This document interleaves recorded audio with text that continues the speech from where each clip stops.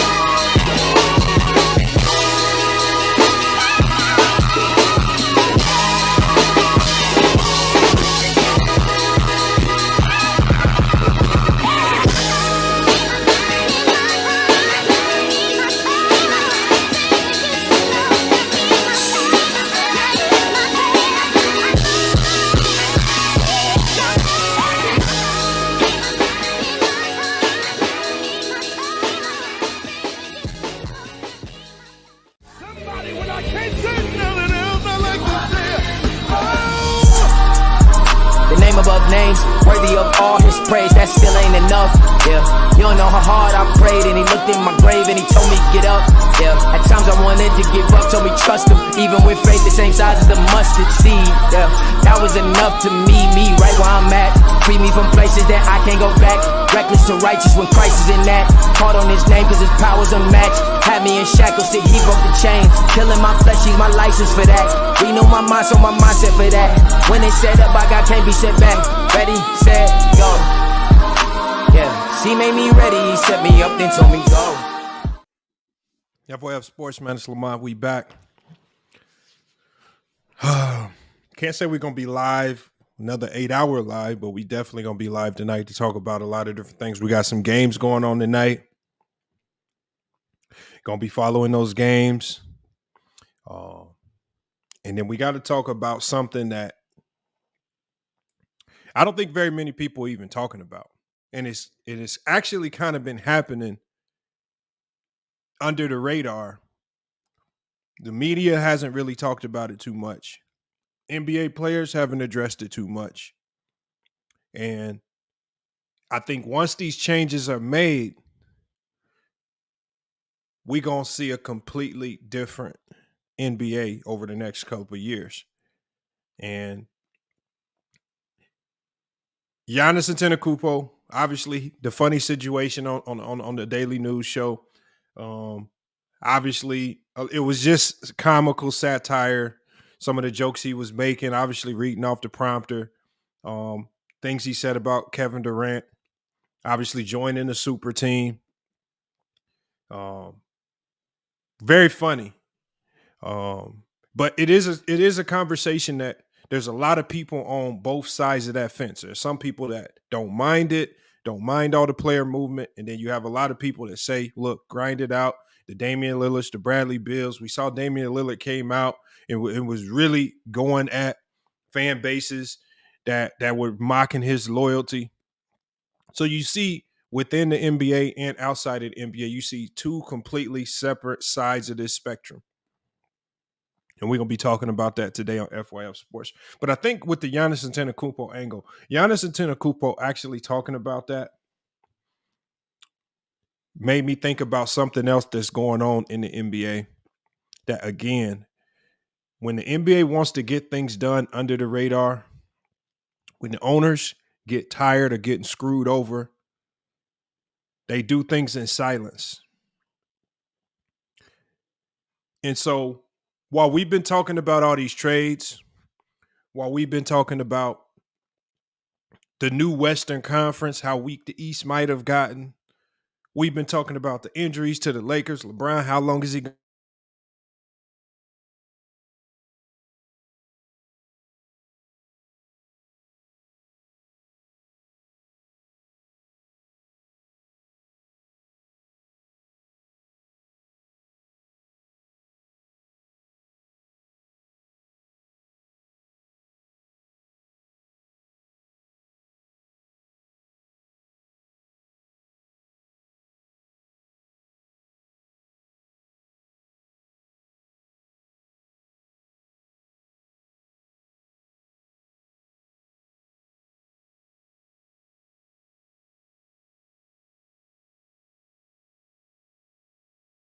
Make sure y'all let me know.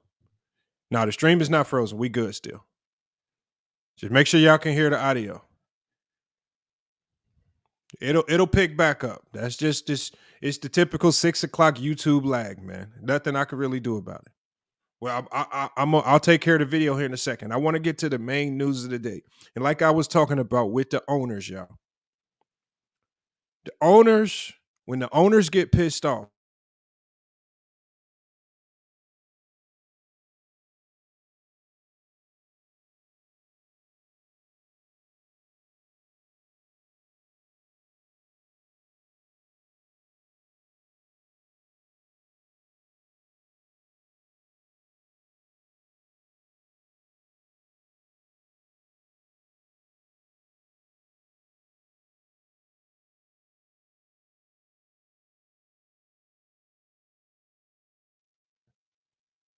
Uh-oh. So everybody's saying they can't hear. Hold on. Everything looks good on my end. Double E says he can't hear. No sound. All right, hold on 1 second.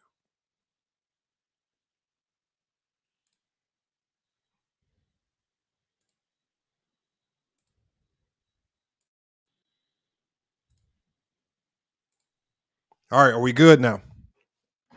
We should be good, y'all. Can you hear? Testing, 1, 2, 3. Not sure what's going on today. Let's get some ones in the chat to make sure the sound is back before I really dive into this CBA. Okay, everybody's saying we back now. And I'm going to be dropping the link. Nah, the owners ain't trying to silence me there. You know, it is what it is. I think it's some crazy weather out here right now, so deal with it. We don't really get too many storms out here in Phoenix. We got a crazy storm out here right now, and that's probably what's messing up the Wi-Fi. But we should be good. We'll get through that. We'll deal with that as we go. But so the owners have been under the radar finalizing a new CBA. And owners feel they have the upper hand because amongst the players have already voted that they do not, nor can a majority of the players afford to go into a lockout. The players have already, on their own, voted, let's not allow this to get to a lockout situation. We've already delayed the season with some of the COVID-19 stuff. We've already had to play too many games in a cramped in time frame, and we saw the type of injuries and stuff that it created. Let's do this without getting to another lockout. This is one of the times where going into these negotiations, the owners feel like they have the upper hand. And the owners are going to be playing hardball. And when all of the owners are sitting back, watching how Kevin Durant and Kyrie Irving and how that whole situation unfolded with the Brooklyn Nets. Remember, Joe Tsai is a very well-liked owner in the NBA. And while these other owners sat back and watched how that franchise almost systematically by one player got ran into the ground, you go from being a finals contender to a Victor Wembanyama contender in literally a week. And so players demanding these trades after I can't knock the teams. The teams have been coming through. They've been opening up their checkbooks. They've been paying a ton of guys. They've been giving them extensions, right? They've been trying to get the players and the pieces that fit. These teams are trying. It's not for lack of trying like we saw in previous eras where teams would just sit back and do nothing. But I think the owners are now tired of the players taking advantage of all the control that they have, even when they're doling out all this cash. So you look at all the money that the Nets owner has dished out, really got nothing in return. If you look at all the money that they dished out or been dishing out to Ben Simmons, nothing in return. Look at all the money that the Sixers had dished out to Ben Simmons, nothing in return. These players are sitting when they don't feel like playing. They are not lacing them up, dealing with adversity, and playing when it's time to come play. Not everybody. And then when things don't go their way, or when they don't like certain circumstances, or maybe they don't have the most favorable contractual negotiation, then they're demanding trades. And obviously we know that the Kyrie Irving situation is the one that sticks out like a sore thumb amongst all these things. But then you have KD, who demanded a trade during the summer. The organization did their best to work it out, smooth things out. Let's see if we can compete and go get it done. And then after the Kyrie Irving dilemma, then Kevin Durant behind the scenes goes to the team and once again demands a trade. And once these star players start demanding trades, it's almost like the organization's hands are tied, because if you force them to go out and play, what are you really getting? Are you getting a player that's really locked in, dedicated to potentially winning a championship if that's the team's aspiration? Like, what do you do? Terrible Christian Gamer says Ben Simmons is the worst. Ben Simmons is another example of a guy that's completely checked out of the game of basketball. He didn't check out on the team. Ben Simmons checked out on the game of basketball while also collecting checks. And so while we've been talking about all this other stuff, the owners have been at work behind the scenes, coming very close to finalizing a new CBA that nobody is talking about. And I got some of the core changes that are going to be made. The number one change that they wanted to make was lowering the age eligibility for the NBA draft to 18 years old. This would effectively end the one and done system in college basketball. And it says the NBA and the NBA Players Association have momentum on an agreement to terms that would lower the age to 18 for the draft. But it says sources say the union is pushing for conditions that would facilitate veteran players providing tutelage and orientation to high schoolers entering the league. And it says the players union wants to maintain the presence for veteran players and not allow newcomers to replace them, especially in cases of teams with high school prospects who enter the NBA draft. So one change that they're looking to make is they're looking to extending how big your roster can be, because I think obviously veterans were always for the one and done system, because with the one and done system, it prevented a whole bunch of newcomers from coming into the league, taking their spots, forcing them out the league earlier. Now the vets are more agreeable to this because the owners in the NBA, they're willing to extend the active roster from 15 active players to probably 17, the way it's looking right here. But those 2 additional spots would have to be reserved for veteran players. So you talk about guys like the Udonis Haslams. These are guys that can get an extended career. This one and done rule is not something that they have to fight back against, because they feel that their spots on the team are in jeopardy. And then when these new guys do come in, these vets who are probably just sitting on the bench being additional coaches and probably not playing as much, they now have an additional job. And one of those jobs will be the providing tutelage to the new young guys that come into the league. And so obviously I think the Kwame Brown situation is one of the situations where I felt like if you're honest about it, he was a guy that came into the league. I salute to Mr. Skinny, man. It's crazy that I'm talking about this as soon as he pulls in. But again, the Kwame Brown situation with this NBA draft issue, this is what Kwame Brown was saying he didn't get. He's saying he didn't get tutelage. He didn't have veteran presence, even though there were vets on that team. I guess he didn't feel like the vets on the team were for him. They were for winning. I don't know. There are very conflicting reports about that, and he feels that this NBA one and done or the one and done rule was implemented because of him, but it doesn't matter anymore. They're killing that. They're going to be lowering the draft age down to 18 years old.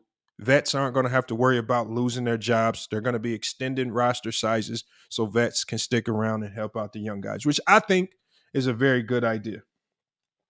All right. Then it comes to the contractual stuff. He says with the new CBA, Haslam's going to play 12 more seasons. No, but I think Haslam it knows that he has a job with the Miami Heat for the rest of his life. And, he knows that that's pretty secure, whether he's a player, whether he's some form of front office, or whether he's on the coaching staff. Haslam is not going nowhere. I think he's locked a spot in for the rest of his life with the Miami Heat. So now we get to the contractual stuff, which gets a little bit more complicated.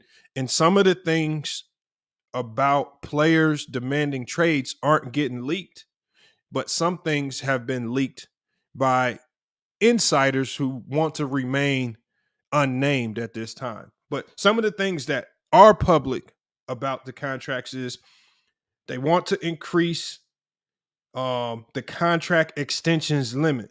And they basically say that by increasing the contract extensions limit, this will add flexibility and have significant effects incredibly quickly. It says under the current CBA, teams and players can only increase a player's salary by 120% in the first new year of the extension, unless that player qualifies as a designated player / rookie. And so it says shifting that 120% to potentially 140 or 150%, as the sides have discussed, according to sources, opens the door for a lot more players who've signed contracts that eventually become below market deals to get enough of a raise to commit ahead of time. And so I like that right there. But by them implementing this right here, this is the owners being very sneaky. This is another sneaky way for them to lock young players in. They'll make sure the young players get their fair amount of money because they're increasing the percentage of money that they can make, but they're locking them in for longer deals on that extension. We know most rookies sign that first rookie extension. Most rookies don't like going into restricted free agency, having to fight it out there. They like to sign that first extension. And if that first extension can be longer than what it typically is, teams are going to have potential star players a lot longer. And so a lot of things that they're doing, they say there's a smoothing out process, things with the salary cap that they want to adjust, the things with the cap spike that they're looking to address as well. But one of the things that's getting addressed as well is players who demand trades. And according to a high-ranking source involved in the player negotiation, right? And he was talking with the Athletic. The Athletic granted him anonymity. They want to make sure he doesn't get leaked. But they basically said that they are very close to a deal which would prohibit star players from demanding trades and publicly demanding trades. And by doing so, you could be fined up to 40% of your salary. And so, like I said, the owners are about to start playing hardball with these trade demands and with these players wanting to bounce around and do all this crazy stuff. They are about to start playing hardball and see. And I knew it would come to a point like this because, again, I don't mind the player movement. But when I'm looking at this James Harden stuff and when I'm looking at the Kyrie stuff and the KD stuff, it's starting to look like they are abusing the shit out of it. Right? I understand when a player's in a bad situation. I understand when the player spent 10 years one place and that organization hasn't done anything for that team to win a championship. I understand that. And then maybe they say, well, it's time for me to part ways. It doesn't look like we're on the same page. And you could feasibly, and cohesively work together to maybe facilitate a trade there. But when you got these players, they're 1 year, 2 year, they don't like their situation after the team has given them contracts, traded a ton of assets to bring them in. And then all of a sudden, oh, I don't like what's going on here. Oh, I don't like this rule here. I don't like how, and I want to get traded. And you come out and see, and that, with social media and with how much publicity that these public trade demands get, it brings so much negative publicity to these teams that, again, it almost forces their hand. And so with the Kyrie Irving situation, he was already in the news. It seemed like every 3 months, something else, something new popping up. And this year was one of the first years where he had a stretch of play where, okay, everybody took a breath of fresh air and said, okay, good. We don't have any Kyrie Irving situations, even though earlier this year we had some issues.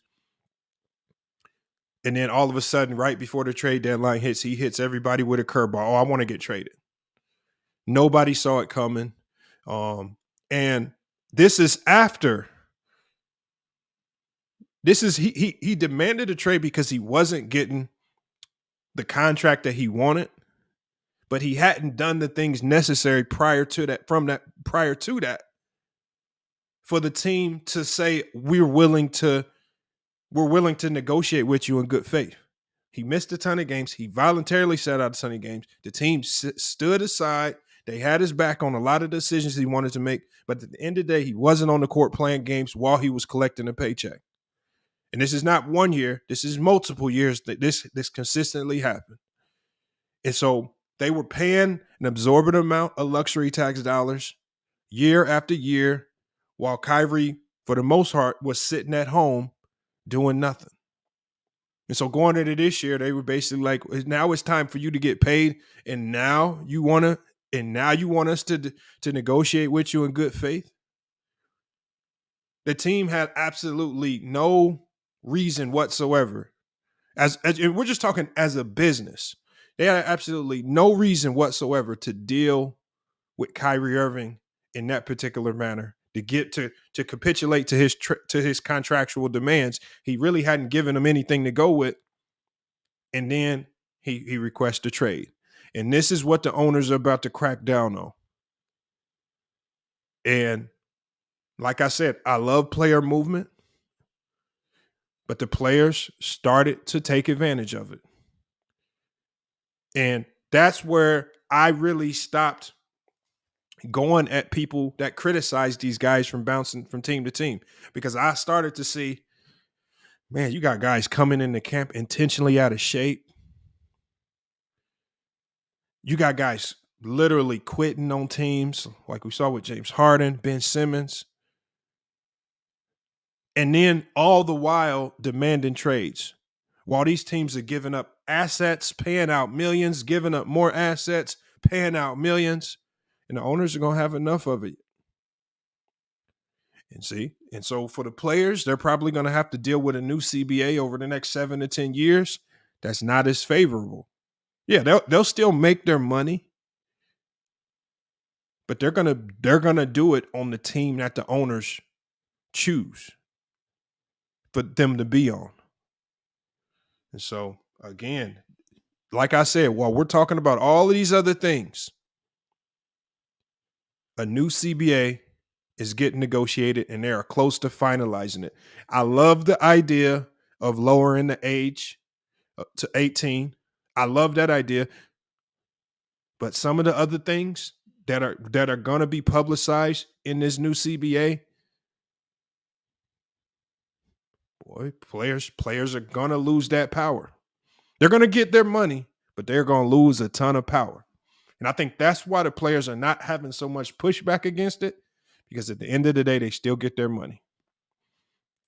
We got Real Takeover Fake Debates. I see Hoop Jargon in here. So look, I'm going to be dropping the link. Yeah, I'm going to have y'all coming here pretty early. Like I said, I don't think this is going to be an extremely long live today. We got a lot going on. I got some videos I need to record, other topics I need to jump on, and I got to get on another platform and do some stuff over on Spotify.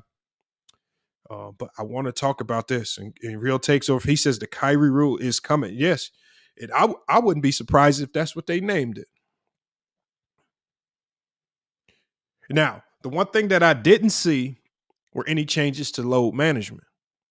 I think Adam Silver actually came out a while ago and said there is no real way to get around load management, because if players are going to try to load manage, they're going to find a way to do it anyway. Like this thing with AD saying it's a stress fracture, that's just load management. Everybody's thinking that KD or Anthony Davis has some significant serious injury. I knew yesterday that AD wasn't going to play today. Anybody that thought AD was going to play a back-to-back against the Oklahoma City Thunder, you had to be crazy. So for them to say stress fracture, okay, yeah. He's been having foot issues. It makes sense. It aligns, right, with the injury policies and things that they have in place. But, it is exactly Hoop Jar. You can't prove he's not hurt. but he's not going to be out no significant amount of time. So I don't know why people overreact. It's a back-to-back against the OKC. This is like, while everybody's panicking, this is a game that the Lakers should win without AD. I honestly kind of like the fact that they're sitting Anthony Davis, right? Didn't want to say he struggled yesterday, but he was definitely frustrated yesterday. Give him some time to breathe. Maybe he was a little banged up, right? We saw teams, they were playing pretty physical with him yesterday. Maybe he was feeling some bumps and bruises. But you know what? I think Darvin Ham needs some time with the new guys. I think some of those new guys need time on the floor to kind of figure themselves out. Can Malik Beasley step his game up and help this team get a win while both the stars are out?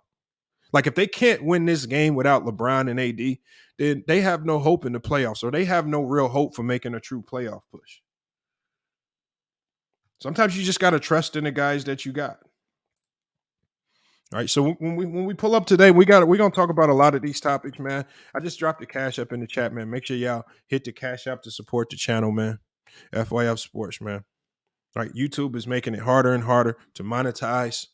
All right, anybody that has a channel, you see all the emails that we consistently getting about the YouTube monetization policy getting changed, getting revamped, getting changed.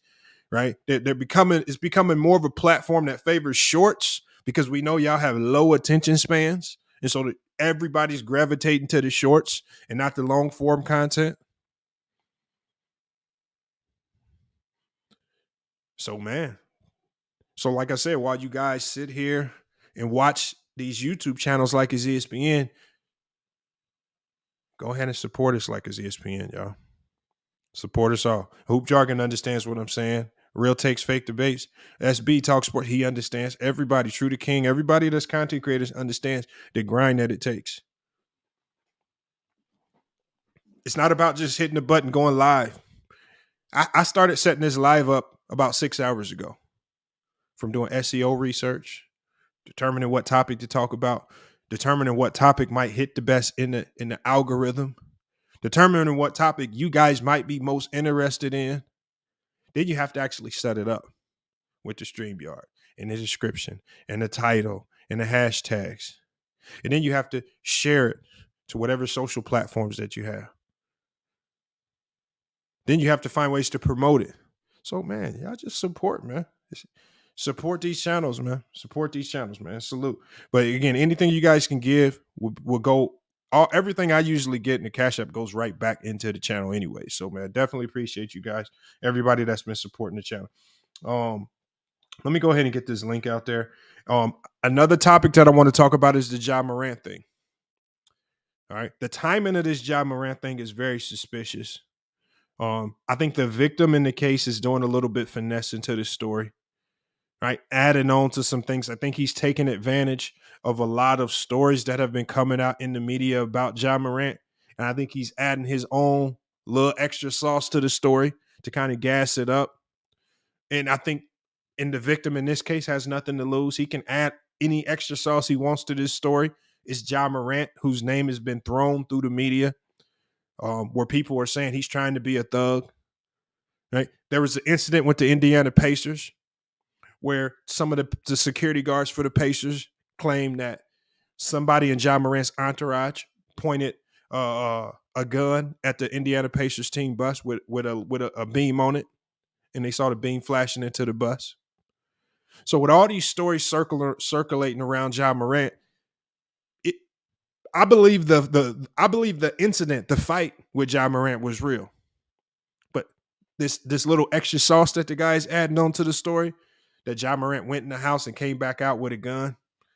But at the end of the day, man, when you're dealing with people that are looking, when it's so easy to sue anybody for anything, when it's he say, she say, and these NBA players, their reputations are everything. He just signed a shoe deal with Nike. He has a lot to lose here if his name gets muddied like this. And see, he knows that a lot of times these stars will just settle, give you some money just to shut you up and move on, even if it's false. But I think Ja Morant's going to have to be smarter as well. And as cool as it sometimes is to go back to your hood and hoop, Sometimes you got to separate yourself from that because it's a lot of people, even people in your own hood, that are going to be very opportunistic, looking for situations like that. So again, I don't look at Ja Morant like he's a thug. I think Ja Morant, the only way he can be the Ja Morant that he is today is with that type of mentality. Because if you truly think about it, he's not the greatest shooter. He's probably not even the most fundamental player. Right? He reminds me of that Chicago style point guard that just drives and is so athletic. They do things in the air. They play through sheer will and grit. He kind of fits the MO of that Memphis Grizzly mentality, that grit and grind mentality. He has to play with that type of edge. If you look at how his dad trained him, he has to have that. That's not a thug mentality. That's just the way he approaches the game. The people that confuse that with a thug mentality, like what Shannon Sharp was saying, I think he's so far off with that. And I think most of the allegations of this thug stuff, I think that's being drawn from media banter. The media wants him to be something that he's not. And if he starts to capitulate to that, he's going to lose his edge. And because if you just think back to last night's game against the Lakers, he started the game off kind of passive. But once that third quarter hit, when he activated, that's because he got that swag back, the staring people down, the aggressively attacking them, right? Hyping the crowd out, high-fiving his dad to the side, saying, "This is my house." He has to be like that, y'all. That's just one of the elements that makes him great. And it's sad that people want these players to be what they think they should be, as opposed to what got them there. So we can talk about the Ja Morant thing as well, because I think the media is doing Ja Morant a disservice. And this is where aggregate media like Clutch Points, media like Bleacher Report, and all these aggregate medias, right? This is where they can be, because like I keep telling people, a lot of the stories that y'all read are false. Most of them are harmless. Most of these stories are harmless. But when it comes to stuff like this with your reputation, it also kind of turns these players into targets.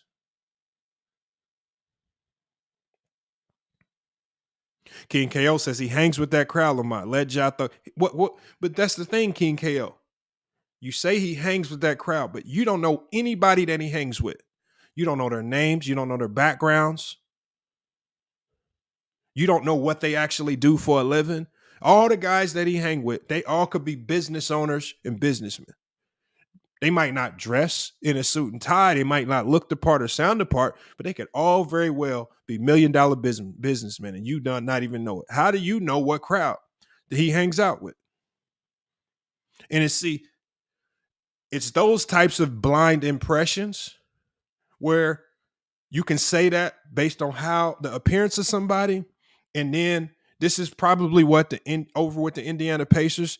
This is probably what that security staff did, looking at the crowd that Ja Morant was with, and they probably saw some random light flashing into the bus, and then just all of a sudden assume, oh, they flashing a gun with a beam into the team bus because they look like those types of guys because they not dressed up in suit and tie.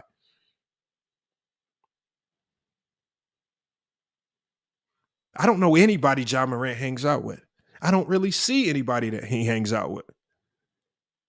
Only thing I see is his dad at all his games. And I know I watch more basketball than most people. So how do y'all know?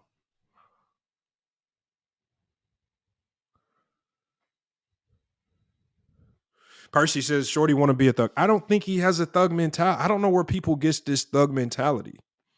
I don't know what y'all consider a thug to be. That's not Ja Morant. I don't get thug vibes from I don't get it from Ja Morant. I've been around a ton of hoopers. I've seen hoopers with that same mentality. That's not a thug mentality. That's just a mentality he needs to have to be successful in the NBA. If he doesn't have that mentality, he loses his edge. He's not Ja Morant. That's a fact.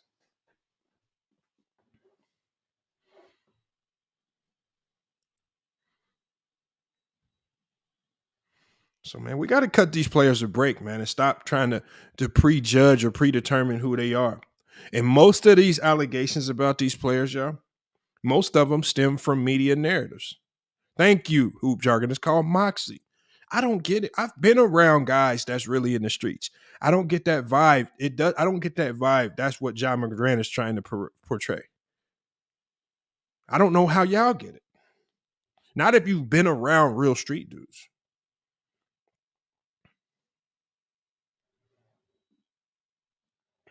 Hold on. I got a cash out from Hoop Jargon. Salute to Hoop Jargon for hitting the cash out. Let me read your message. He says, read the Brittany Griner message if I can. I think I might have missed it. Hopefully I didn't. Let me see the Brittany Griner message. Brittany Griner message from Hoop Jargon. You might have to put it back in the chat again if there was a Brittany Griner message. Oh, here it is right here. He says, I did a social experiment. He says, did a Brittany Griner stream and shared on my monetized page and unmonetized page, less than 300 subs. He says, guess what platform did 10 times the views? Yeah. Yeah.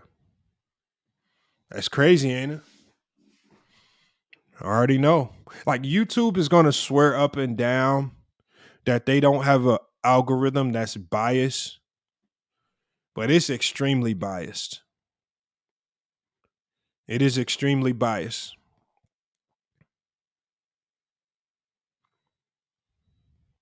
Jermaine Berry says street dudes did not make the NBA.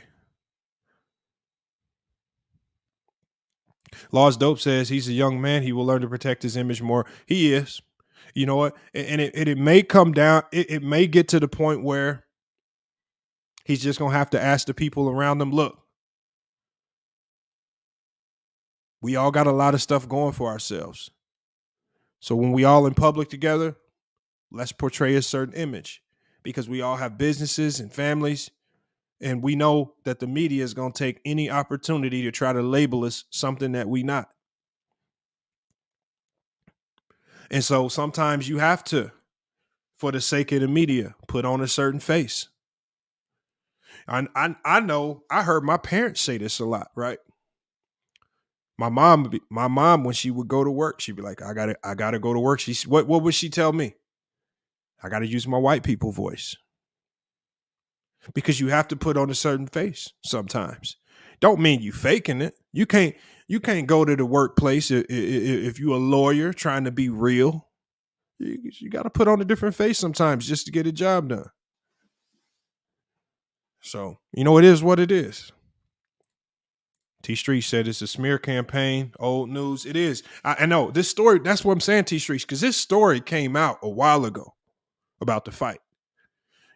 But then it got pushed again by aggregate media, and now it's a little sauce thrown onto the story. Now the little homie is saying he went in the house and came back out with a gun after the fight. So not only did he get beat up, Ja Morant beat him up and then went in the house and got a gun to double down on beating him up. They just adding sauce to it. They added sauce to the story. He says Ja looked like he had a big entourage with him at the Laker game. So if he did, who cares? All these players got entourages.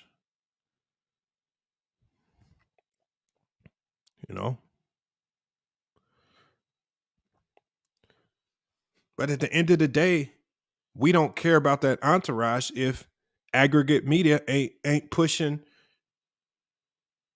some of these stories, most of these stories, which have already been proven to be false. Aggregate media is still pushing them as if they true. Do y'all really believe if that story with his entourage pointing a gun in the Indiana Pacers bus, if it was any truth to it, you really believe Ja Morant will be playing basketball right now? If there was a lick of truth to it, on top of the fact that there are cameras everywhere, if that actually happened, it would have been caught on camera by somebody. No validity to it. So Here, let me drop this link, man. Let me get people in here to cook on these topics, man. Like I said, the new CBA. Did players screw themselves? Did players overplay their hand? Right? Putting these owners in bad situation after bad situation, making these teams give up trade asset after trade asset just to bring them in, just for them to flip after a few years and say, oh, I want out. This ain't going the way I want. I don't like what's going on and off the court. See? Did players overplay their hand? And then we got the Ja Morant stuff, man. The misconceptions that aggregate media can push. Like I said, I'm already big on aggregate media. I talk about how they pushing these bad information. They pushing these stories about players, LeBron James trading this guy, or I see aggregate media talking about LeBron James and Anthony Davis is secretly beefing, and then you have YouTubers that followed up and push these stories as if they fact. Like it's all a lie, y'all. Most of the stuff made up. Salute to T Streets, man. Salute to SB, man. Appreciate y'all. Salute. What's good? T Streets, man, what you got on all this? Man, I just want to comment on a Ja Morant situation. Now, I just see how it's funny how once Powerade releases a video of their partnership with Ja, on the day of, they bring this old story up and try to add extra details that never happened. Mm-hmm. I forgot the woman's name, but the lady put out in a tweet that Ja Morant pointed the gun at the 17-year-old. And then she went back and deleted it and apologized for it. But at this point, it's already out there in the media and on the internet. So you're going to have people that run with it. And at the end of the day, all this has been investigated. Police see no wrong. The NBA didn't see no wrong. And I just think that anytime Ja Morant's name is brought up in the media, is always something bad. Now, don't get me wrong. I feel like the people he associated himself with is part of the problem as well. And I think a lot of situations that he put himself in is unnecessary, and he doesn't have to put himself in that situation. Like they said another one came about in a police report where his mom was at the mall, and she got into it with a Finish Line employee and called Ja Morant. I put the onus more so on his mom because as a mother, as a wife, why would your son be the first person you contact and you know that he's worth millions of dollars? Mm-hmm. And that didn't make any sense. Like, you should have contacted the police or your husband at first. You should not have brought Ja Morant in the situation. You know how your son is. You know how you are, well, as young men, how we are about our mothers. So, you know, it's going to, like, we'll do anything to protect them. So, I mean, with that situation, it went too far than it did. But I just really don't get it. I don't know, it's the hate that people have for the Memphis Grizzlies, why people run with stories like this instead of doing the investigation. I mean, I feel like if Ja Morant didn't break the law, then why is it a story in the first place? You know what I'm saying? I just don't get it, man. I mean, it's just all wild. And his lawyer already came out with a statement. I think they're planning on suing the reporter who put that false statement out there for defamation of character because she shouldn't have done it.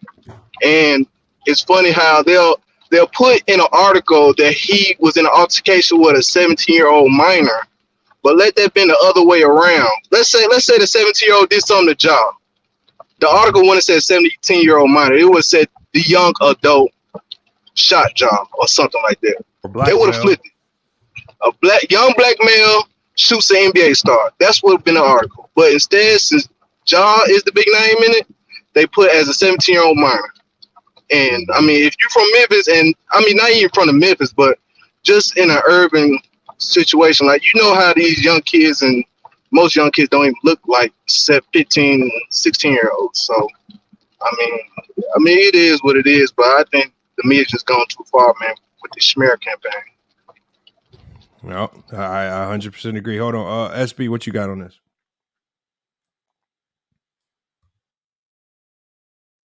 You're on mute, SB. Oh, look, I'm sure. Like, hold on, wait a minute. But now, salute Lamont in the chat. Salute T Streets. I don't know who the G is, but salute to you. First with the Ja situation, Ja got to understand that He worth money. So, and also he an NBA player. So everybody, if you hoop anywhere, people gonna have something to prove just to be like, I hoop this NBA player or that. But also you worth money where people get sued of anything. Like perfect example, Pat McAfee, he did a show where he did a news report and said allegedly what Brett Favre did was stealing money. He sued Brett Favre. He tried to sue Pat. Brett Favre tried to sue Pat McAfee, and all he was doing was his job. So when they realize you have money in certain situations, people will try to sue you for anything. So he has to be more cautious, and that's why I blame the people around him. Yeah, we can say about how people act. People gonna do what they do, but people not doing their job around him to protect the money. Job the money. You always got to protect the bag. At the end of the day, point blank period. No matter how you get the bag, rap, lawyer, basketball, football, anything, they have to protect the money. So if anything, Ja Homie should have probably been the one fighting them. If anything, so it'd be like it could have been a friend of Ja Morant. Because obviously, if Ja go, everything gone. Ship is sailed. It's ugly. Then I think what you was talking about, the Giannis situation, but also too, but nobody really hate on the Grizzlies. So I want to say that I think the hate that the Grizzlies getting, if it stick to basketball alone, is good for basketball.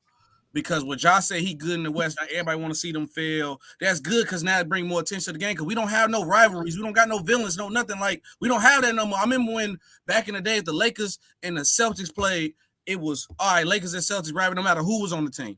It was during around Kobe and Paul Pierce time, but it don't matter. It's the team rivalry. What happened to the Bulls, Pistons? We don't got none of that no more. We got to get some type of intensity back to the game. We missing that. It's cool. Everybody act like people in the 90s wasn't buddy. They was, but when they got on the court, they played. So I don't think nobody hating the Grizzlies. It's just people trying to bring intensity back to the games. I know everybody like, yeah, everybody hating the job. No, if you're going to say you fan in the West, you go get that type of energy to it. But I don't think it's not one. I think it's basketball related. And then with the Giannis thing, I don't think it's that much of a big deal. Giannis was being a nice guy, but I miss stuff like that. Can we get some type of trash talk?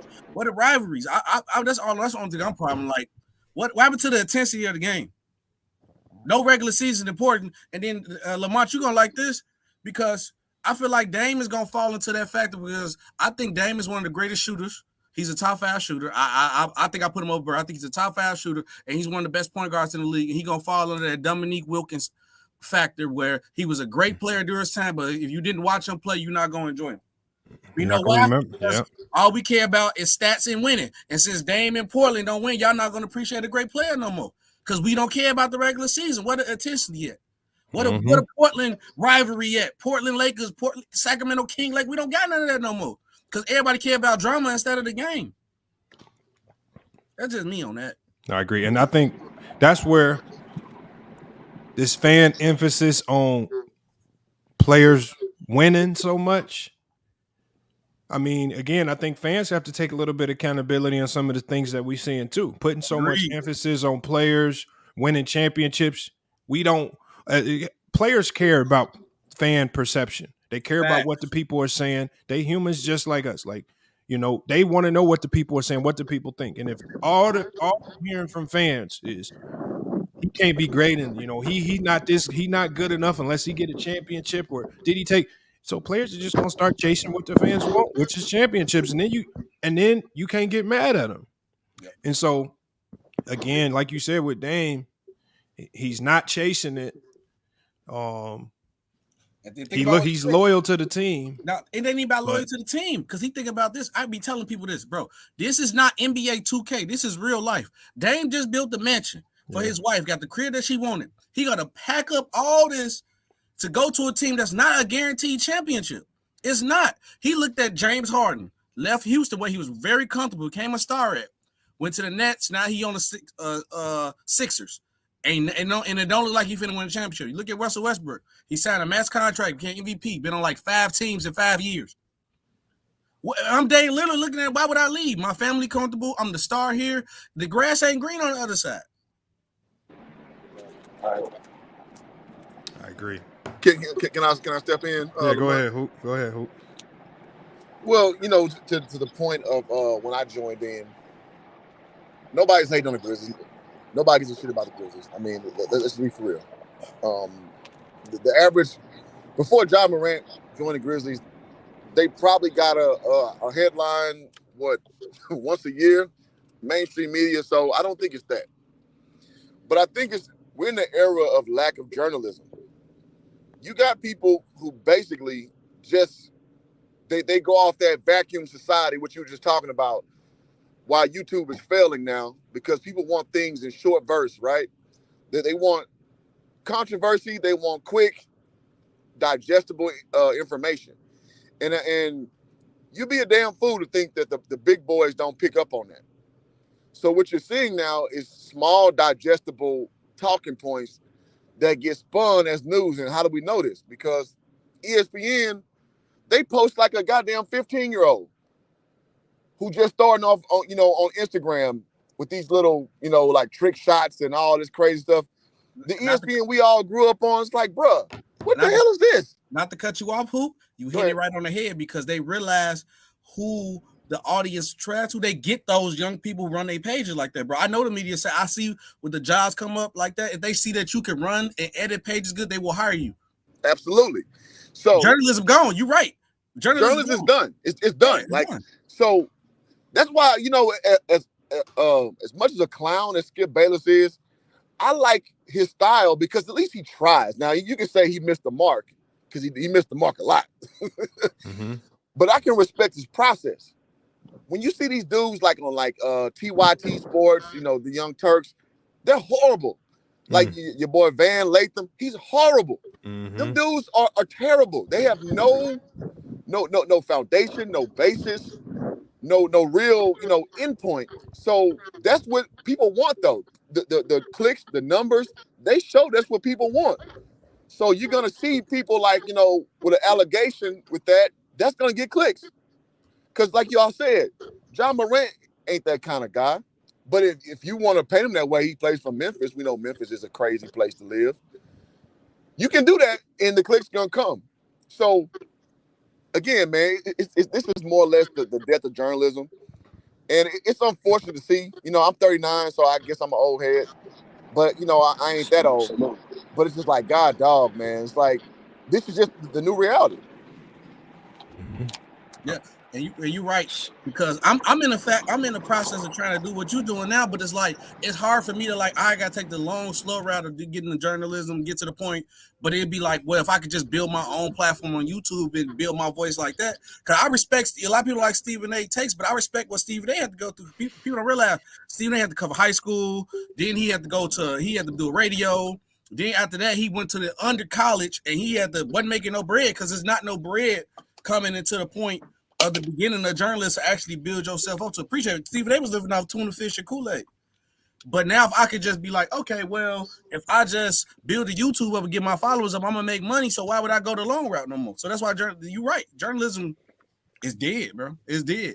Because I'm in the process of debating both sides. I'm literally in the process now, all right, should I just go this way? But I'm going to build my process up because I'm like, I need to get this bread, or take the long route out. It's going to be good in the long run, but it's hard to say that and everybody making money just saying whatever they want to say. I'm late in the conversation. Absolutely. Hold on, Dev.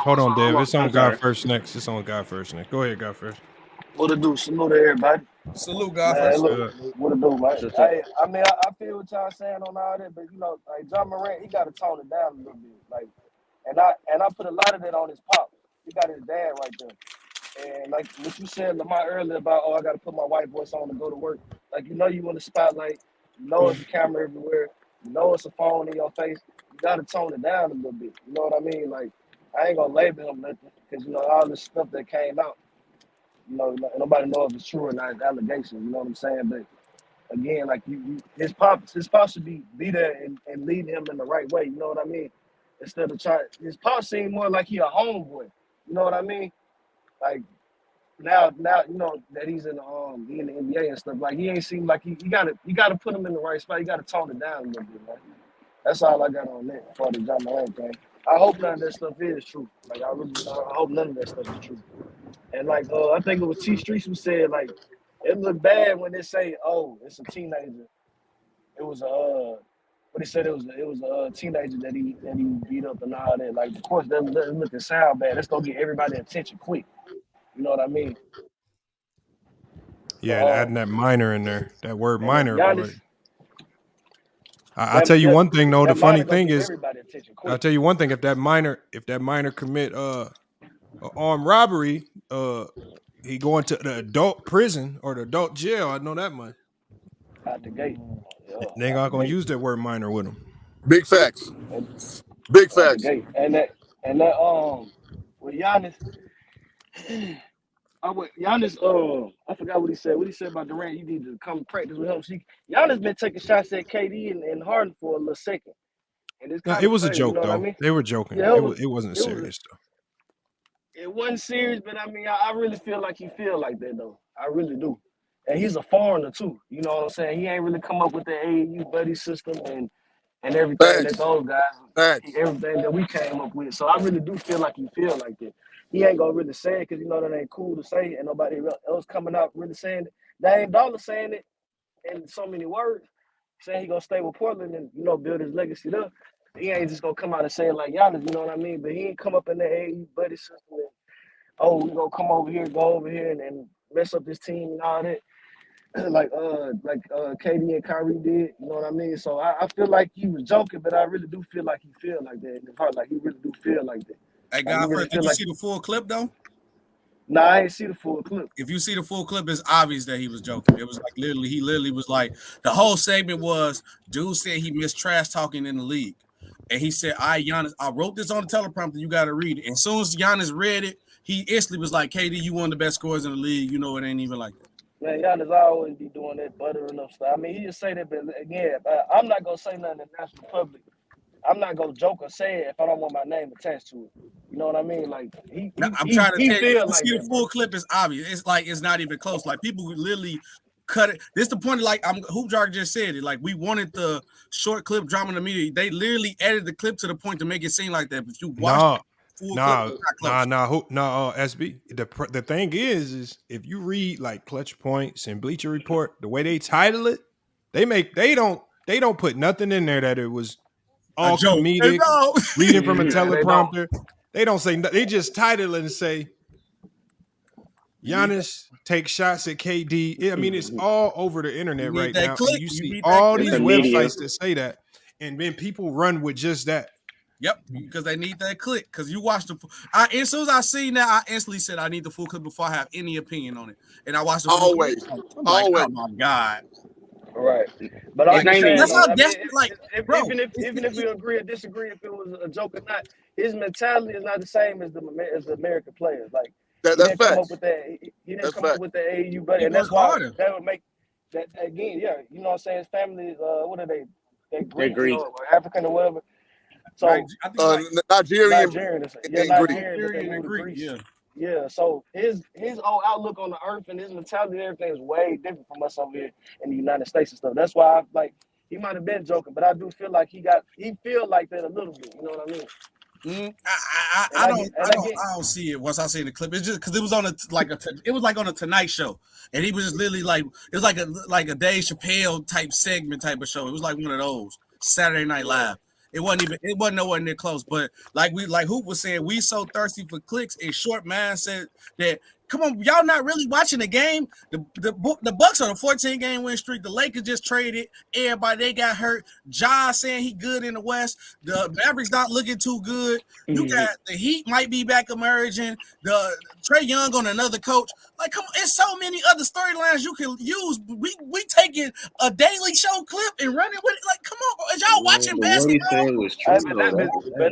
That's because we don't even care about the game no more. It's garbage. Yes. Come on, bro. Because it's effortless. You know why? Because it's effortless. But did he say what he said? Was it a lie? I think it's because Giannis is a star. I think because it's a star player going after a star player, that what they're trying to push, because that's what, like what you said, is not a lot of trash talk. When you have a star player going after a star player, that's going to create views when the next time they play, and not only that, those two teams have the potential to match up in the finals. So think about it. So that's another reason why you can push something like that. It ain't even that deep, bro. It's because but it's not that deep though. It's not that deep. Yeah, because reality is this: basketball is it's an easy sport to watch, but it's a hard sport to interpret. It's easier if you just take these storylines and just around the game and make a storyline out of it. I mean, again, content creation. I see a lot of garbage out here, and I ain't gonna call nobody out. I'm just like, good God. You clearly didn't play no you clearly never played basketball nowhere, because if that's your deduction from it, it's sad. But the reality is people are more, amenable to they digest it that way. Oh, well, what's the last thing Giannis said? Oh, what's the last thing Luka Doncic said? Oh, well, Luka Doncic is a white boy. Oh, it's like Larry Bird. You know what I'm saying? That's easy. That's easy, low-hanging fruit shit. But that's how basketball fans who don't know the game, that's how you digest it. And it's just it's messed up to watch on the sidelines. The hoop, like Lamont said, everybody clipped that, but nobody put in the title. The whole segment was dude was explaining to Giannis that y'all don't talk trash in the league no more, so I'm gonna make you talk trash. That was it was literally a segment off that. And plus, it's Saturday. And plus, it's a Saturday Night Live. They always do jokes and jabs. All the time. He said something about Jokic that might have been crazier. Yeah, he said Jokic's one cheeseburger away or something like come on. That was funny. That was funny. I can't even lie. It's just goofy, man. And I take the good with the bad. I've learned to be a content creator. I've learned that the game is the game, man. I can't put my pure heart in basketball and think everybody gonna ride with me on that.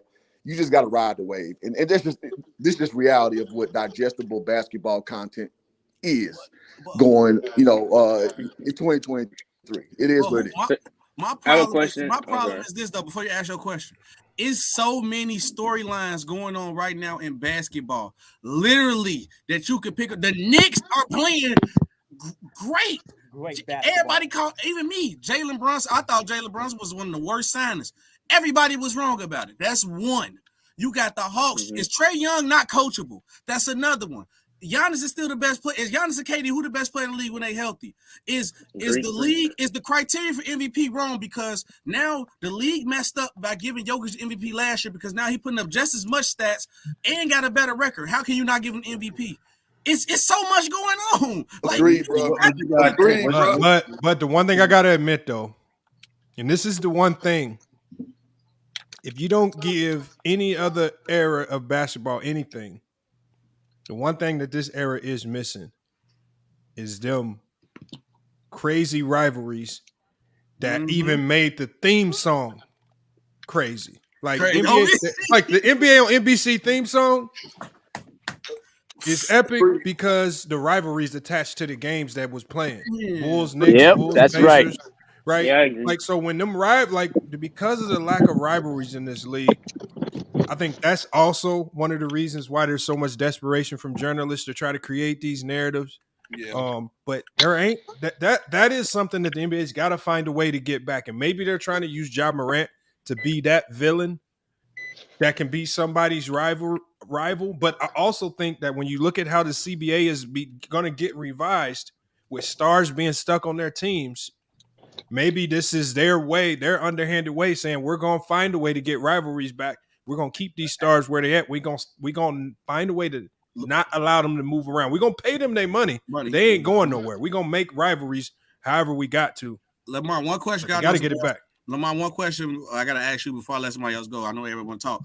Do you feel that player empowerment and player getting this traders and player movement, as much as they getting traded, do you think that's killing rivalries? Because all right, you've been on the Pistons. Next week you might be on the Bulls, and now you just hated this team the whole time. So do you think, is that a problem with that? Do you think that's messing it up? I mean, it's hard to build a core. Mm-hmm. It's hard to build a core that either fan bases are either going to love or hate if the stars are getting bounced around. Because the organization has, the Nets were building around KD and Kyrie. They now have to take a U-turn and change personnel, change direction. Maybe even some scouts might lose their jobs behind some of all this that's going on, because they need different types of scouts in there in the direction that they headed. Right. And so it's hard to build a core group that people either going to love or hate if all these moving parts are going places. And that's one of the things, with the Pacers in my city. I hated the Pacers. I hated that Reggie Miller team. I hated them so much that I was cheering for the Bulls to beat them, right? and so with the Knicks rivalry, everybody hated that Knicks team, but that Knicks team, that core stayed together with Anthony Mason, Charles Smith, and them guys. They were not very well liked outside of New York, so people had a reason to not cheer for them, right? Because they just, for whatever reason.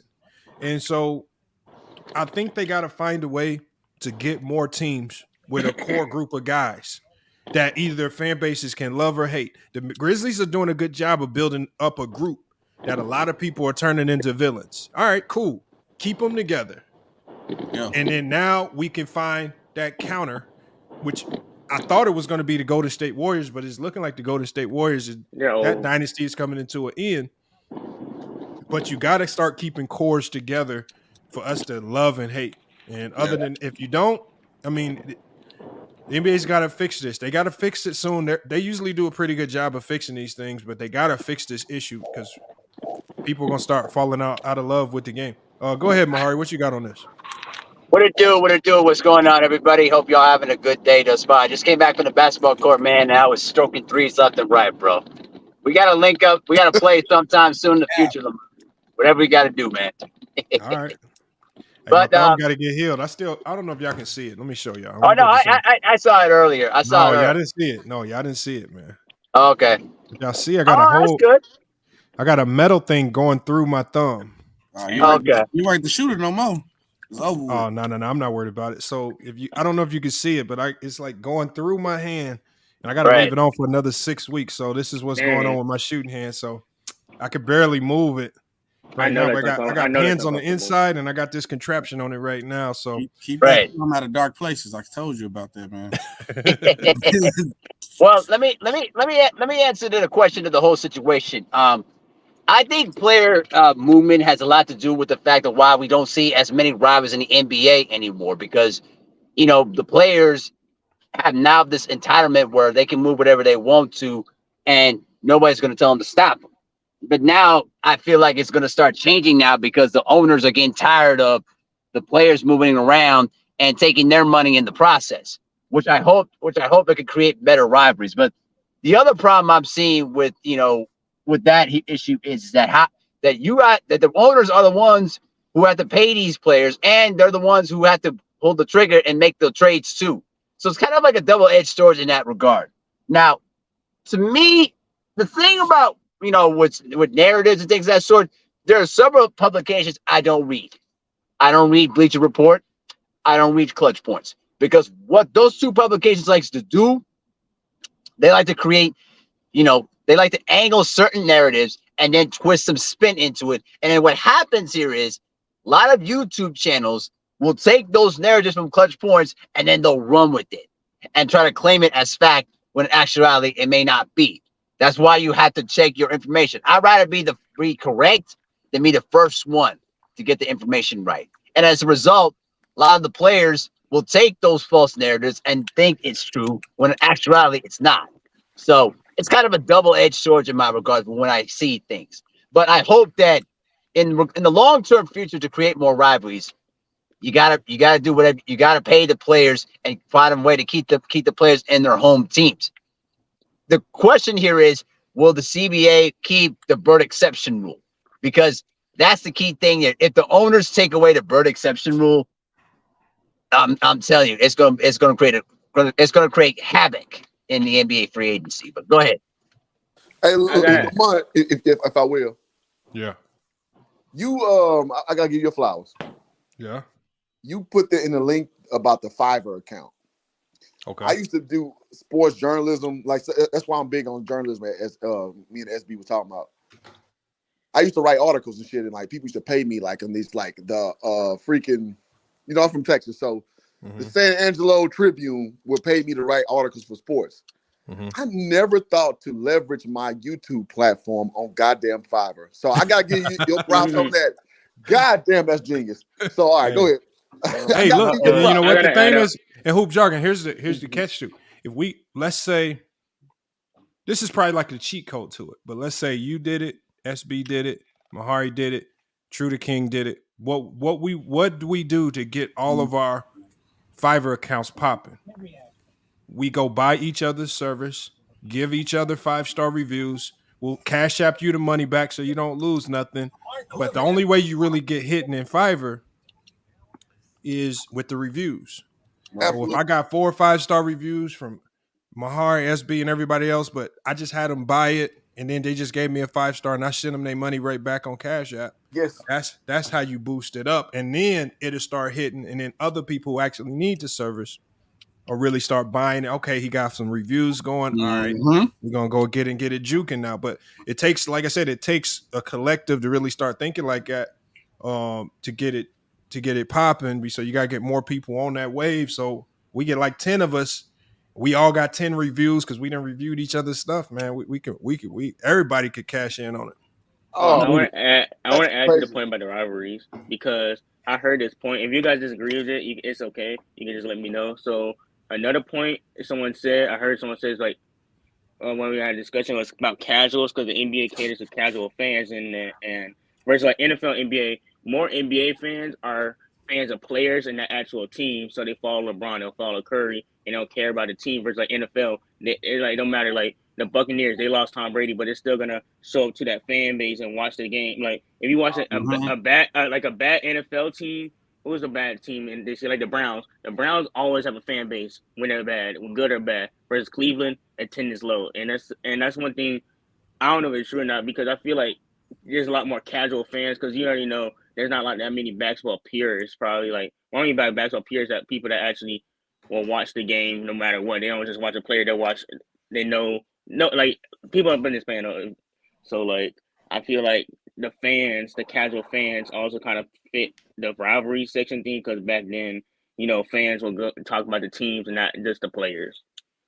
I feel like that's why them old heads been getting on them. Like Charles Barkley was getting on Kevin Durant, calling him, telling him he wasn't no bus driver and all that.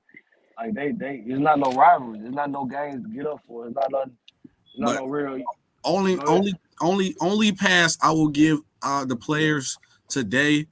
Charles Barkley, Michael Jordan didn't get scrutinized 24. So they probably got scrutinized from like shoot around and probably to like the end of the game, then after the press conference. After that, they go home. You don't see nothing on social media, nothing like that. So they didn't really have to deal with nothing like that. So you do have to give Yeah. players that fault because even Michael Jordan said out his own mouth he couldn't play in today's era, dealing with people scrutinize, follow him, see what he's doing every day. Michael Jordan was a Nighthawk. Michael Jordan to go to the casino 2-3 in the morning, know he got a game in the morning. He still might put up 35, but he out and about. I Imagine know he would have got killed. Imagine LeBron will do that right now. They'll kill LeBron. Yeah, they killed Jordan. Jordan smoking cigars before the game and in the locker room and stuff like that. Kill him. They'll kill him today for all that. I ain't gonna lie, I'm all for the player empowerment. I mean, I feel like like the players they should get if they don't like their situation, that they have the right to ask for a trade. That's why I disagree when I think somebody said that they might get found like 40% of their salary that they shall request a trade. But at the same time, I feel like it got to make sense. Like something got to give. Like with KD, Kyrie, and James Harden, like they had a perfect team. Like most people was expecting them to go to the championship and do all this and that. They had a perfect situation. And just because it ain't work, they trying to run from the grind and trying to ask for trades. Like that's probably that's what's messing everything up. That's why the owners they feel like that they something got to give at the end of the day. That's why they're trying to make up a new I deal. feel But do we like think that a Ben win situation? Simmons At was least the like worst. I'm not trying to bring him up, but like at least with LeBron never requested a trade from no team. He plays out all his contracts, whether if it's 4 years, 3 years, how many years he plays out all his contracts. He tried to work out deals with the team to try to get certain players on there. But at least he plays out all his contracts and then he makes a decision if he's gonna stay or not. I think this all on KD Ben and everybody Simmons. else, they'll play a few seasons, and if it don't work the way how they want it to work out, they start running from the grind. I think But I Durant, but them dudes like That's good on fair. basketball. Hold on, y'all. Ben Let me let Simmons, Chris go real quick. Go ahead, Chris. I'll go after him. So I just wanted to rebuttal what you said about LeBron and the whole free agency, because yes, he does, quote unquote, when he was signing his long-term deals with his first stint with the Cavaliers and then the Heat. But his second stint in Cleveland, if we're gonna be real about that, he was signing a whole bunch of +1 deals. So if he ever decided to leave the next season, if things weren't going well, he could do that. But that also hampered other potential trade partners from wanting to come to LeBron to the Cavaliers the second time around, because if y'all actually remember, they were supposed to trade for Paul George, but Paul George didn't want to go over to the Cavaliers because he knew LeBron was on a 1+1 deal, which means if things weren't working out in his favor, and Paul George is in this long-term contract with the Cavaliers, similar to Kevin Love, if LeBron decides to dip, I mean, he's stuck there. But that's still within a Cleveland. contract, though. So if we're being real, LeBron kept himself from even gaining more pieces that he could have went on to potentially win even more NBA Finals, perhaps even staying in Cleveland. But I just wanted not to cut you off. But like I said, that's within the contract, though. He's not like, we everything going wrong, I'm gonna run away. And no, he playing within the contract with KD. He didn't play within the contract. Hold on. With KD, he didn't play within the Nets. They was like what? They was like, I think they were like a third seed in the East. Then you got them start requesting for trades and everything. When they was in a perfect situation to win.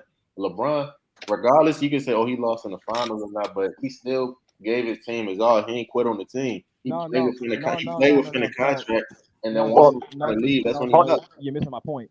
So it wasn't about that. My thing is, I'm just talking about in terms of for his contract. Yes, LeBron does play out his contract, but he's also handicapped his own team from getting better, because if other star players are looking at LeBron saying, hey, he might be giving it his all this season, but how do I know he's not going to leave the next season? So do you get mad at him, or do you get mad at the organization for giving him that contract? You know what? Can I answer that question? Yeah. Go ahead. Because here's the thing. The reason why LeBron returned to Cleveland the second time after his stint with Miami was because obviously he was trying to, right the wrongs of what he did when he left in 2010. But here's the deal. The reason why he kept using those one deal, contract moves is because the fact he did not trust Dan Gilbert. Because remember, during that first stint in Cleveland, here's the deal. Because during that whole time in Cleveland, they had till 2003 all the way up to the summer of 2010 to build a competitive team.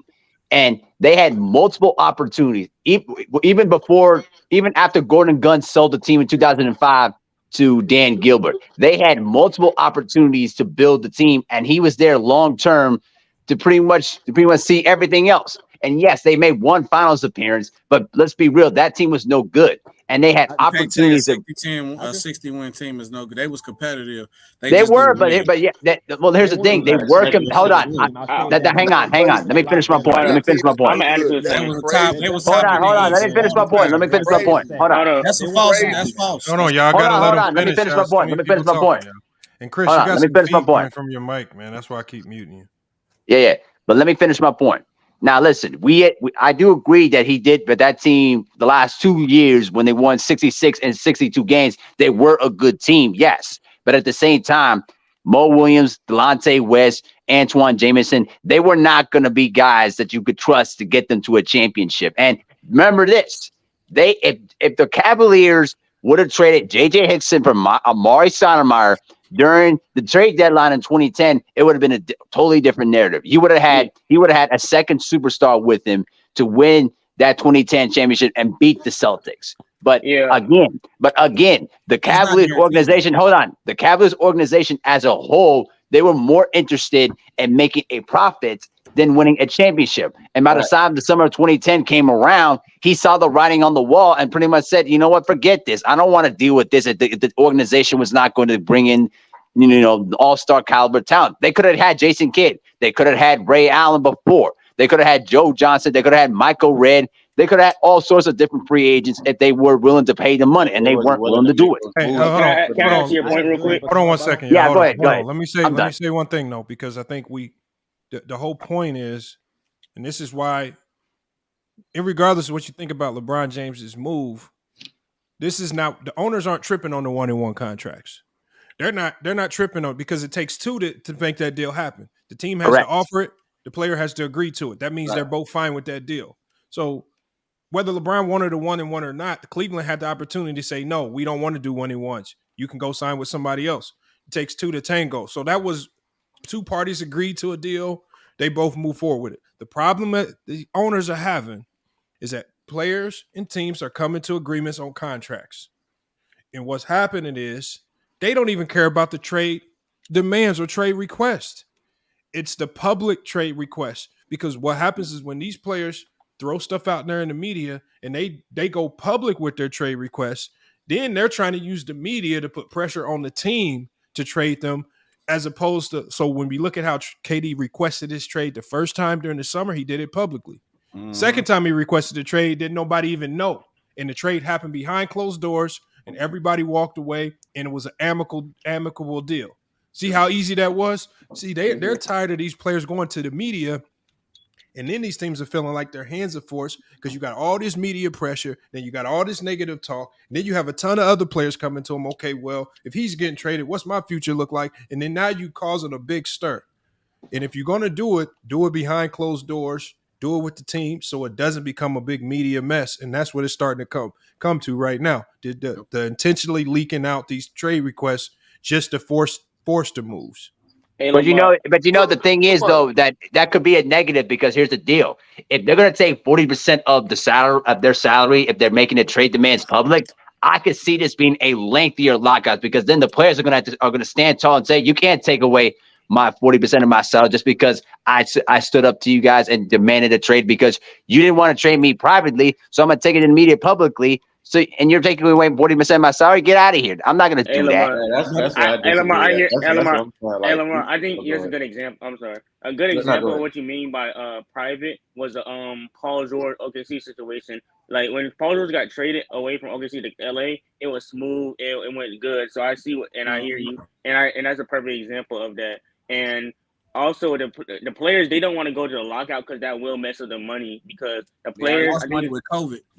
Hold on, but y'all need to, when I mentioned this CBA deal, it's almost finalized. Like there is not going to be no lockout. It's like whatever terms they got now, basically, they just hashing out the small stuff. But for the most part, all the big things have all been agreed to.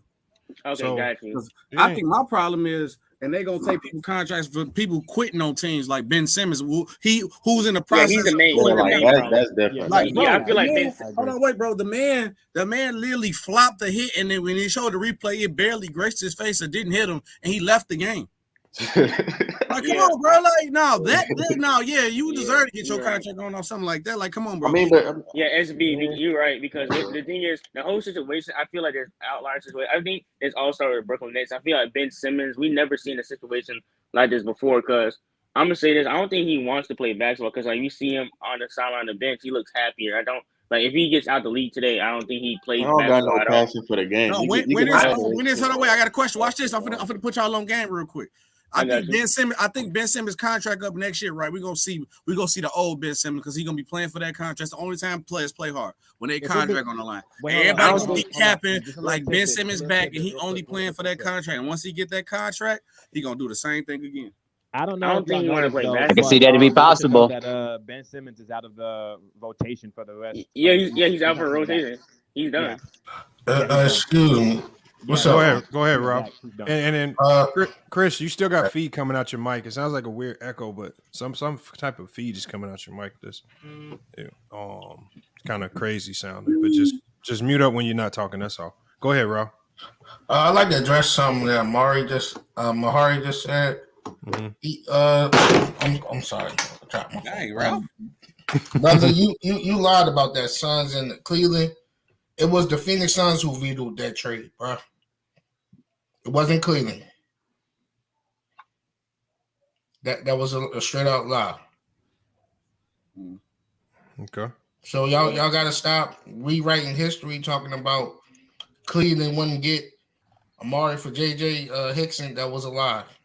Y'all can go back to the old reports back in that 2010 from ESPN and other outlets. The evidence is right there, sir. So stop that narrative that they want to have. Brown left on his own accord, which he had every right to. But so the topic what you got on the topic, Ralph? Okay, I just want to address that though. About KD and Giannis, or Ja, or the CBA contract. It's a lot of topics.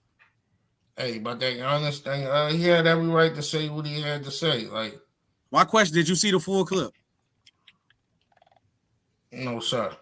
Please watch the full clip, but y'all get a full context. For now on, look, y'all part of the FYF community. I'll say I'm one of the lieutenants over here. From now on, if any clip we talk about, if you go be on this side, watch the full clip. We is not chasing nothing over here. We don't have to pull no false narratives. You know I'm Mr. Real Takes Over Fake Debates. Watch the full clip. Stop watching 5 seconds of something that people gonna pull just to make a narrative, y'all. Come on, man. I expect at least y'all. I expect y'all at least come over. Y'all go over here and talk sports, bro. We talk real, bro. I ain't even speak on that. I seen the full clip on that. I mean, I get it. You know, it was a joke. They were doing what they was doing, but at the same time, it's always truth in a joke. So that's just my opinion on that. I agree with that sentiment too. Because I mean, like I said, he's ran from OKC. He's ran from Golden State. He just ran from Brooklyn.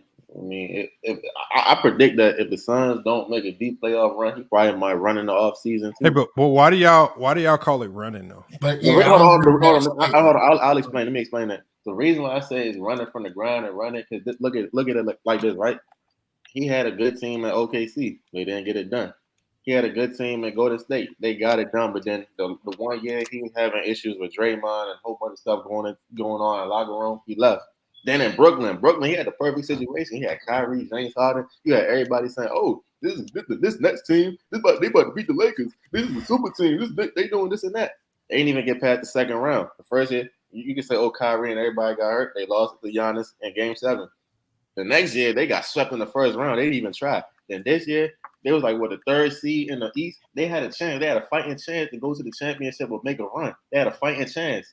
What he does, ask for a trade. I know, but here's the problem. This is why I say we all assume that these moves are for basketball reasons. Right. I don't believe all of his moves was for basketball reasons.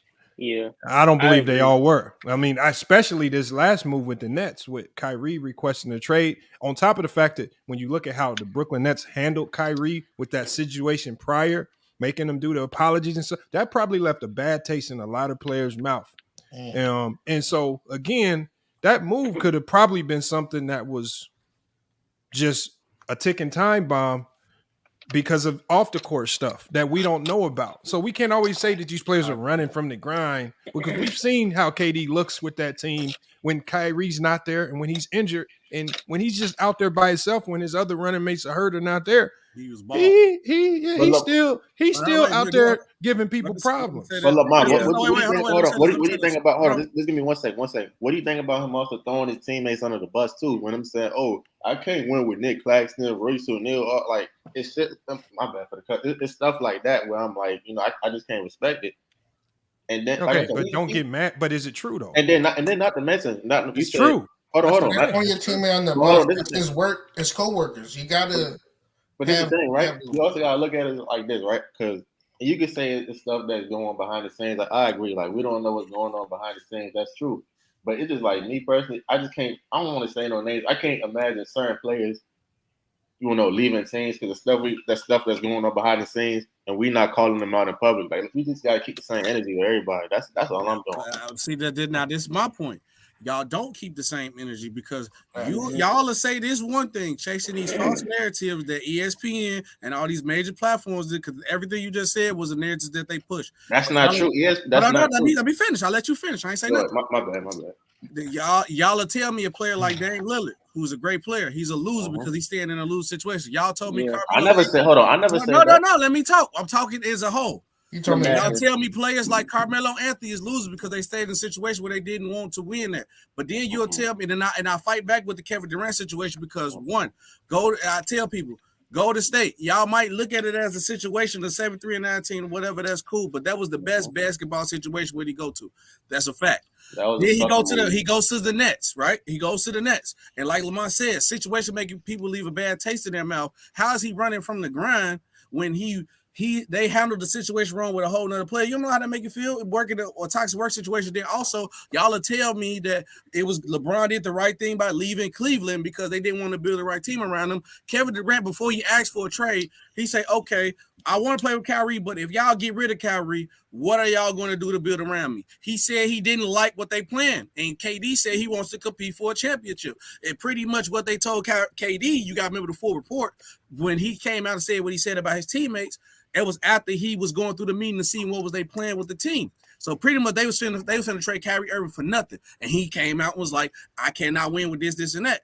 But then y'all will get mad when if KD do that, and also get mad when LeBron be passive aggressive and don't say nothing. So it's never a happy medium. Can I please? Just give me two. You go ahead. All right. First of all, like I said, and you probably may not know who I am, but I never criticize Carmelo. I'm talking in general. I understand, but my opinion on Carmelo, Dame, or whoever, like I said, I'm all for player freedom. If Dame want to stay in Portland for the rest of his career and he don't care about winning rings, he want to get the bag. That's him. That's his life. Like you got to do whatever. How he don't want to win though? We saying in general. This is what people saying, right? In the public, right? They saying that he doesn't want to win. He's staying in Portland. He's gonna ride in Portland. Is that not what they saying in the public? Yeah, but I think he want to win. He just want to win where he located at. But that's what I'm saying. If he wants to stay in Portland, or if Carmelo wanted to stay with Denver or with New York, that's on them. That's their personal decision. So I'm not gonna be like, they should stay or they should move. I think that they should do what's best for them. At the same time, though, you can't compare what KD and LeBron did. What LeBron did, he gave that Cleveland team all he got. They wasn't willing to make certain moves, and he's like, okay, if y'all don't want to make certain moves, I'm gonna just do what I got to do to win. That's the same thing. Hold on. What KD did was what KD you literally it's said. It's not the same thing because KD was up 3-1 against that Warriors team. It was up 3-1. All they had to do. That don't mean anything. His contract expired though, bro. His contract expired. He gave everything he had. He literally did what you asked. How you literally did what you asked him to do. When you have a 3-1, you running with narrative. That's ESPN. Hold on. Can I hit your point? He said he gave everything he got. He was up 3-1 against the Warriors. What does that got to do with anything? Hold on. Y'all gonna tell me that? Hold on. No. Hold on. Y'all gonna tell me that? Y'all gonna tell me that? 14 other players on that team. Y'all gonna tell me that y'all talk about basketball rivalries and y'all for all this and that? Y'all to make for a perfect basketball rivalry. I'm an OKC fan. I'm an OKC fan. So that's your fandom coming in. That's I'm not saying that. Y'all brought up. Listen, bro. You literally told wait. You didn't say because you choked. You said you got LeBron gave everything he had. KD gave. I'm gonna explain how KD. Hold on. Wait. Let me explain. Wait, bro. Wait. KD gave everything he had to OKC Thunder. Let me talk. He gave everything he had. Now, the situation didn't go into his favor. That don't mean he didn't try hard. The same thing with the Warriors. Y'all didn't like what he went to the situation with the Warriors. He gave everything to his head and his Achilles. He went to the Brooklyn Nets, gave everything he had and got injured. That's not true.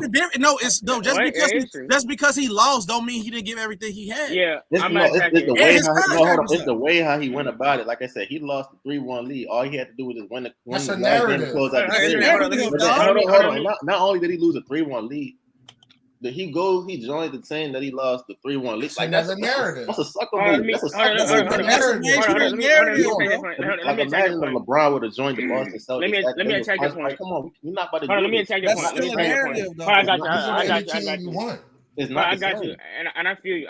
I'm an OKC fan too, but I didn't like KD leaving that team. I didn't care that he went to the Warriors because I didn't like KD leaving our team because it's KD. But for you to say that he didn't try when he spent how many years was he in OKC? 9-10 years. 9 years in OKC. He balled out, took us to a finals, and hold on, even though he lost. Hold on, y'all. We talking about pointless stuff again. First of all, I was attacking that point. My fault. I'm not getting mad at no player that chooses to leave Oklahoma. Because it's Oklahoma, bro. Yeah. God damn. Y'all be forgetting that these players gotta live there too. No, right? No, Hold on. This because I don't want to be stuck talking about this because it's Oklahoma. Ain't nobody want to be in Oklahoma, bro. Like y'all be acting like y'all be forgetting this stuff too. Like he just I think I'm gonna stay in this boring you gonna go dry from city. You gonna go from Oklahoma to Oakland? Yes. Now, do you know that? No, you're right. No. What he did was he went from Oklahoma to California, bro. No, I'm not. No. He went to the best basketball situation. He could have came back to his hometown. He went to Oakland. Like, come on. Why would you go to Washington? Hold on, That's y'all. another small market team. Hold on. It's too much chatter going on. I'm just saying it's stupid to talk about this stuff because Facts. more than likely the reason why he left had nothing to do with basketball. Obviously, he left a decent team. They lost, but he went to a situation where they were talking about he had a lot of deals going on with tech companies and tech deals. What better place to be than in Silicon Valley? So, I mean, he had a whole bunch of stuff going on, and being in Golden State was just a perfect opportunity for business and basketball. We'll just leave it at that. And we know he wants to win because everywhere he's played at a level that allows his team to win. They're maybe not always championships, but they're definitely competitive.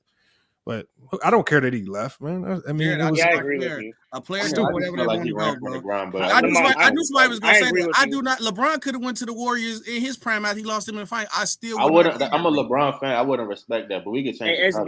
SB, I agree with you. No, SB, I don't care. I was agreeing with you. No, SB, Lamar, I was agreeing with you. I was just attacking his point for him to say that KD don't try was wrong. That's it. I was just bringing it down, but you was right. I Nah, feel that like was he ran cap. from He the ground. definitely tried. That's just my opinion. Yeah, I was just bringing it down to him that No, that's but wrong that's the for him to say that. narrative, though, bro. That's literally That's just a not a straight narrative. narrative. It's That's 100% a narrative saying that you said because he gave up a 3-1 lead, he didn't try. and They then he just goes to the the team that he Warriors lost just a played 3-1 better. lead. That was a 73-9 team. They just played better, bro. That's That's it. what He I'm didn't saying. give up. He They goes played to bad. he lost a 3-1 lead.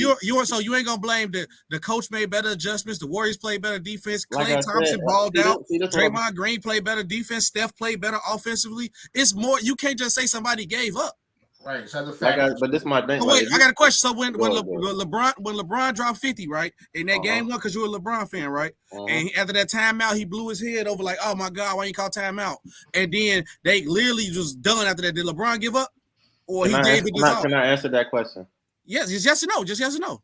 Are you going to compare that to No, somebody? it's a yes or no. Don't make no yes or no. Did LeBron give hold up? on. I didn't cut you off. No. I'm just asking the question before you give a yes or no. I'm answering the question.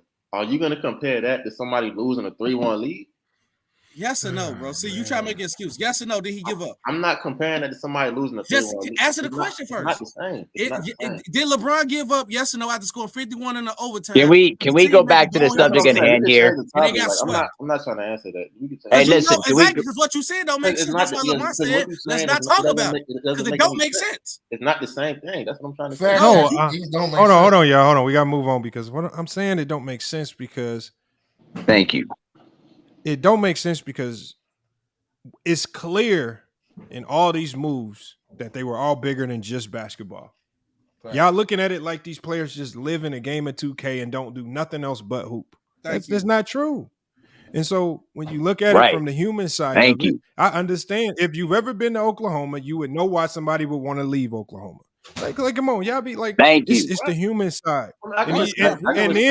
And then you got to look at another perspective of women. Maybe there was somebody he had interest in Cal. You never know. I'm just saying, but like we just look at it from basketball. And when these players make these decisions, we start to put these labels on them based on all basketball, and we be forgetting that they humans too. They got lives to live, and then we wonder. Too. And then we wonder why these players shut out the media. They really don't open up and really give no in-depth stories about they move and all this, that, and the other. It's because this is why. Because people try to pick apart and dissect every decision. And the other thing too is they're business people too. Let's get back on topic though. But you showed your colors right there. You didn't want to answer that question because you knew what you said. Like I said, it's not the same thing, and I don't want to keep dragging it, but it's not the same thing. Name Smith says LeBron decimates teams when he leaves, and he doesn't. Bro.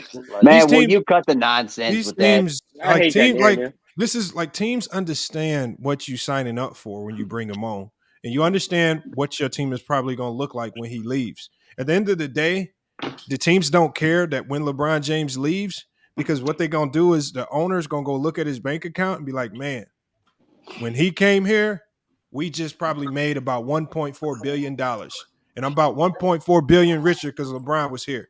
We're going to retire his jersey as soon as he's done playing. Because, like I said, if y'all don't think LeBron's numbers not going to get retired or something's going to get retired for him in Miami, Cleveland, and LA, I must be out your mind. It's the money. He brought all these franchises a ton of money. They all going to show some type of love. So, and championships too. Like y'all, and that's the problem with Dan Gilbert. Like Dan Gilbert, LeBron James's first stint there, fell in love with the money.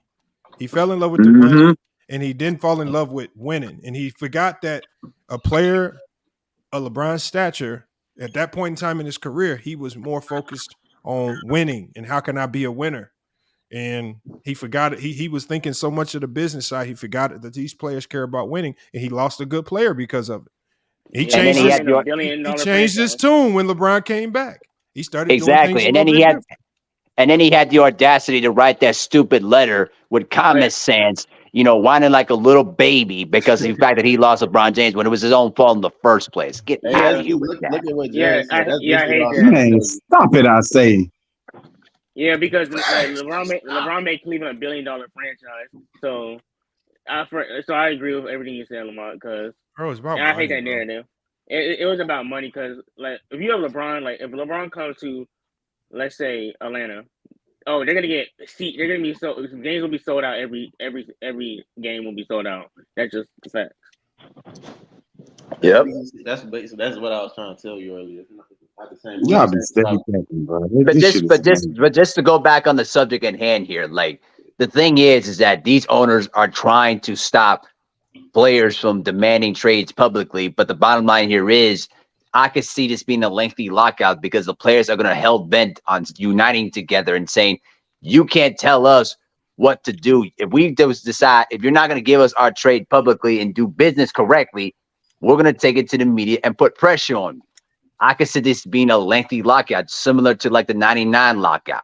It's not going to be a lockout. This is basically, they've already agreed to everything. I know. I'm saying I could see it to be that way. I'm not saying what happened. That's all I'm saying. It's not going to be a lockout. So if you guys were if you was a player, so like how you guys handle the situation for contract? Because it's kind of a hard situation because if you're not really do business, in the private then, and you really want to leave, you gotta like use other methods. So do you feel like there could be they should like try to negotiate harder or I don't know, it's like a complicated situation. No, they just want the players to look. There's nothing wrong with a player finishing out your contract and then leaving when you're done. But yeah, I agree. But the problem is when these teams they're building the teams, when you get a KD and Kyrie, these teams are immediately starting to do what? They're building around them. And then all of a sudden, when these guys publicly demand trades, well, the pieces that you're left with don't fit. They don't work. They don't work without these stars there. I got you. So I got you. They've invested a ton of money, not just in the player, but then they invested money in bringing other guys in, potentially short term, or maybe guys that don't seem like they will fit. So, and now you're stuck with guys that you probably didn't really want. Like when they went and got DeAndre Jordan the first time, they don't get DeAndre Jordan if KD and Kyrie don't request it. Right. But they requested, and they paid the man a crazy amount of money. So they were out there. They're doing everything that these players are asking, at least from a player personnel part. Remember, these are the two guys that said they wanted Steve Nash there, and then you complain about Steve Nash later, so you get him up out of there. And so again, it was just all about they were trying to make it just like when Kyrie said, I'm gonna get with the organization and we gonna figure it out. And I'm just sitting there like, why would you say something that stupid? I remember you did that. Okay, I remember. Why would you say something like they ain't gonna talk to you, huh? That makes sense. Okay, I remember. Okay, that makes complete sense when you break it down like that. That makes complete sense. I'm just saying they trying to they basically the true definition of doing too much. They was just over there doing too goddamn much.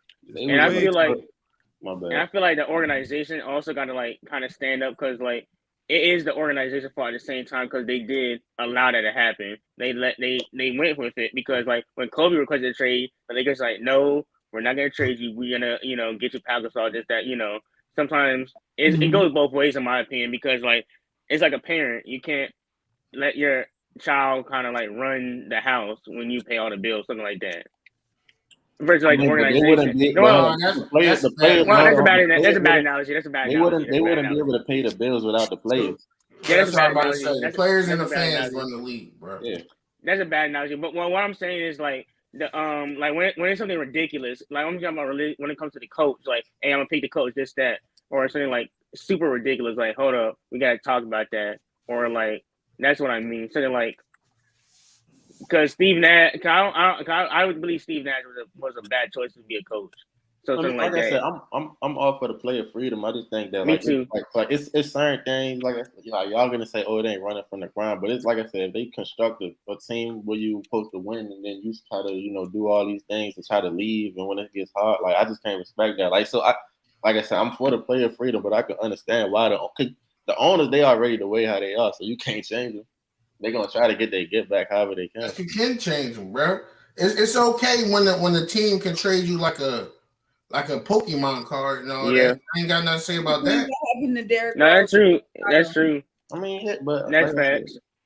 That's facts. So wait, I got a question for so if the OKC Thunder would have traded Kevin Durant to the Warriors, you'd have been cool with it, even after he lost to him. Who, me? Yeah. What did I say at the beginning of the? No, I'm just asking. Yes or no, bro? You make this yes or no, bro?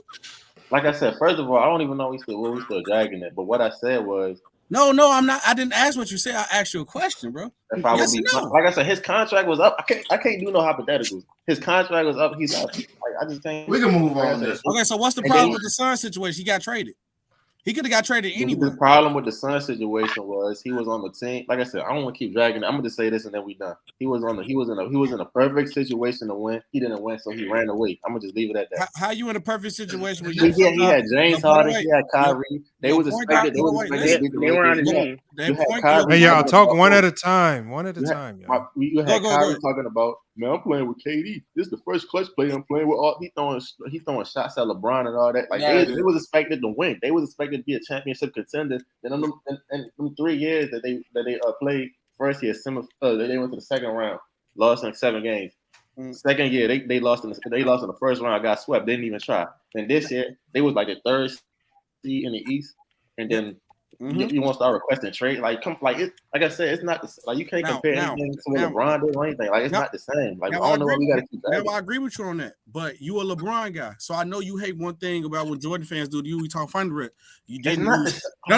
Let me finish. You didn't use context of the whole situation. What happened with the team? First of all, with the Harden situation, they had a team that was more competent and better built to win before they traded for Harden. But yes, KD, they wanted Harden to build the 3-team superstar, so they gutted their whole roster. When they gutted the whole roster, the COVID situation happened. Kyrie Irving was out the whole time and got injured, and Harden got injured.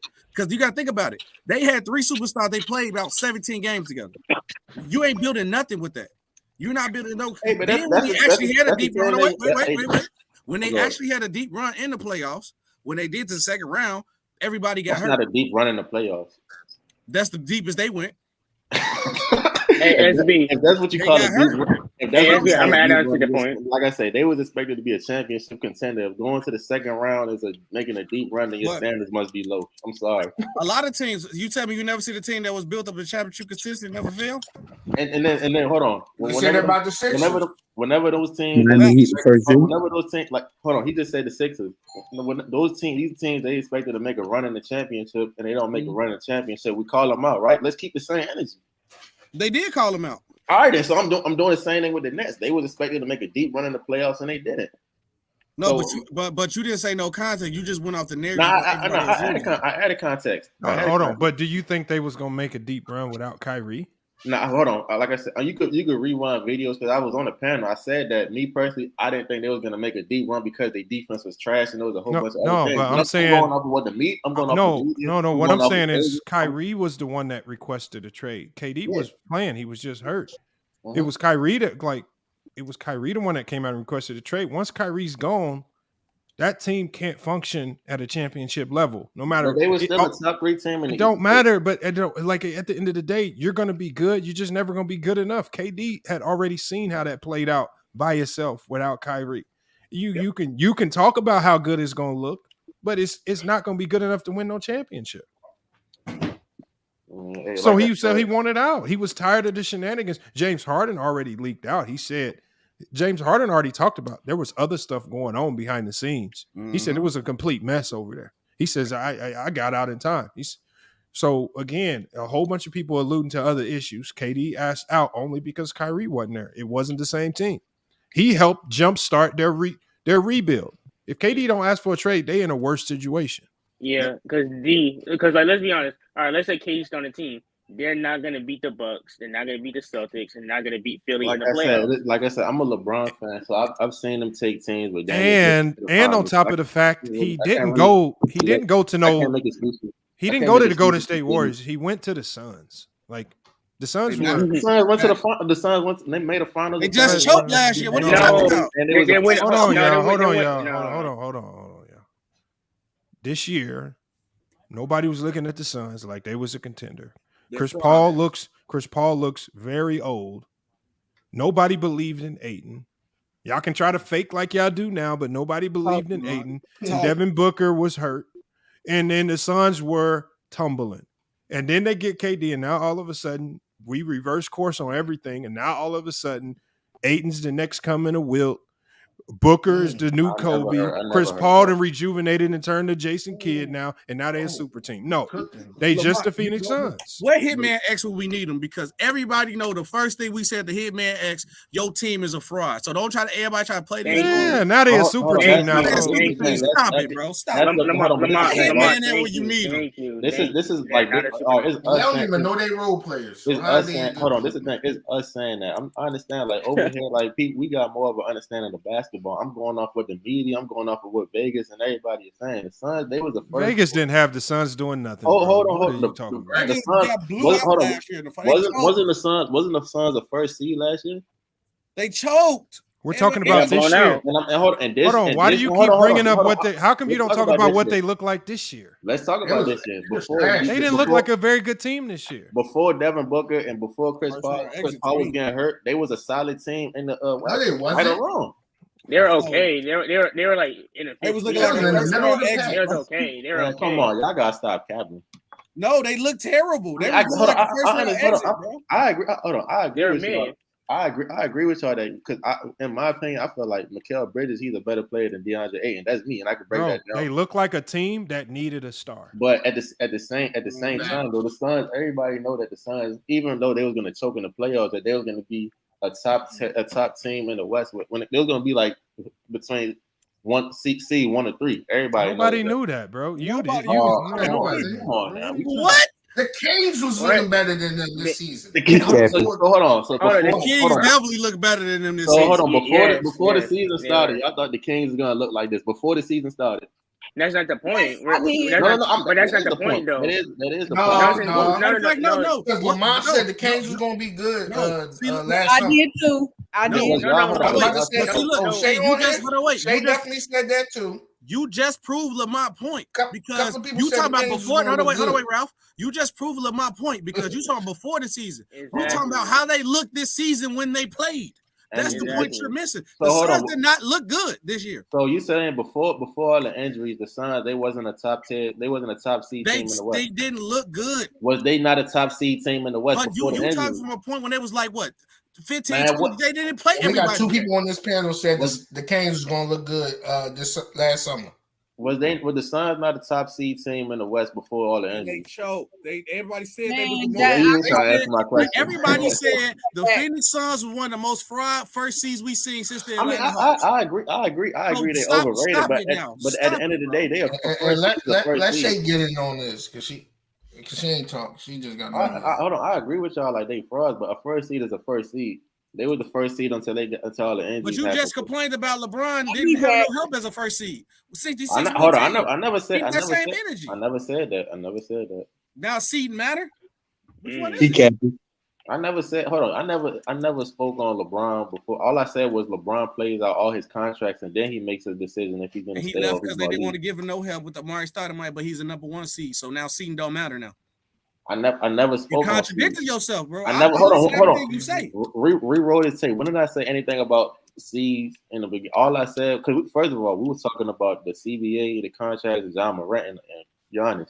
All I said was LeBron plays out all his contracts and then he makes a decision. I never said, oh, they was this seed, they was that.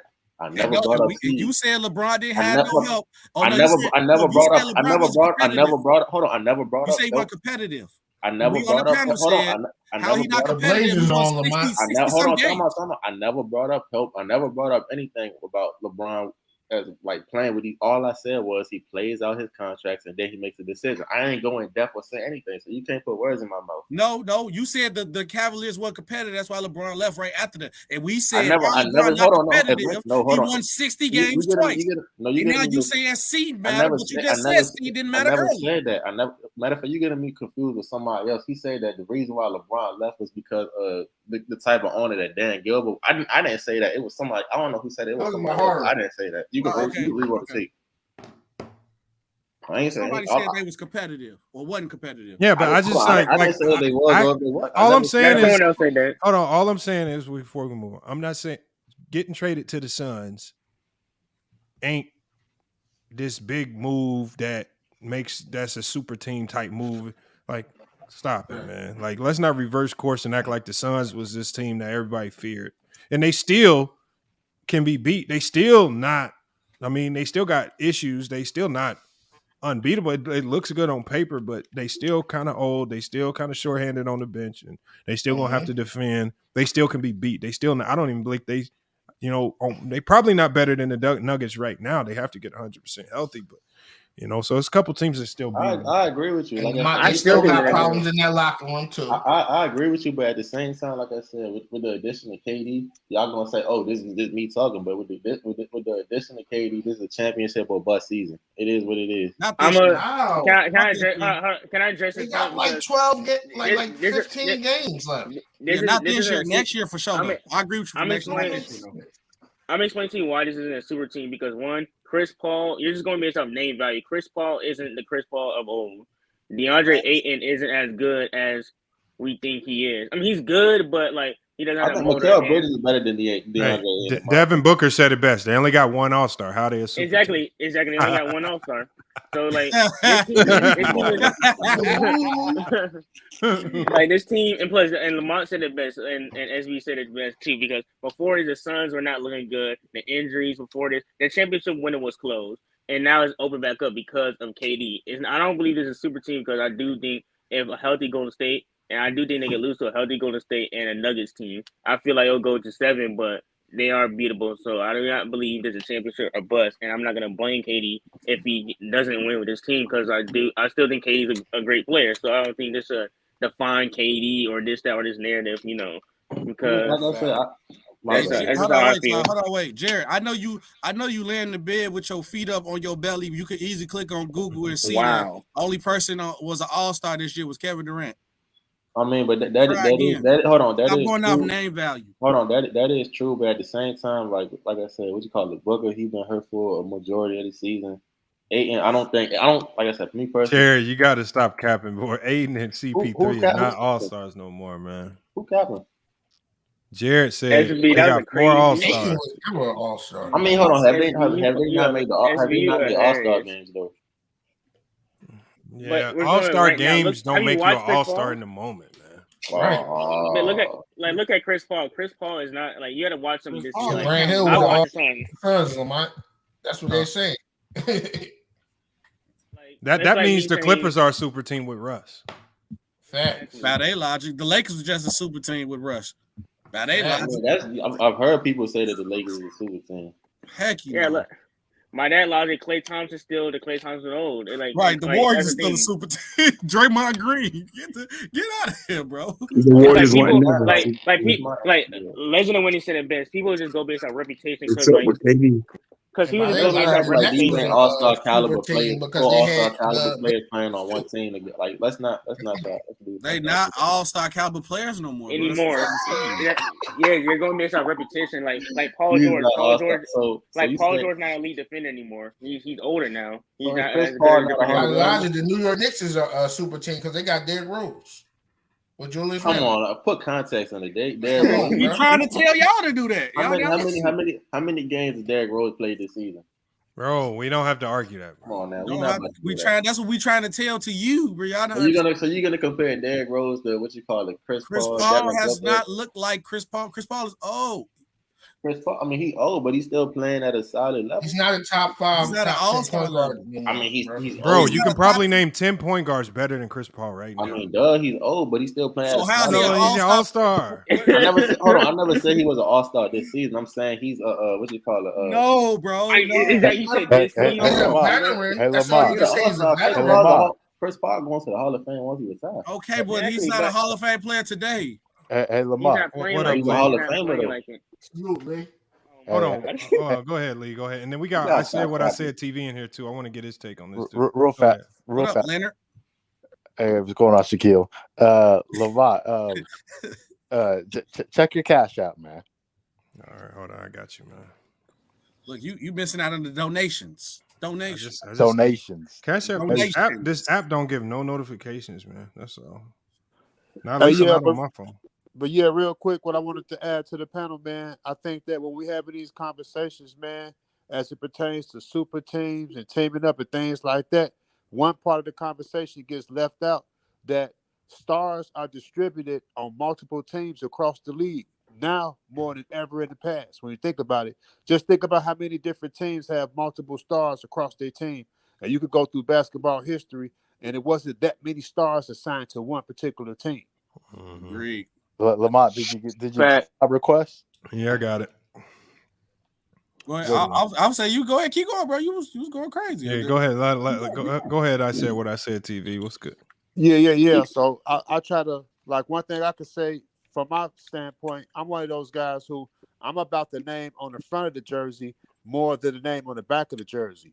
So I'm looking at the team. I'm looking at chemistry. I'm looking at plays, sets. I'm really trying to break the game down and analyze the actual game so I can appreciate the evolution on how the game has evolved to certain skill levels opposed to how the game started. Like, you got to be able to appreciate these athletes, and I'm not looking at it from a point of view of the things they don't do well. I'm looking at the things they do well, how the game has evolved. So I'm just coming with some different bars, to the panel. That's all. Thank you. I agree with what you said. He came in here sizzling. And Lamont, I got a question off that. Why is there so much hatred for today's players? Why is there so much? Everybody want a voice. No, it's not. They don't hate the players. I think a lot of people hate they that these players. It's kind of like, I'll put it like this. And if you're being honest, players of the day are kind of treated like spoiled white kids. You know what I'm saying? Like the little kids is yelling. I blame Adam Silver. Like they still nice. These players can still hoop. They just as good.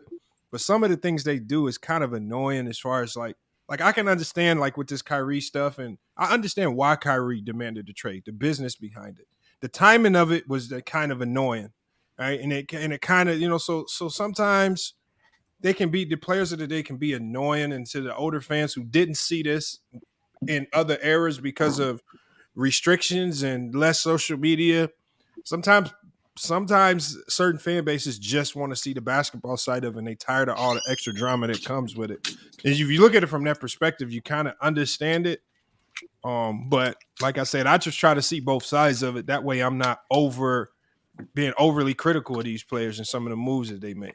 Do you blame Adam Silver? Just a lot of they complain about the old heads. You know how I feel about them, Lamont. They just complain about the business side as well. So when the owners ran everything, collusion under the table, lying to the players forever, it was fine. But yet when the players finally had power to control their own destiny, it's a bad thing. I think it's an old school slavery mentality with a lot of these old heads. That's just how, like, they see the young players they having their way, they got more power, so they kind of feel a little bit jealous that they couldn't really move how they wanted to move back then. Yeah, like Lamont talked about this one time, because I forget. Like, not to cut you off, but like, y'all seen what Charles Barkley said? He was like, "Oh, they paying bums." Like he pocket wide, they paying. Oh yeah, bums. yeah, you're right. Yeah, I saw that. Like when it came to, I guess, like teaming up and all this stuff. Like I remember Lamont was talking about this last year. But they did that too, though. Yeah, how I forget who it was. Yeah, but Jason Murph, here's the weird part about it. It's a lot of the older fans saying that Dame should go to another team. Yep. It's really not a lot of the older fans coming forward talking about how much they appreciate what Dame is doing on the Blazers. Actually, a lot of the older fans question if Dame should have even made the top 75. Which is ridiculous. That's the problem. So again, that's where I think the older fan base kind of gets hypocritical because you can't in one sense say you don't like player movement when it comes to these other stars, but then when it comes to Dame, you running around saying, "Oh, I think he should go to another team to win a championship," because you want to see these guys win championships. And so that's where that kind of gets weird sounding. So if you're gonna feel that way, then make sure you give players like Damian Lillard or even Bradley Beal, these guys that have been staying on the same team, make sure you give them their praise and you respect them even without the chips. Yeah, otherwise, so you got to stop complaining. They're the ones who talk about how they hate when players stack the deck, but if they go to the Y, play 5-on-5, they're going to stack the deck all day long and stay on the court. No. I believe in stacking the deck. I stack my teams all the time. And Lee Dame just hold on, wait, y'all. Lee Dame just said this. So right, so you don't want me to stack the deck and leave to give myself the highest chance to win a championship, but you want me to just go try to make a team and just move my family to some place that's not necessarily guaranteed. No, I'm just stay where I'm at. It ain't necessarily guaranteed here, but I'm gonna take it where I'm at. I'm gonna just stay where I'm at. That makes no sense. I might as well go build the KD Warriors, LeBron Heat, and guarantee me like an 80% chance of winning the championship. Then just going to like the Suns or the Nuggets where it's like still up in the air. You know what it is? That's like I said, I'm all for players doing what they want to do. You know what it is? I think I seen an article. My bad. Just real quick. I seen an article. They say that by Dame staying with the Trailblazers, he's running from the grind because he knows that being with the Trailblazers, he's not expected to win, so he could just put up a bunch of points, stat pad, and all this dumb like. I forgot who said that. You know what it is, SB? You know my fault. You know what it is, SB? It's a lose-lose situation. You're darned if you do, darned if you don't. Facts. No, bro, Dame just built a stupid big mansion in Portland. He don't want to leave. I told you, this is not 2K, y'all. We are real life humans. He got a but SB, just like Dame is probably staying in Portland for non-basketball reasons. What's the problem with players like other players leaving teams for non-basketball reasons? Exactly. Like it can go both ways. It go both ways. It do go both ways. That's true. Right, and Del Dinero, you mentioned stat padding. It's like, how do you stat pad when? I'm saying I agree with you. I'm just saying, I just hate when people say that. Hey. The opposing team gets paid to stop you. Hey, let me tell y'all this right now. If y'all ever run into my team at a pro-am, best believe I'm stacking my team. I'm getting all D1 guys. If you ain't played D1, you're not playing with me.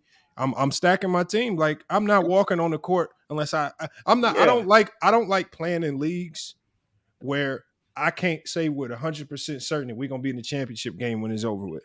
Otherwise, I feel like I'm wasting my time. Why am I in play? I'm just not out here to get wrecked. I'm trying to win this thing. But I'm not about to all this talk where people talk about grinding it out. Yeah, I'm gonna grind it out, but I'm gonna grind it out with the guys I know gonna get it done. But Lamont, you got to get it out the mud. But no, I don't get nothing out the mud. No, the team. You know what? Tell that to the teams we beaten by 30. I'm glad we be smacking them. Go ahead and get it out the mud all you want. You can be losing by 30. Exactly. He was like, and I think I probably remember. I think he said that his 71 point game doesn't count because he was low managing and he was stat padding and he was playing against a bad deep. Like it was a whole bunch of bad takes. Can you answer? No, I ain't gonna lie though. He supposed to have like 60 something, but he was staying in the game when the game was done to get that. But it wasn't stat pad. It wasn't stat pad. The Rockets they paid to stop him though. Lamont, agreed on that. Lamont, how do you stat pad in the NBA when the opposing team gets paid to stop you? Can you answer that? It's fake news. That's so fake. You can't stat pad. That's the same thing with that's the best basketball players in the world. You can't stat pad against them. Right. Hey, look, you know why they running with this stat pad narrative? Because the NBA realized because they've been so inconsistent with the MVP narrative, and now Jokic is clearly the MVP. He's the number one seed, and he put up stats. Because the main two things they care about is stats he winning. He got both of them, and now they realize like, dang, we got to give him 3 MVPs because we gave it to him last year because of stats. Now he got the same stats and he winning. Now better stats actually. All this stat pad came is really a shot at Jokic. That's why now everybody got to be stat padding now. I have a question for you. SB, I got a question. You got to give it to him now. SB, I got a question. Yeah, you're right. Me too. So it started with Russ, I believe. SB, I got a question. Yeah, So Russ too. SB, I got a question for you. So recently, I told Lamont I no longer have, I no longer have a GOAT per se or a top 10. Okay. And now that's translated for me is in terms of the most valuable play. My reasoning was because it's subjective. And now I think with the MVP voting, I think that's very subjective too. I think sometimes it's not measurable.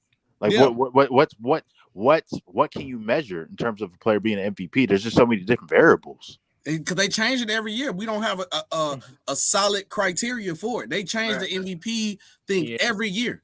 I thought winning mattered. Joker won it last year as the 6th seed. I thought you had to be the best offensive and defensive player, but you can't say that because Jokic won another team. Hey, SB, I got a question for you too, and I'm adding on to that point. Not only that, people discredit to add on to what you said. And my question, well, first I want to add on this. People discredit Steve Nash MVP, even though he won. Even though he was in a winning team, they like to discredit Steve Nash MVP. They don't like, and they say Kobe should have won it. So like they, it's kind of like that's when a narrative comes in because people hate on Steve Nash MVPs, but based off y'all criteria, he deserved to win it. But my question, they change it all the time, bro. Exactly. They didn't have the stats for the MVP though. Hey, Lamont, you foul. Why did you decline my Cash App request? And my question to you, SB, is how do you feel about that take from Perkins? It's just real quick, if you don't have to stay on it long. No, I'm gonna tell you why, and I just explained to somebody because, like me being on the media side, like I was in media school and I was like rocking. One of my teachers was one of the producers at the big stations, and he helped Stephen A. get on to the point where he was at. And he explained it. He explained it to me like how they do the shows and all that. He taught us how to do shows like that. They do pre-shows. And Perkins even slipped up and said at one time, this is when the Suns made the finals. And they said, he gave the show notes. He said, we need somebody to say the Suns are a dynasty. Who want to take it? And it's literally all they do is push narrative. That's why I don't watch mainstream. Like I might watch clips, but like full show segment, I don't do it no more. I rather watch Underground and Us Talk. Cause like you might have a side of what you feel on, but at least I know that's how you honestly feel. Like I think Big Money here, LeBron do. He gonna rock with his side, but at least he gonna facts with his check. Lamont, he gonna have his facts. He a basketball guy. He a coach. He gonna bring his points from a coach perspective. Sturdy is a stat guy. I know we gonna give him. I know y'all not pushing no narratives because FYF we do a show and before the show, hey Shaq, hey I'm gonna take this direction. You gonna take this direction. Like Skip and Shannon, LeBron and Mike. It's all narratives, bro. That's why I was like, don't be caught into these narratives. They just pushing storylines. That's all. Okay. Hold on, real quick. Hold up, SB. Salute everybody. Not a stat guy, all right? I'm a fact guy. It's stats and fact. You a number guy. You a number guy. No, I'm a fact guy. Mars guy. I could dudes I haven't mentioned a single stat. But anyway, that's not the point. I get what you're saying, though. I get what you're saying. It's about me personally, I tell them all the time, bro, you need to go more in your coaching bag, bro. Because that's an avenue that, especially in this space, is not really explored like that. You need to start breaking, and I know Lamont been busy, but like I challenge Lamont to do videos like that, to introduce basic concepts, basic offensive sets, and basic defensive principles that's being ran in NBA today. Yeah. So like you should break down your team plan too. And show the adjustments that you made with your team. That'll be fire content, bro. Fact, like Lamont, like I understand, like we roast people all the time, and like on how they don't know what the difference between a matchup zone and a regular zone, but you can still explain that. like you can still explain the difference. I've seen him. And most importantly, Lamont, it's the perfect time to do it because for some strange reason, there's this narrative that being developed like this era don't play defense. Yeah.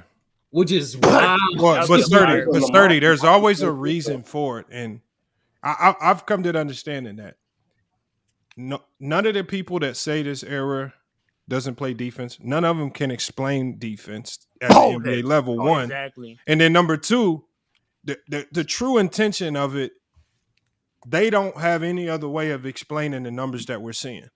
Facts. So when Jokic gets these numbers, or Dame or Donovan Mitchell gets these numbers that we didn't see stars of the 90s or the 80s just doing randomly like that, the only way they can explain it is, well, it must be happening because guys don't play defense. But it's just like when I showed all of Dame's 71 points, when I showed literally every 1 point, I showed almost all contested shots.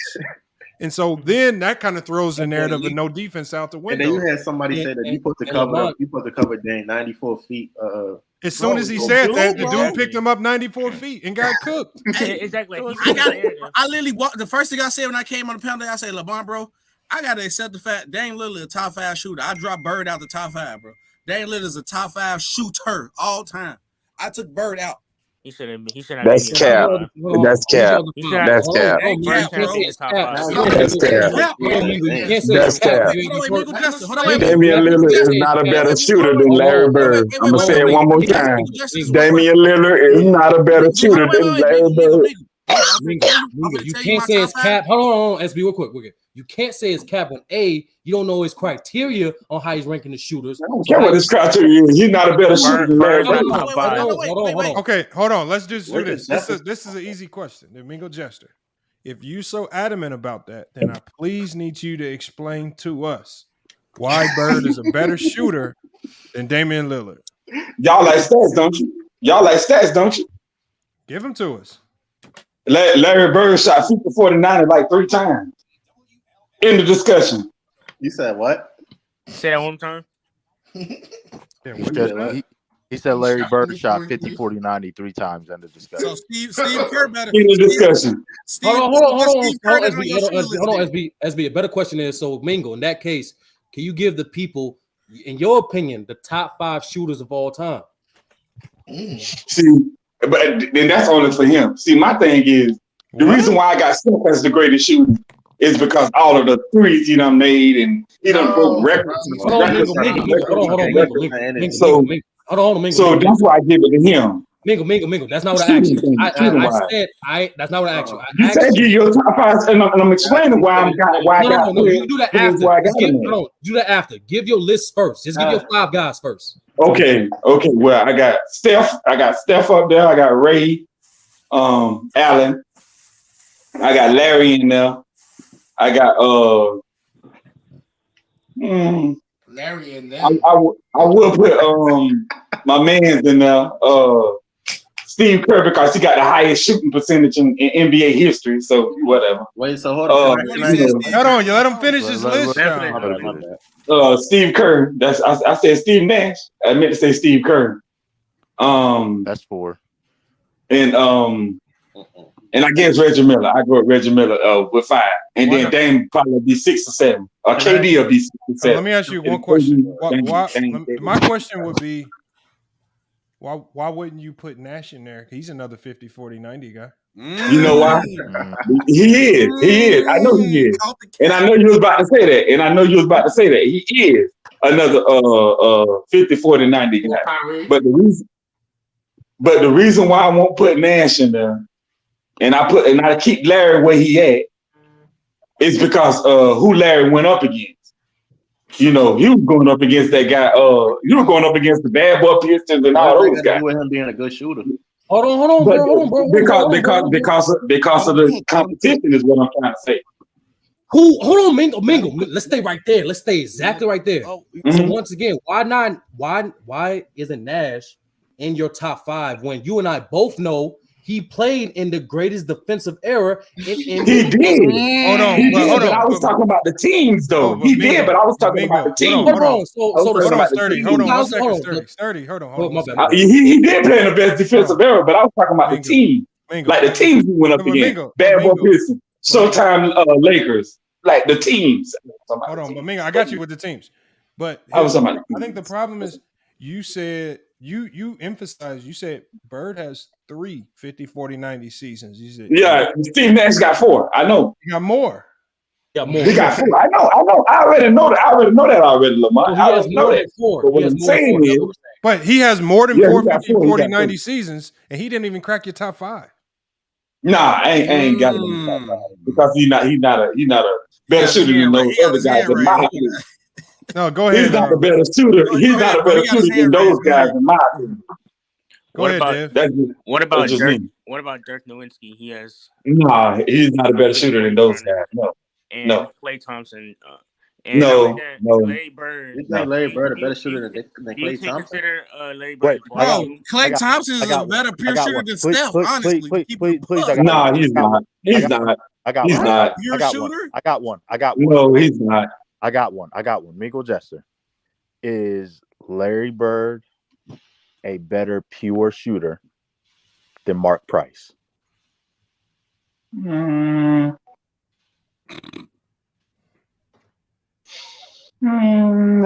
mean, that can go either way. Oh Mark my Price was God. a hell of a Oh shooter. my God. No, I mean I'm saying it could go either way because Mark Price was a hell of a shooter.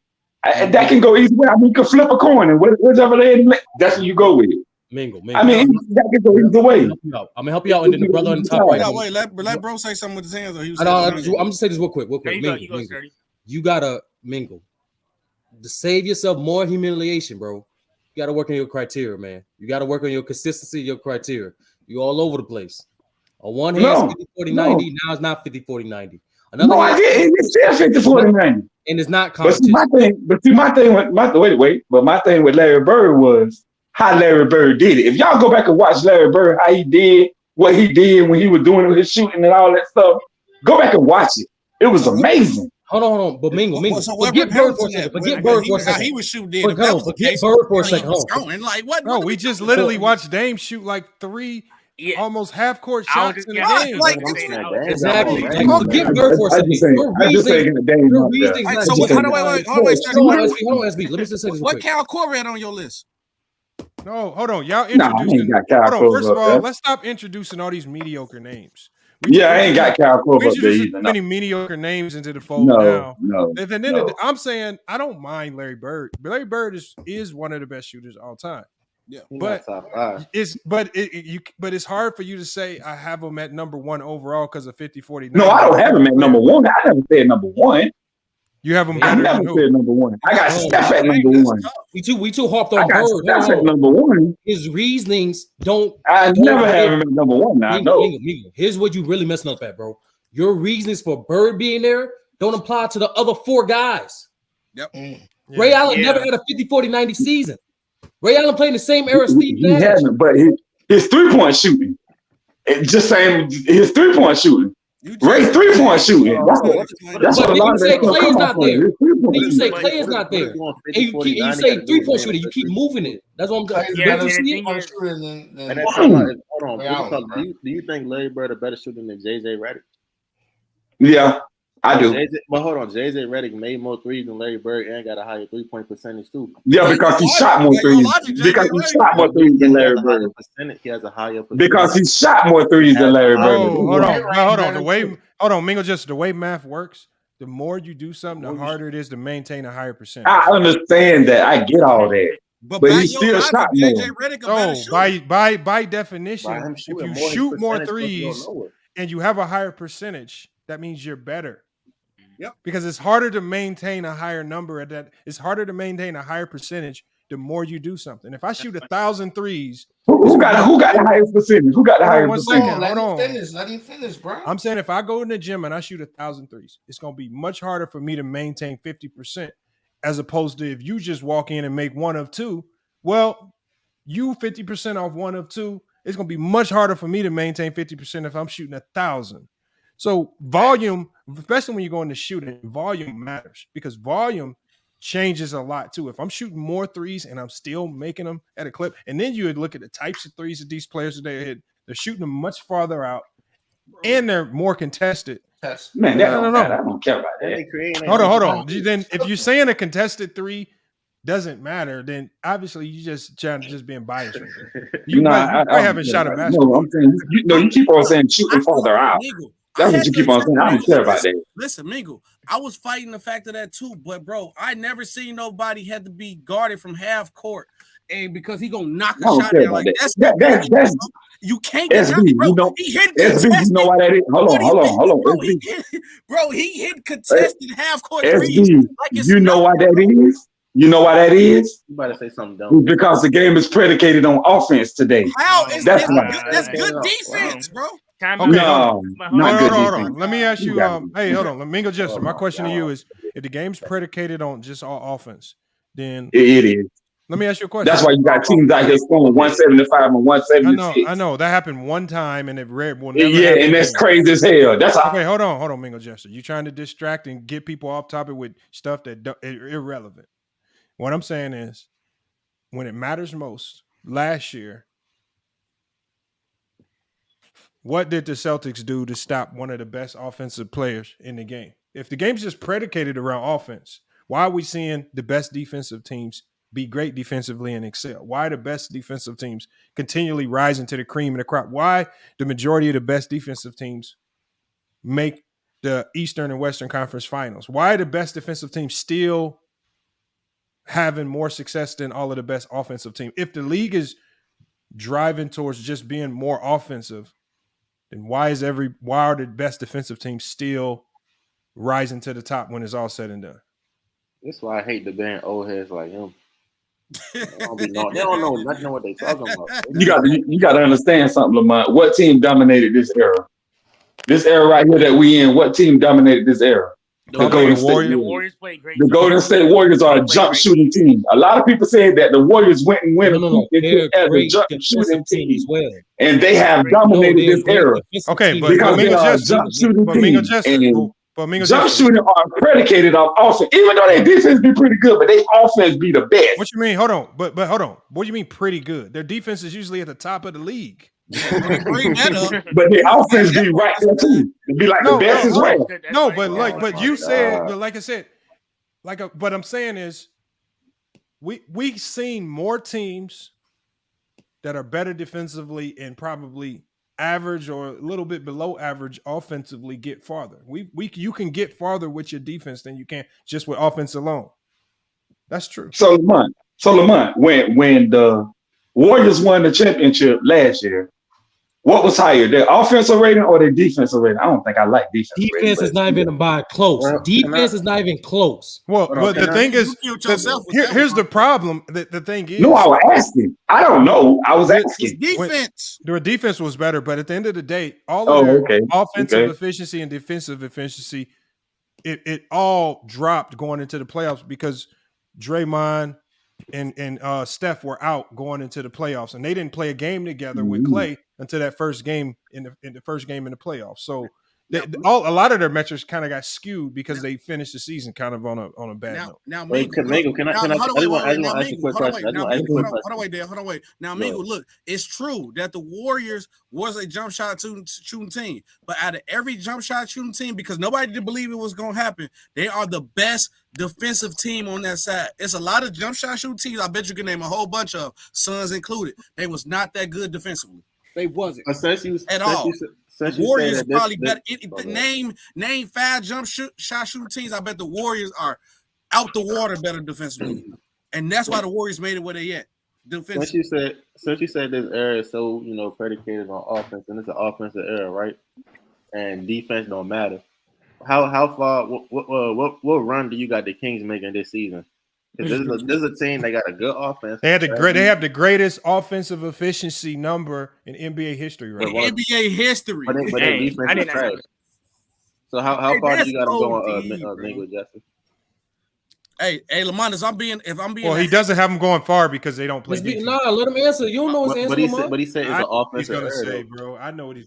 No, let Mingo answer this question. All right. No, I don't have them going too far. But it's an offensive error though. Like specific. Hold on, Dale. Specifically where? Like first round, second round. Like what you mean not too far? Man, if they play what's the name in the first round, they're gonna lose. Who? But it's an offensive error though. If they play the Warriors in the first round, they're gonna lose. If they play any team like that, they're gonna lose. But it's an offensive error, and they got one of the best. Hey, Lamont, it's sturdy too because y'all know I like that greatest era, the 2000s, right? And am I being petty that I don't believe in the Kings, even though I'm seeing when I'm seeing my basketball man telling me they look nice? But if I'm being petty as a fan because they have to prove to me because they're the Sacramento Kings, no, you're not being petty. For me to believe in them. Am I being petty? I'm asking. Am I being petty? No, but SB, it's just like a couple years ago when Utah had the best offense in the league, but nobody believed in them because they said when you get to the playoffs, they don't have the defense. And you cannot win with threes because all Utah did that year was chuck up a whole bunch of threes, and they were outpacing 3 teams with the 3-point shot. But everybody knew once the playoffs hit, you got to defend and you got to have more balance than just chucking up threes. So that kind of kills the narrative that the Warriors are just this jump shooting team that chucks up threes. They actually get to the basket really well with Wiggins, Poole, Steph gets to the basket. Looney was getting a lot of lobs at the rim. So they had a lot of balance to their offense too. It wasn't just that they were a jump shooting team. they have balance there as well. So I think people just mislabel these teams, and you forget that everybody's playing defense. I was just asking. I feel like I'm being petty because the Kings been trying. My fault, Dave, cut you off. I'm just go right again. I just felt like I was being petty because I'm a 2000 fan and the Kings wasn't good since I was like elementary school, high school. So I'm like, until the Kings do something in the playoffs, I don't care what they do in the regular season. I just thought I might just be being But the petty. same things was said about the Phoenix Suns, who are all offense. Like you can go back to it's almost consistent in almost any era of basketball. Like this. Teams that are just predicated on offense, nobody really truly believes in them, especially in the postseason. Yeah, like look at the Mavericks right now. They said they were the best defender, and I don't think they're gonna make. They look like they're losing first round, not because I don't think Kyrie and Luka not great. Their defense has been just don't look good. Future, if they match up with Denver, Denver's gonna score on them. Kings, Sacramento, I feel like they'll just get outscored. Not only that, to add on to that point, when you said there's no defensive error. The Toronto Raptors, they won a championship. They're a good defensive team. The Bucks, good defensive team when they won it. The Lakers played great defense when they won it. So it's been consistent that the teams with a good offense and great defense. So when you say this era doesn't predicate off of defense, it's just not true because we just saw last year the Celtics lock up one of the best scorers we've seen in NBA history with a great defensive strategy and their skilled wings. Why do you think guys are in love with OG and Nobi, like them wings that can versatile and play defense like that, and Mikael Bridges and all that? Why do you think every team is looking for that type of guy? Or a 3-and-D type of player, or a guy that actually defends? They looking for him? Exactly. Like a 3-and-D, like someone a glue, like an extra guy, like. Yep. So, like every team is looking for that guy. So when they say it's not, hey, we all know that people are trying to push this narrative that there's no defense, so they don't have to explain some of the offensive greatness that we're seeing because of the offensive dominance that we're seeing is far superior than what we've seen in the past. So the only thing people can say is, "Oh, it's only because of bad defense." When that's not true. It's like it's Damian Lillard. Damian's gonna make his shot. Like if you put a hand in his face, like if I put a hand in Damian Lillard's face and he make it, is that bad defense or that's just Dame being Dame? No, but SB, what they do when they say this era is not a good, they don't play any defense along those lines. When they say stuff like that, they actually are disrespecting the previous generations. You're essentially saying the previous generations weren't great enough to set an impression to elevate the game. That which is complete. Like, come on, bro. Like, guys. We say it all the time. Jordan took from Dr. J and David Robinson, created his own. He inspired Kobe, AI, T-Mac, LeBron, who inspired Giannis, Luka. Like, that's just how it works. The more chain of influences, the more skilled guys become. At 30, I'm gonna mess your head up too because look, and Lamont too.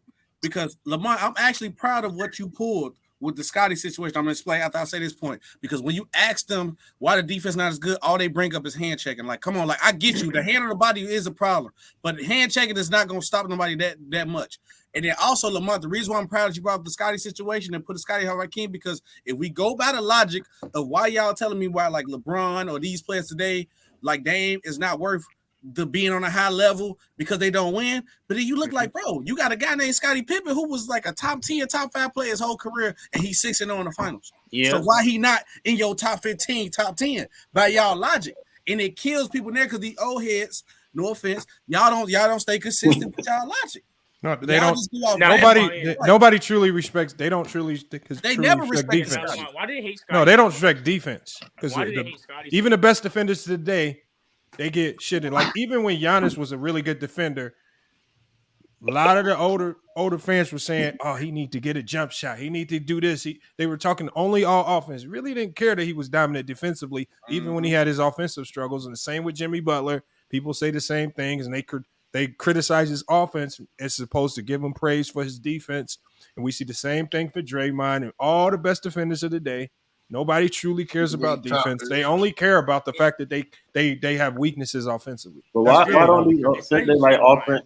if they like offense and defense, then I would think that they would big up a player like Mikal Bridges, who he could score efficiently on the offensive side of the ball, and he's also a solid defender too. But I don't hear none of these old heads, bringing on. Hey, I call it early prediction. I think Mikal Bridges gonna have a breakout year. I think hey, I agree. His ceiling. I look because he's working on his shot create now, as we seeing it now, and I'm glad he went to the Nets because he wanted free reign.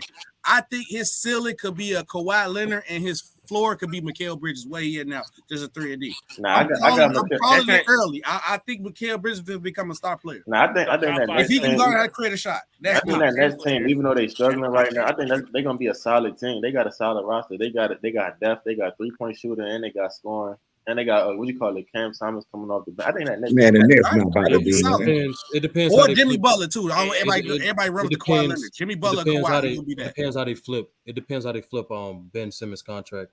But in regards to Mikal, I do agree with that.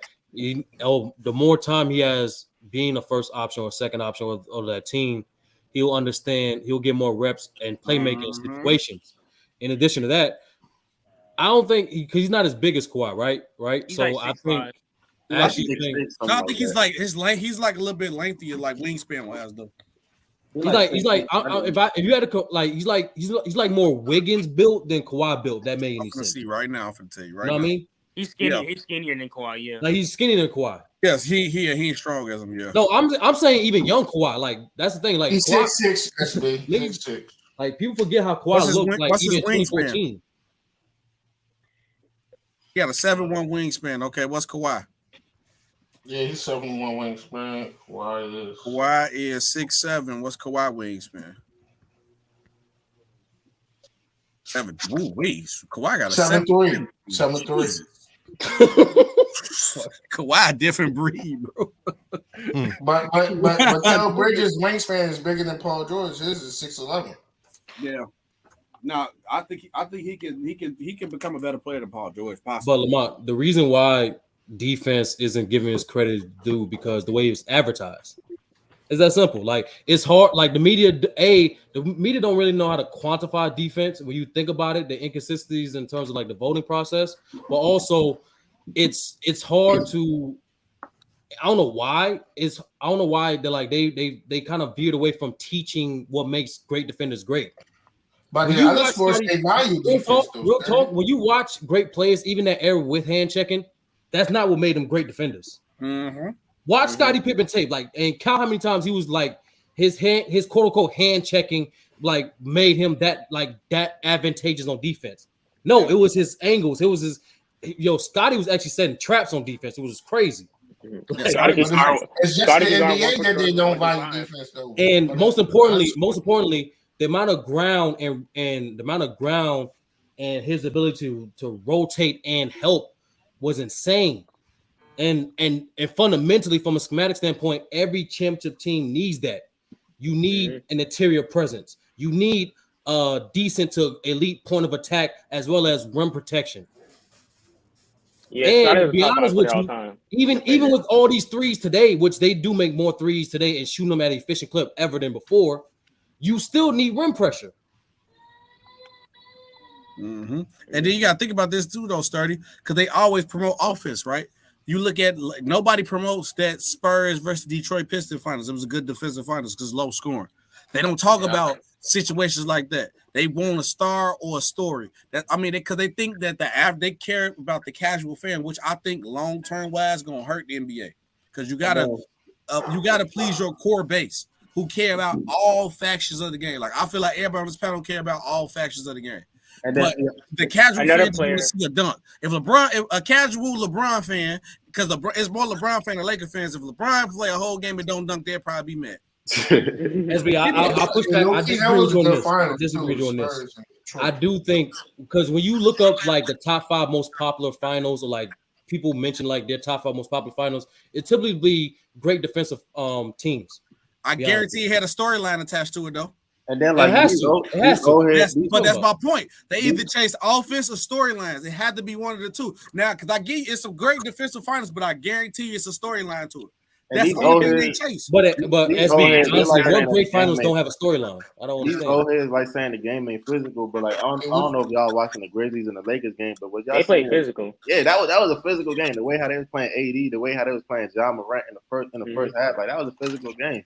And Hey, I'm glad you brought that up. dirty. I was going to touch on it. I'm glad you brought that up because I think it's a misconception when the old heads be talking about how the game is not physical and how guys are soft and how guys don't play deep. Kind of conversation we're having right now. See, the thing is, you can count the Scottie Pippins, the Akeem Olajuwons, the David Robinsons, Mutombos. You can count those on your hand back in the day. But we're not talking about those guys like Xavier McDaniel and Charles Oakley, the guys who given a good defensive label. But if you think about it, all those guys really did was play hard. It wasn't like they was very good defensive players. It wasn't like they was moving lateral. It wasn't like they was switching. They just pretty much was bruisers and enforcers. But they get the label as a good defensive player, though. Now, to answer this 30 question, I think besides the Spurs finals against like LeBron or the Heat, none of the Spurs finals had a storyline. Either ones with the think about the next one. They had no storyline. It was like a rematch. SB, you need great teams. No, they did. They had the Jason Kidd. You need great teams to have storylines, bro. Like, what are you talking about? No. I'm not denying that. I'm just saying that, like, but that still please the casual fan because, like, us as just fans of the game, we're gonna be happy with whatever we get because we like basketball. That's all I'm saying. That's all I'm saying. Like, even though this player not having a good season right now, like Rudy Gobert when he was on Utah, he's the reason why the defense was so good because people say, "Oh, we're trashing Rudy Gobert on he stepped out, he getting exposed," but Rudy Gobert was the reason why your team because that Jazz team did not have good perimeter defenders. It was Donovan Mitchell wasn't good at defense perimeter wise. They only had Royce O'Neal, who was the only perimeter defender, and they disrespect Rudy. So I don't get why older people This is what like our defenders. They disrespect our defenders like Rudy Gobert and Draymond Green when they're good at defense and doing their job, but they disrespect them. it goes both ways. The good defenders, they try to find ways to discredit the good defenders like Rudy Gobert, who's won multiple defensive player of the years. Oh, he's really a bad defender. He's really not that good of a defender. Oh, this guy drove to the basket and scored on him. Oh, he's really just he's a bad defender, but and so even with Draymond, people say his defense is overrated. And all the good defenders, they ain't really good defenders. They do it both ways with offense and defense. And that's why it's weird logic that they use. They try to tear down both sides of the ball. They tear down the good defenders and they tear down the good offensive players. And they wonder why they get so much pushback and people pushing against their logic because none of it truly makes sense. None of it. But at the end of the day, all still watch. And they all have some type of they love. killed Rudy Gobert career. But in the 2000s, we praised the Raja Bells and the Bruce Bones. We loved them. But Rudy Gobert, because he's the typical center who don't shoot. Rudy Gobert, after this Minnesota Timberwolves run, he might be out the league. And he's still viable defensively. Rudy Gobert here, 90s type player, but all these Real 90s talk, old real heads. talk. Rudy is this generation's Mutombo. Andre Drummond, he's another 90s type player. You don't hear these old heads digging them up too. That's what I'm saying. They gonna narrative them out the league. They is. Yeah, I'm surprised they hate Draymond because like how can you say Draymond's not a Hall of Famer? He's just running around doing nothing. And they said, what did he do at a Hall of Fame level? His defense is at a Hall of Fame level. The stats prove it. There's every metric we want. The eye test show it. The stats show it. But I don't know how you say Draymond Green is not one of the best defensive players of this generation when it all shows that he's an enforcer. He's very intelligent. He's one of the smartest players in the NBA. That's how he makes teams. Like I don't think people this what people that forget. either. It's not the NBA Hall of Fame. It's the Basketball Hall of Fame. So from everything you did from really college and maybe high school, they want to add it on to your professional level. They had everything. Draymond Green is going to be a Hall of Fame. He was a dog in college. And in the Olympics too, he was a dog too. In the Olympics. But his NBA, but even if you take, but his NBA career alone is still like when people say his NBA career is not Hall of Fame. Yes, it is. Y'all crazy. He has 4 chips. His college career alone is a Hall of Fame. Yeah, that too. So it's like it still just don't make sense. Like if Draymond Green one of like Dennis Rodman. Dennis Rodman was the most skilled basketball player of all time, but he's one of the greatest rebounders and defenders of all time, just like Draymond. I don't see how they could hate like a scrappy player who had to get it out. Like Draymond, he was a second round pick. None was guaranteed. You got to laugh playing that Boondocks. Not was guaranteed for him when he came in the league. He had to work for everything, and then you see like what he's done. Like, what you got him and Joker might be the best second rounders. Yeah, they are. No, Joker's the greatest second round pick. Yeah, I'm talking about them two as could be the best in the entire NBA history. Yeah, those two. But Jokic got picked during a Burger King or Taco Bell commercial. I remember when he got. Hold on, Pootie says don't compare. Here's the problem, Pootie. You say don't compare Rudy to Mutombo. The funny thing is, that's why I say you probably really don't want us to compare them, because if we actually did, Rudy Gobert is probably a lot better than Mutombo was. Way better. Both sides of the ball. Offensive, especially. I don't know. Mutombo's extremely limited defensively because of his ability to he had no foot speed. He was only a good shot blocker. Outside of shot blocking, which worked during his time. He was not a mobile defender. He couldn't move. The things that they're asking Rudy Gobert to do defensively, Mutombo couldn't come close to doing. Going out, contesting threes, really rotating and help. That's the problem when you say don't. Yeah, you don't want us to compare the two, because any day of the week I'm taking Rudy Gobert as a defender, especially in this era. Especially in this era of basketball. I take Rudy Gobert in the 90s because now he's athletic Mutombo. It benefits his game benefits more than 90s. Yes, Rudy Gobert. Rudy. Because Rudy can also guard the post very good too. Because when he doesn't get back down, he's very strong too. So Rudy Gobert can move his feet in the post. And plus, when I hate when people kill Rudy by getting cooked by a guard. They're doing that to any big man. Like Joel B step up. Joel B gets blown by he don't get guard. See, Pootie, you say that's crazy. But if you truly understand the game, Pootie, now all I ask is that you just be honest about the game. Like, I don't even know if you can truly come on this panel and give a breakdown of Mutombo's game better than I know you couldn't do it better than I could, because I know you didn't watch enough of Mutombo play. I be saying him on the panel. He be having some of the worst takes. I remember Mutombo from college all the way to his early NBA days when they were an 8 seed and they upset a 1 seed. Like, I understand what made him good in that time, but if you try to start throwing Mutombo, like when you try to come in here and say there's absolutely no comparison, and then you start making people do real research, people will start really finding out Rudy was a lot better. That's that old head logic. Get that link for him. I mute my mic. I want to hear this. I don't think he'll click it. I'll drop it for him, but it's just like sad. And then another thing, Lamont, it's also lateral movement. You could just watch how the guys run down the court. Just put an old tape on the Bill Cartwright running down the court, and put a tape on the Rudy Gobert running down the court. And you just it's not comparable. How he move his ligaments. It's just a different evolution of an athlete. That's all it is, and evolution. It's just evolution, bro. That's it. So, I mean, but old heads get mad when we tell them that, look, everything in life evolved. You can watch Bad Boys 1, 2, 3, 4 on your computer right now, but back in the day, you had to rewind that VCR. It's evolution of life, the game, medicine. People are going to play longer. Records are going to get broken. Just accept the fact of that. Nobody's down in Mutombo. But you comparing Rudy Gobert athletically, who can do everything Mutombo can do, but jump at a higher level. And look, I don't even want to compare the two, but for him to just come out there and completely disrespect Rudy by saying they can't even be compared, like that's what I mean by the disrespect. But Lamont, what Jared said is a fact, though. But Lamont, what Jared said is a fact, though. What did Jared say? Rudy would get ate up by Prime Shaq. Mutombo had a guard Shaq. That's yes, sad, though. That's correct. But Mutombo had a guard Shaq, though. Okay, let me ask you this one question. Then. Hold on, Mingo. One question. Tell me one player in NBA history that could guard Shaq. That's his point. In the dream, nigga. No, that's his point. No. So what we saying is, we not saying that Rudy Gobert could stop Shaq, just like we not saying Mutombo stopped Shaq.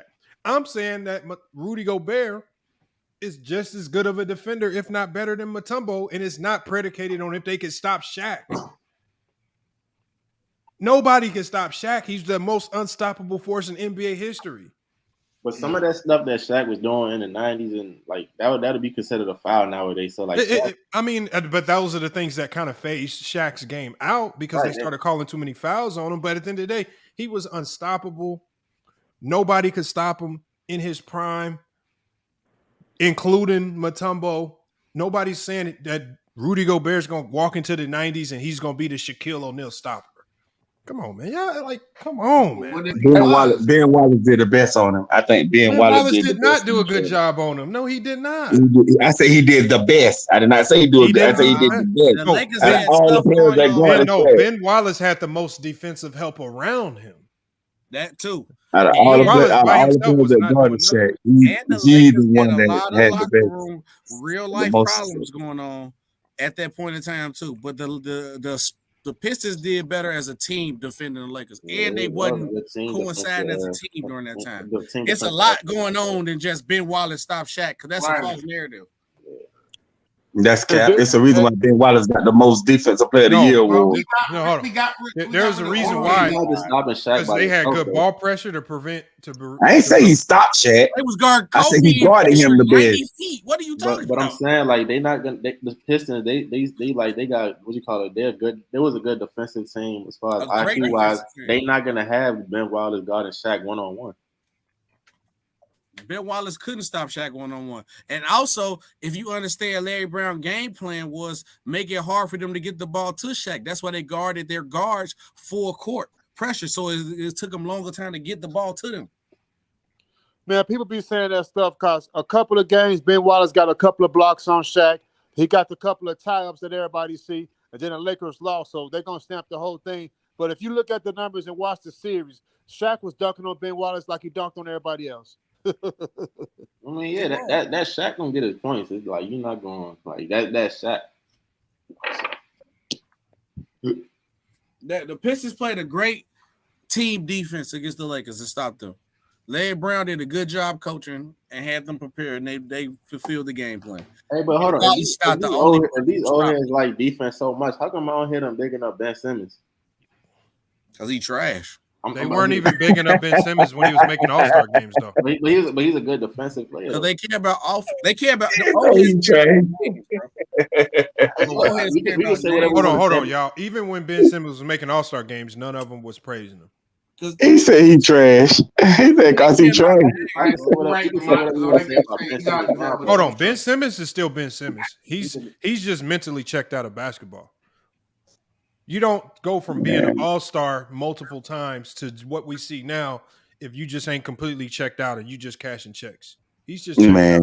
Yeah, Ben Simmons had a nervous breakdown in the middle of a playoff series. Only time Ben Simmons gonna play is during his contract. I don't know if it's this year or the next 2 years.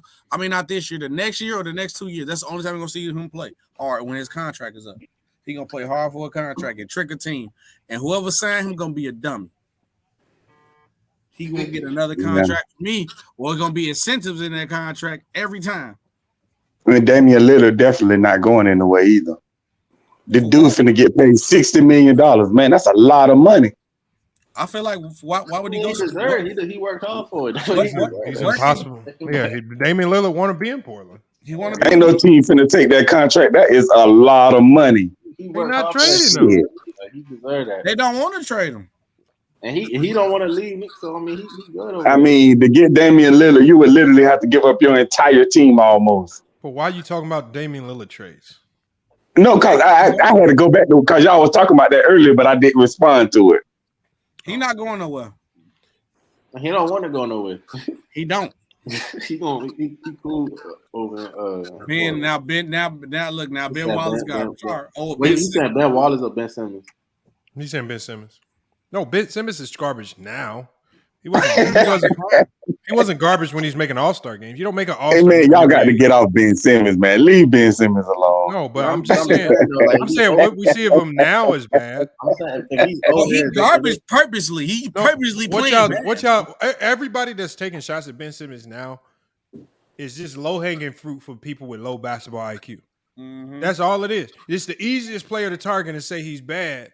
Like so with Jared can just say he's garbage because right now he's horrible right now because he's mentally checked out the game. But the thing is when he was making All-Star games, Jared didn't know how to explain Ben Simmons' game. Like Jared, like people would still say Ben Simmons was just like they say Draymond is still trash. Mm-hmm. Right? They still say it about Draymond. All the guys that struggle offensively, everybody still says they trash because you don't know how to define their game. You don't really understand the game. It's just punching at low-hanging fruit. You can't not wait till a player does bad and then say he's trash, but you couldn't explain his game when he was an all-star. Yep. Come on. Like, that Pooty dude, Jordan, go ahead. Explain that talk. He got to cook it, so. I'm here to focus on Mutombo? Giannis thing. I want to explain that Rudy and Mutombo that you was talking about. Yeah, I ain't even gonna get too deep into that. I'm just here to focus on what Giannis said. You ducking the. All right, what did Giannis say? Yeah, so he basically made a joke. About, the whole Kevin Durant situation about he said, hey, I'll show you how to win the right way and come work out with me sometime. I'm gonna put it to you like this. Like, look, I get it. It was just a joke. At the same time, if he was making a shot at, KD, Giannis ain't lying because Kevin Durant had to stack the deck to win. You know what I'm saying? Like, you couldn't run it back after blowing that 3-1 lead. You had to ditch Russell Westbrook and go join up with the team that beat you. Like, that's crazy. Hey, man, no one. Did you watch the full like clip? Lamont said? This is the first time I agree with Wait. Did you watch the? Hold on, wait, Pooty. Did you watch the full clip of the Giannis? Man, like Lamont said, don't nobody want to stay in Oklahoma. No, wait. No, I want Pooty to answer this. Pooty, did you watch the full Giannis clip? Pooty left. Yeah, he ain't want no smoke. Look, he instantly copy, please. Nah, don't. I ain't gonna lie. That's probably the first thing I heard he said that I actually agree with. I might disagree with Del Nero on this. I just hate when people say players ran. That's all. Because we don't know why they left. Like, I believe KD, because KD talked about when KD talked about it. My thing just blacked out. When KD talked about leaving OKC, he talked about saying, look, it was more organizational. He's talking about we had the first super team, and they let James Harden walk over $2 million. That kind of showed KD how truly invested are you in winning if you allow a guy in James Harden who immediately leaves and turns into an all-star to walk over $2 million. What are we doing here? That's BS, Lamont. The reason why I say that's BS because they had a shot at the championship, 3-1 lead, and he blew 3 games in a row. Listen to what I'm saying. I understand, but maybe he's saying in the back of his mind. 2 out of those 3 games, he what I'm saying. 40%. Listen, what I'm saying. Maybe he's saying in the back of his mind because a lot of times this is how players think. If we had Harden here, maybe there was something he was seeing on the floor where if we had Harden here, we could have took advantage of this matchup, or we could have did this. When James Harden was here, these things didn't happen, right? So the thing is, James Harden was off the bench though. Don't matter. It don't matter. He was a key part of that team. What are you talking about? You got to understand, James Harden. James Harden wanted to stay in OKC. He didn't want to leave. But y'all not about to sit up here and try to justify him losing a 3-1 lead when they lost one of their best players. But again, this takes me back to the year when Scotty lost. Horace Grant and Jordan were both gone, and then everybody still that's different. That's different. Like it's just saying like. All I'm talking, I don't care about them losing a 3-1 lead. All that losing stuff that happens. What I'm saying is, I'm telling you from a player's perspective, these are the things that go through players' mind. These are the things that piss players off after the fact when they sitting at home and they thinking about these losses and they thinking about how they could have won. And you know that you had a player on your team that really could have helped you.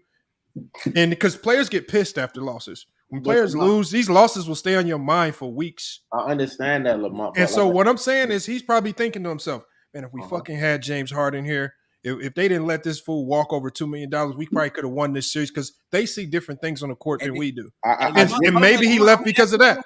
On top of the fact, all I'm saying is like we just try to say that these players run just to run, but I've never seen on the basketball court KD run from anything. I've seen more players run from KD than KD run from other players. And I don't care. Who's ran from KD? I don't care. LeBron? LeBron ran from KD? KD ran from literally as soon as LeBron he literally attacked LeBron the whole matchup against the KD. As soon as LeBron came in the West, KD literally ran to the East. Like, no, he didn't. Man, He was already on the first train smoking. LeBron ran from bro, KD. bro. All right, let's hold on, bro. Let me just put this on the call. SB, it's gonna be quick. Wait, 30. I don't want to get off topic because I want to add to my point. Perfect example when Perkins was trying to cook. KD on Twitter, what KD acknowledged: if my team did not trade one of our players and our center averaged a whopping 2 points, which said he was mad about how the team was structured. He was already mentally checked. Not an excuse for losing a 3-1 lead and shooting under 40% into it. SB, I'll give you one better. Can we just use facts? Hold on, bro. I already understand your perspective, bro. It's a narrative shit. I just like to use facts. He said this on his podcast, and I believe he said it on Draymond's podcast on why he left OKC. He didn't believe the way the roster was constructed was good enough to win a championship. Facts. No, because when you go back, it was only him and Russ. It was only him and Russ as the consistent scoring options. The biggest adjustment the Warriors did, how they came back from 3-1, and Iguodala said it, and Draymond said it. Steve Kerr said it. They had to play damn near perfect. And the main adjustment they did on the defensive end after game 4 was to double KD and show off Roberson and Westbrook. Thank you. That's what I'm finna say. Say Roberson, bro. Hold on, bro. So you can't just keep it surface level of a narrative he ran because he gave a 3-1 lead. There's context. Hold on, bro. There's context of how the Warriors came back from 3-1 lead. There's context or more reasons why he left. Because on top of he's saying the roster construction wasn't good enough to win a championship. Also, there was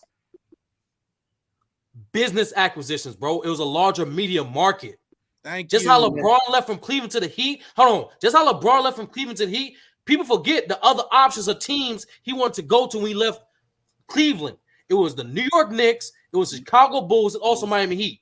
What all three of those places have in common? Larger media markets. So why didn't he go to the Hold on, bro. It's not just 2K, bro. It ain't just about basketball, bro. Let me finish. It ain't just about basketball. Because when he literally say the reasons why he left, you keep relying on these media narratives. Thank you. He literally said, hold on, bro. He literally said multiple times, he left for the business aspect, left for the roster construction, and he said it. We got called his burner account that he didn't believe that he could win with Russ.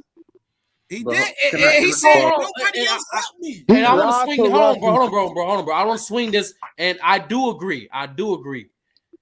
The Nets thing was a failure because he publicly said the goal was to win a championship, and they did not.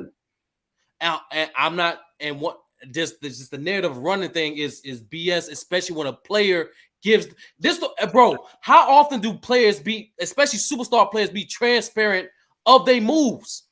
And KD, for all of his moves, being transparent. Now, I do want to push back on why he left Golden State Warriors, though. I don't think that was the reason why, at least the reason why he said publicly, I don't think that was the main reasons why.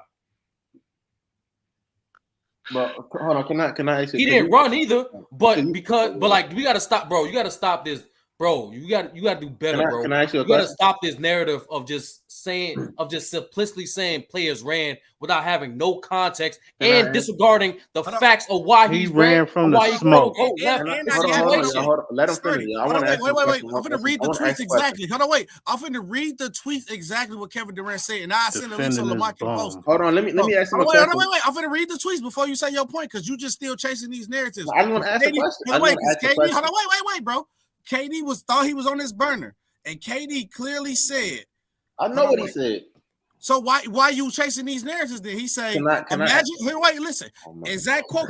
Imagine taking Russ off that team. See how bad they were. Listen, bro. KD said, I cannot win a championship with these cats. And he said, respond and said, man, I respect the hell out of you, but giving me a one legitimate reason for leaving OKC other than getting a championship.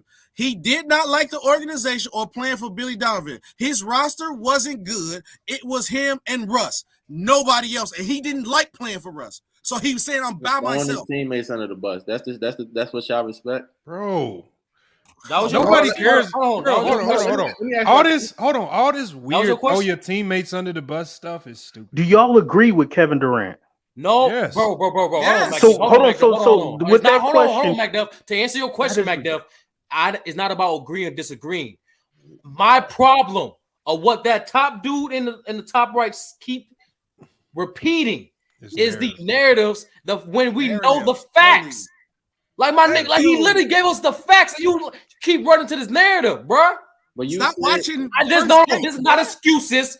I'm not even a KD fan. Nowhere near close. I'm not a KD fan. It's not fan excuses. These you are a KD facts. fan, SB. These Don't are act literally like that. facts, my nigga. Like this nigga, fan. bro. What else can you want, bro? What else do you want from a primary source than tell you why he did it? Disney like what movie. the hell, nigga? Like that's not an excuse if a nigga tell you why he did it. Hey, you got KD Disney movie on VHS. LeBron is a college hooper who barely played, and he shoot better than Roberson. They had Roberson start. Get the come on, bro. No, nigga, I'm not finna run to a narrative and say a nigga was scared because he ran when the nigga told me why he left the situation. Hold on. He literally told y'all why he left. One at a time. One at a time. Hey, stop watching Skip Bayless and I First Take. don't watch it. Hold on, that's Yahoo watch. I don't watch Stop it, being man. a fan, bro. You a fan, bro. But can we agree that's a lie? They in the comments saying that you a KD stan and LeBron hater. That's what I don't watch. Bro, they've been saying now because I say the truth. They know I'm a Bulls fan. They know I'm a Derrick Rose fan. I be up here all the time. They mess with me all the time like that. Everybody know who my favorite team. I know you. I know. Like, look, I be watching this. I know all that. But my question. I still ask my question. Right? You said what was the three destinations that KD said? He said the Knicks, the Heat, and who else? That's the LeBron. See, no, that was LeBron destination. You gotta listen, brother. I could have sworn he said that's what. No, you just listen. You just listen to respond. You're not listening to actually listen. But like I said, like at the end of the day, hey, could somebody pull up Andre Roberson's stats? At the end of the day, like I said, I can't believe y'all defending KD. This like is I said, at the end of the day, pull up Andre Roberson's stats. There's nothing wrong with the move, bro. I'm not defending KD. I'm literally providing context of why he left. Why he literally said why he left, and y'all run into narratives, bro. All he's saying is 3-1 the whole episode. I can't imagine LeBron. And he a LeBron fan. I can't imagine LeBron losing the 3-1 lead, shooting under 40% out of 2 of those 3 games, and having a plus minus record. Like I can't imagine that. That's going off basis, little bit. I feel what you're saying, but that's kind of a little bit off basis of what the topic. Regardless of what KD said, listen. Regardless of what KD said, even if those are the facts, I'm not gonna sit here and say OKC was not good. OKC was not good enough. Away from making the finals, like the OKC was good enough to go to the finals. No, and MacDuff, that's not what he said. He said the roster was good enough to win a championship. He already been to the finals. Oh my god! He already been to the finals. MacDuff. Understand this, bro. He already been to the finals in 2012 when they were 21 and 23 years old. So the roster got worse. Okay, bro, so let me get this straight. Let me get this straight. So if you so this is what I'm saying. Everybody that loses in the finals can't be like my team isn't good enough. You just didn't win. Ain't nobody finna sit up here. Ain't nobody finna sit up here and say the 73 win Warriors wasn't good enough. They were. They lost. Hold on. Hold on, Sturdy. Hold on. Let me say, MacDuff. That's not true. How many teams have we seen in NBA history get to the finals and never sniff it again that next year?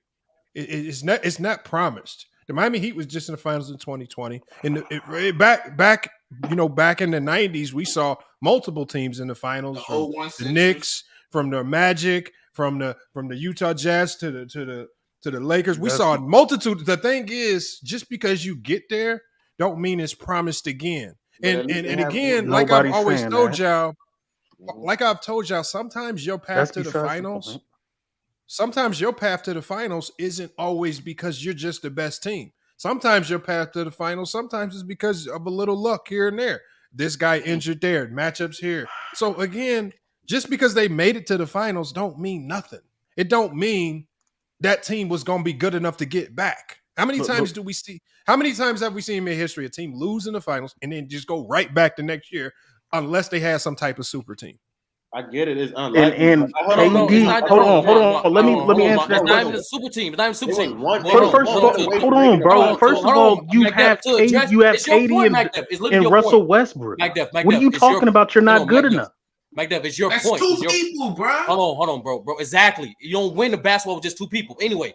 So Serge Ibaka is not all defensive team. Well, NBA history, most of the teams that make it back to the finals after they lost, they make tweaks to their roster. We literally saw this offseason. The Warriors and the Celtics made adjustments to their roster. What are you talking about? I'm raising my hand. It was good enough. What I said, you guys are going off basis. What I said, if you make it to the NBA Finals and you lose, you cannot automatically say that we're not good enough. You saying Lamont saying that it's not Lamont saying that it's not promised. That's a whole nother take. What I'm saying, if you were good, your team was good enough to get to the finals and you lost. 2012 and 2017 is different years. If they was good enough to beat us, it's not automatic. We're not going to automatically say you just weren't good enough. You don't have. You run it. You don't always have to run it back. You can make roster changes, but you just automatically. Everybody that lost the finals is not saying they're not good enough. But McDuff, you know that running back narrative is stupid. What team? It's not. First of all, owners who run these teams. I didn't say that. Owners who run these teams, it's not their responsibility to run it back. It's their responsibility to put the most talent out there so that they are unstoppable. Lamont, if you're a GM and you say I have a championship team and you go to the finals and lose, what are you going to do? It's just like that. Hold on, y'all. No, answer the question. Hold on, y'all. It's just like the Phoenix Suns who were just in the finals a couple years ago, right? They could have just kept running it back since that team made it, but as soon as they had the opportunity to get a superstar, they traded a piece that helped them get to the finals to get better. You always trying to get better. Nobody, bro. What? Like this run it back narrative is stupid. I didn't say that, bro. Y'all just go crazy. I was just quiet. I didn't. Hold on. I didn't say that. I said what I said. There's different narratives for y'all to say. For y'all to say that a team that lost in the NBA Finals wasn't good enough. That's not true. There's a whole bunch of other. There's a whole bunch of other variables that go into that. Your job as a front office to make your team better every single year. They won 73-9, and guess what? They were a better team than the 73-9 team with Kevin Durant than without Kevin Durant. That's a fact. Don't try to pull this false narrative and this fan narrative and this run it back, guys. Nobody does that in the front office. Your job is to make the team. I didn't say that. You guys are stupid. I didn't say that. I didn't say first. I said there are different variables. There was not a better team without Kevin Durant. Stop it. Hold on. Time out. Wait, no, ain't no time out. Let me finish. Nigga, there is time out. I didn't say that. You're lying on my name. Let him finish. I'm gonna cook him. Y'all listen to respond instead of listening. I'm gonna cook him once again. If you was running the front office, right, and your team was 73-9, lost in the finals, and they found out you had a chance to get Kevin Durant, and you did not go get him, you would lose your job. Correct. I agree with that. Now, my whole point, SB, is me saying that even if a team loses in the finals, I'm not finna sit here and say we weren't good enough. But it doesn't mean I'm not going to make roster changes. It doesn't mean that I'm not gonna draft. It doesn't mean I'm not. I'm just saying that one narrative. Hold on, time out. In this because we're talking about KD and OKC. Hold on, but let me finish. We're talking about if you lost, you weren't good enough.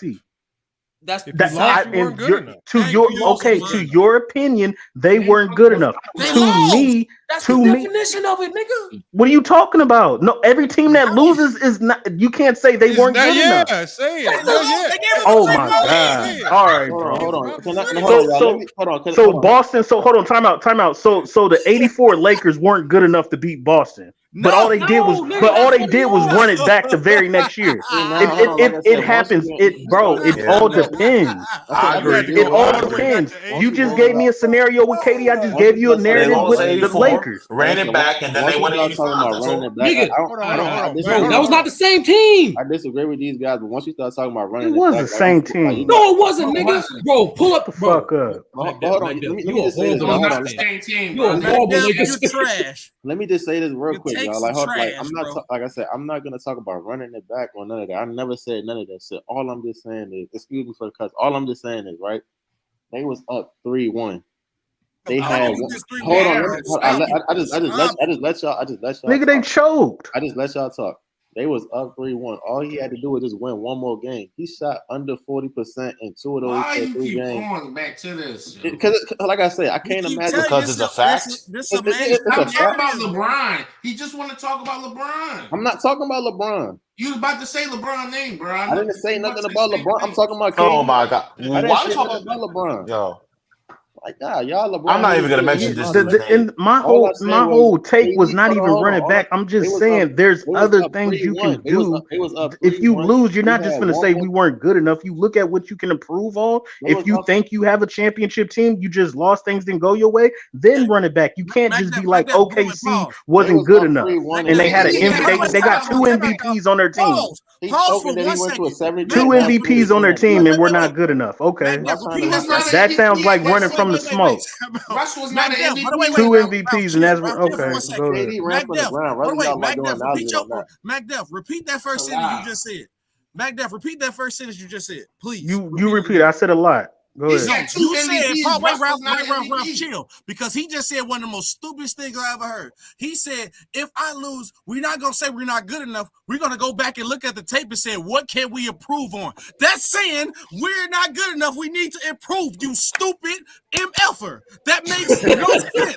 What are you talking about, bro? First of all, time out. Can I finish? Can I?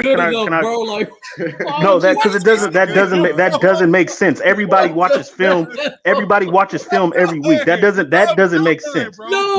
Number one, we're talking about. You just said the same thing twice in a different way.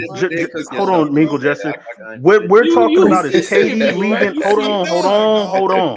We are talking about KD leaving to go to another team. That is the topic. Stay on topic. That's what we're talking about. What I'm simply saying is, Katie, you were on OKC. You got Russell Westbrook. You guys were damn near more talented than the Warriors. You were up 3-1. You could have won that series. Now, for you to say that you weren't good enough to win, I disagree. I totally disagree. I totally disagree. Right? How come when Kobe lost the 3-1 lead? I totally disagree. Oh my God! Tell me you weren't good enough. Kobe now. SB, I got a question for you. I got an answer for you. When Kawhi lost the 3-1 lead, didn't we call him out and say he choked? Yes. When Kobe lost the 3-1 lead, didn't we call him out and say that he choked? No. Oh my God. Yes, we do. Yes, we do. Anybody that lost a 3-1 lead choked. Shut up. Well, hold on. Let finish this point. When Tracy McGrady lost a 3-1 lead, don't we call him? Yes, and we said Kevin Durant choked too. So what's your point? Then, so what's this whole arguing about? That's what I said. You argued a narrative because he made a move. Normally, you don't respect the move. Hold on, y'all. Normally, you don't choke when you good enough. It's like the window to choke a 3-1 lead away only happens when you got such holes on your roster, on your team, that another team can capitalize on those mistakes and really take advantage of you. So the window of you choking only happens because you're not good enough. Lamar, you got but he's telling y'all the truth. KD copped. KD just copped out. Here's the problem. Hold on. Yeah. Hold on. Y'all gotta. KD copped out. Hold on. What I'm saying is, y'all don't realize that the NBA 7-game series playoff format is designed to expose who the best team is. It don't matter if you go up 3-1. You in a 7-game series. 7-game series means you got to prove that you the best team. That means you got to win 4 games out of 7. If you can't do that, then you not the better team. You got to go back to the drawing board and fix some stuff. Wow. And it don't matter if you go up 3-1 or not. Just, y'all have it in y'all head that this 3-1 is just this thing that just makes it impossible to come back and win a series. It ain't true. Like I said, I'm not gonna say the dude's name, but let a certain individual lose a 3-1 lead, and y'all gonna go crazy. I ain't gonna say his name. No, everybody that loses. Hold on, everybody that loses a 3-1 lead is a choker. I'm not finna change. I'm not finna change that. If you lose a 3-1 lead, you choke. Like we're not finna change. We're not finna do this. We're not finna change the whole narrative. We're not finna change the topic of conversation. But remember, that's still fan talk though. That's not even real. That's fan talk, bro. You fanned out. Fans are gonna say it because, like I said, y'all don't really know how to explain what you're seeing, so you're gonna say choke. I'm saying what was going on in there. Y'all don't know how to explain, like when a team's able to identify a weakness in your, let's say, your offense or defense, and you haven't worked on it, and you can't recover from it. You don't have the personnel to bounce back from it. Hey, sometimes you just screwed. Lamont, put Dale De Niro on the big. Oh wait, no, Ralph, chill for a second. Ralph, chill for a second. Lamont, put Dale De Niro on the big screen and tell us explain why OKC lost a 3-1 lead. They choked. I'm gonna just leave it at that. They choked. They was That's it. But when you say that tells me that you don't know how to break it down. Man, what you want me to break that's down? the only thing he could say. Dale. Honestly, Dale, be honest with you. Dale. Honestly, real talk. Even before this stream, you couldn't break it down. I literally gave you the answer to this question like 10 minutes ago. So that means you wasn't listening. What hold on. They listen Dale, to respond. They don't listen. You are what we call in literature a static character. You guys are stupid. I wouldn't take that over a text message. Damn. That is crazy. And y'all defending 3-1 leads now? And that's crazy. Niggas who read understand what I just said. Defending. It's about I don't read nothing. The context is he didn't get the job done. Hold on. Like I said, I know what I said. He didn't close. He shot. He what you call it? He was one player can't close. It takes a team to close. Man, they didn't close. Period. That's the context. Oklahoma City didn't close. Kevin Durant did not lead his team. We're not going to change the narrative. See how they just talk about Kevin Durant? They don't talk about Russell on that team or Robertson and nobody else. KD, Russ played bad too. We're not gonna deny it. KD is the best player on that. Like I said, I'm not trying to bring his name up, but if that individual was doing the same thing and his teammates was not playing good, y'all would put Dale De Niro. Let's say LeBron name. Look, y'all. It's a reason. The reason why LeBron James hasn't choked away. The reason why LeBron James hasn't choked away a 3-1 lead is because generally when his teams go up 3-1, they're the superior team. You don't give up 3-1 leads unless your team has some major flaws, and those flaws have just been you've been able to hide them all year. That's all it was. Like when the Clippers lost that 3-1 lead to that's because they were able to get to where they were at, hiding a ton of flaws. And then once it got exploited, they had no real answer for it. But y'all is choking. That's the fan perspective. No, the context is that as a team, they didn't close the deal. But if you actually really talking real basketball and you really trying to give real context, that's not what you're gonna say. You really gonna break down what really went wrong. Because I've been following your channel for a long time. So when Kawhi lost that 3-1 lead, did you not say that he choked? No, I broke down why they lost. But I didn't say. Come on. Hold on. When I broke down why when I did that video breaking down why they lost, why did I spend 30 minutes breaking it down as opposed to just doing a 10-second? Hold on, Del De Niro. I didn't do a 10-second short saying, oh, the Clippers choked and then it's over. No, I did a video breakdown talking about defense and one of the exploits of their defense. And I talked about how them choosing to panic and double Jokic was a panic move. And it wasn't something they were traditionally doing throughout the season, doubling bigs. And it opened up a whole bunch of gaps. So I actually broke down what went wrong for them and where they panicked and how the Denver Nuggets were able to exploit them. You did. At the end of the day, you can call it choking. That's what fans are going to do. But there's also a basketball explanation as to why these teams are losing. In a 7-game series, there really is no luck. You don't luck up and come back from 3-1. You actually have to be a really good team to come back from 3-1. And generally, good teams can do that. You don't luck up and win 3 games in a row. You did break it down. I give you ain't no luck. You did Lamont, you sure about that? Because the 97 Knicks. Lamont, you did break it down, but at the time, because you got to remember, at the time they was trying to blame Paul George, and you was like, "Nah, it's a combination of Paul George and Kawhi," and you broke down Kawhi. At the end of the day, it's about it. The reason they didn't lose just because they choked. Denver was a really good team that year, and they had a really good game plan. Because when y'all say teams choke, that means you basically saying that the other team is trash. They didn't get the job done. What about the? So when you say under pressure, when you say OKC choked, that means you saying that Golden State team didn't really even have no business winning.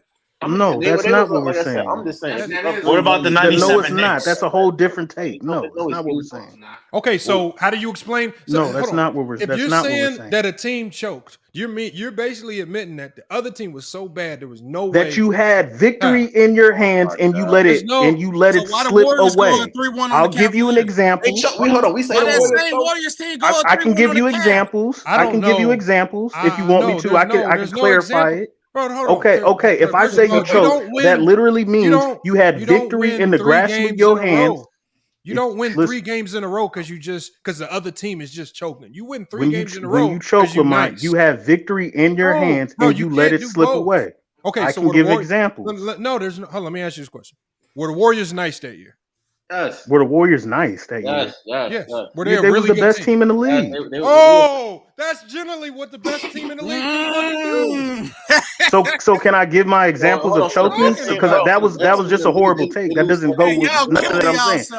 So no, let me give my example. Choking, like I said, is having victory in your hands. Hold on, time out. There's no time. MacDuff, the two cannot coexist, bro. Because you know you about to get cooked. That's why you. The two cannot coexist. You can't be playing the best team in the league and still choke. You can't. The two can't coexist. Can I finish my? That's how you know. Can I finish my take, KD. bro? There's no way those two can coexist. It has nothing to do about what team. Hold on. Time out. Can the best team choke? If you're the best team on the court, can you choke and lose? Oh my god!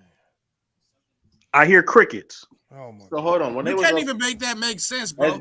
I'll make it make sense if you let me explain. Hold on. Let me explain, De Niro, real quick. Bro, you trying to explain? Like I said, hold on, Lamont. Like I said, choking. It's not even about the team. It's team just the who's definition better. that casuals use. No, it's not even about. Let me finish. Choking is having victory in your hands and letting it slip from you. For an example, and I can give different sports analogies. Bro, the Seattle Seahawks on the fucking 1 yard line. Bro, that's all you got to do is run the ball. You got victory. Hold on. Let me finish. Mute him now. Let me finish. He's talking football ain't a basketball. Let me finish. I can talk. Get him out of here, bro. Mute him, bro. Get him out of here. Can I finish? This is what I'm talking about because y'all don't want to get ethered and y'all want me to mute my mic. That's horrible. You brought up football and basketball. I'm bringing up. I'm bringing up all sports, bro. Let me finish.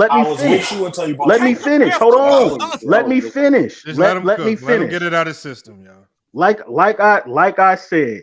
Choking is having victory in your hands and letting it slip away because you cannot make a play. We all know what happened in the Super Bowl with the Patriots and the Seahawks. Game 1, 97 finals, Jazz versus the Bulls. The game is tied. All Karl Malone has to do is sink some free throws and you could win the game. But he misses both of them. Boom, Jordan goes down. He has victory in his hands. He makes the game-winning shot. He didn't choke, but Karl Malone did. The freaking San Antonio Spurs, you have a 4-point lead with 36 seconds left to go, and all you have to do is knock down some free throws. Victory is in the grasp of your hands, but what did you do? You let it slip away because you missed free throws. You choked. I give credit to when credit is due, but if you have victory in the grasp of your hands and you don't make the play to win, you choke. That is a fact. It doesn't matter. It doesn't matter if the team is better than you or not. MacDuff, now explain that. Now explain that in that series with the Thunder. Tell me that one play that happened. Hold on. No. I don't know. Because first of all, there's a difference between making and missing shots and you cost your team a game within a few sequences within a game, and then going out and winning an entire game. He's talking about you can't if you're just breaking down a few moments within a game. I'm talking about a team when a team's able to win 3 games against you, it's hard for me to not look at that other team and say that's generally a really good team. So it's hard for me to just look at the team that lost and say, well, y'all choked, because there's no way once I say that to give credit to the team that actually won. Because that means you truly believe that the other team just should have won. No, that's not what that's totally off basis. And I'll let you go, De Niro, after this. No, I'm tired of talking about this, y'all. This is stupid. Let me answer SB's question. No, there's no answer because it's stupid. What I'm saying because you just got No, it's like y'all. I had to kick him out. Look, y'all. I didn't kick him out. He's in the backseat. I'm telling y'all this right now. Oh, choking is a term that very casual fans use because they don't know how otherwise to explain what they just saw. Facts. Like, that's all it is. When Pootie says choke, it's because he just thinks once you go up 3-1 that you. Why are we talking about me? Because you also say 3-1. You're a casual. What? Yes. You bugging, Lamar. Hold on. Y'all call Magic Johnson Tragic Johnson and say he choked too. All I'm saying is, hold on, but there's a difference between choking in moments, right? Obviously, you can have a bad moment.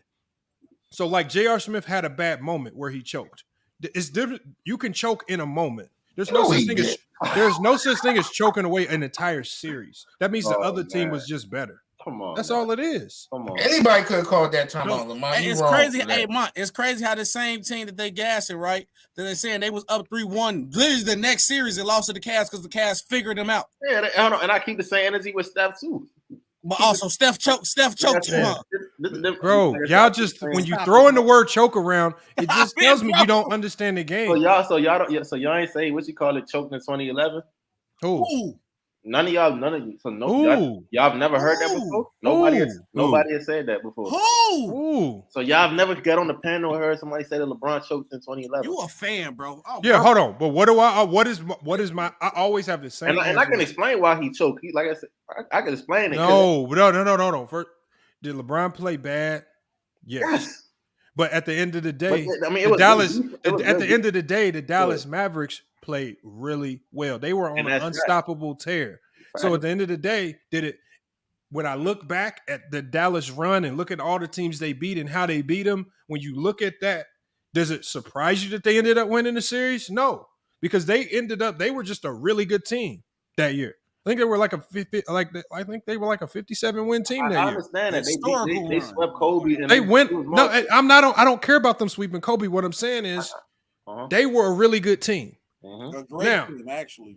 We all based on our own eyes and remember the eye test. We all thought that the Miami Heat was the better team. It turned out our eye test, which is generally wrong most of the time, our eye test was wrong. The better team was the Dallas Mavericks. And the better team is not always the team with the most talent. They just were the better team, and the better team won. I don't believe in the eye test. That's some old head talking point. I never said that. But if you're gonna say LeBron, do your eyes deceive you? If you're gonna say LeBron choked, that means you're not willing to give Dallas credit for being a great team. This is why that Dallas run, and this is why Dirk doesn't get enough credit for that run, because too many people are running around saying LeBron choked. Because you can't give Dirk his praise and open your mouth to say LeBron choked. They both contradict each other. I mean, you had somebody on the panel was like, man, LeBron a professional. How you don't know how to read his own defense? You're a professional basketball player. But who was saying that? I forgot who. I think it was somebody. He usually be on the panel though. He usually be on the panel.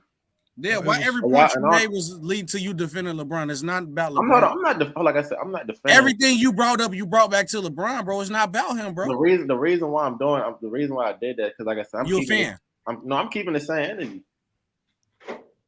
That's all I'm doing. I think you just being a fan. I'm keeping the same energy. You just being a fan. Let me answer your question, SB, because I just gave single moments. So in that 3-1 comeback that the Warriors had, it was Game 6 in OKC. It was Game 6 in OKC. Okay, hold on real quick. OKC had a 3-point lead, 96-99. Mm-hmm. They had 2 possessions under the 5-minute mark. Okay, Mm-hmm. I think somebody missed on OKC.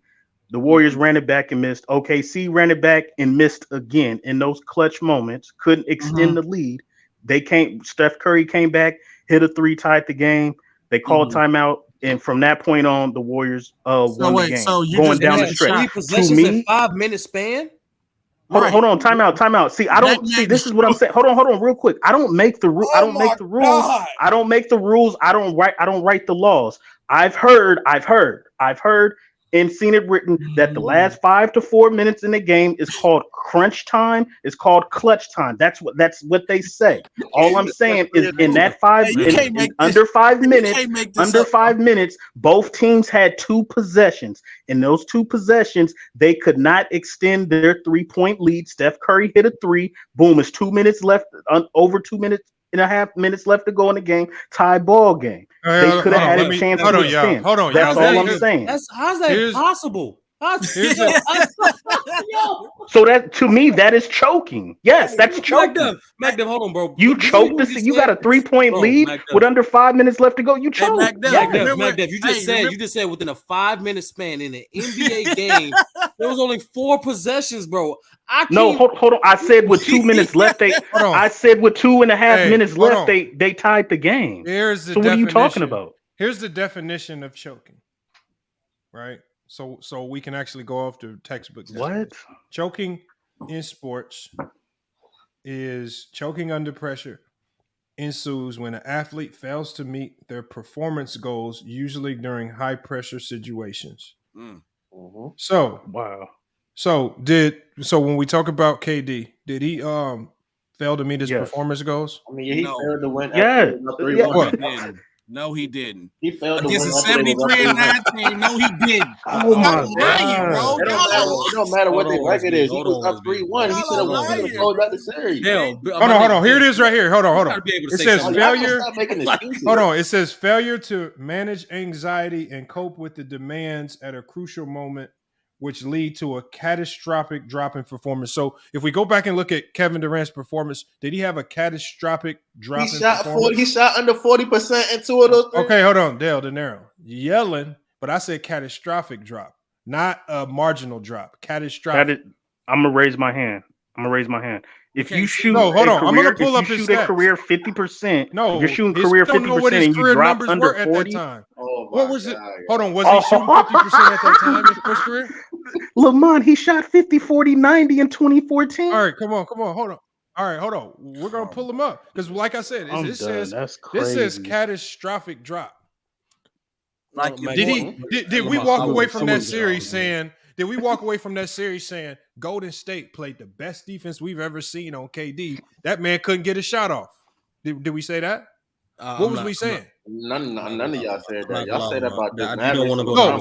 All they're saying is that he lost. And I keep telling y'all, losing ain't choking. Everybody loses. Well, KD shoots like what? Everybody 50? just labels anything choking. Like that's and y'all, like I said, y'all wonder why these athletes don't fuck with these everyday people. Don't want to talk with casuals about basketball because people be saying dumb stuff like this. It'd be so much stuff that go on in a basketball game. Y'all say anything choking. Anything is choking. I'm gonna raise my hand again. Hold on, Lamont. Based on that definition, a catastrophic drop. Oh, y'all say basically what you said earlier. I'm gonna go off the definition. We've heard you talk.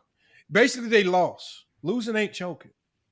Wow. So it says a catastrophic drop. And generally, when you lose, your numbers ain't always the same as when you win. Okay. So that means, by your definition, every time a player loses, they choke. Every game that they lose, or at least every game that a player loses ever in their career where they score under their scoring average, they choke. No, because the definition that you read that you want us to go by is catastrophic. So in a catastrophic. Come on, man. I'm tired of hearing this dumb shit, man. I'm tired of people. Like I said, this is the dumbest basketball talk. The man still averaged 28. I don't understand. I'm tired of, like I keep telling you, I'm really tired of really dumb, stupid basketball talk. And like I said, we wonder why the players don't be fucking with people because y'all say stupid shit and you can't talk real basketball. Everything ain't a choke job. Just because you lose don't mean you choke. There's so many good things that you can take out of some of these losses. Players learn, they bounce back, they come back. But every time a player loses, it's always they choked. Every time, just being up 3-1, like I'm not gonna sit. I'm not like we can take it back to Kobe. I'm not gonna walk around and say Kobe choked. There's so many other factors and variables that go on. Even in that series where the Phoenix Suns came back 3-1, if we go back and look to that season, it's clear to see the Suns were just a better team, even though the Lakers had Kobe. And then hold on, wait, man. I'm just saying you don't come back from these deficits if you ain't a good team. Everybody just says everything is choking. It's stupid. I got you, bro. Because these dudes so dumb. So you got a simplified form. I just merged the year from 2009 to 2015, right? I mean 2016, last year OKC, right? Oh my God, Kevin Durant in the playoffs was a 45% shooter. He was clearly around the same range he did. He averaged 28 points around the same range that he did. He shot 32% around the same range that he did. Nothing changed. He went down marginal bit, but if not, he literally played the same he always played. Stop it, bro. In Game 5 and Game 6 of 2016. All right, y'all. But everything can't be choking. Like y'all didn't label so much stuff choking. No, I didn't. That y'all literally made the word choke like it don't really have no true meaning no more. Because everything is choke. I only gave 4. I only gave 4 examples. Yeah, but you can't label. If we want to go by definition, hold on real quick, De Niro, and I'm sorry to bring your boy into this, but if we're just going off definition, catastrophic drop off in your production under pressure moments. All I'm saying is people will defend LeBron in 2011, saying he went up against a great team in Dallas and played against the zone. Hold on, now De Niro, I know that's your boy, but all I'm saying, based on the definition, if you averaging 26, 27 points per game, and then you drop to 17, if you shooting 50%, then you drop to 40.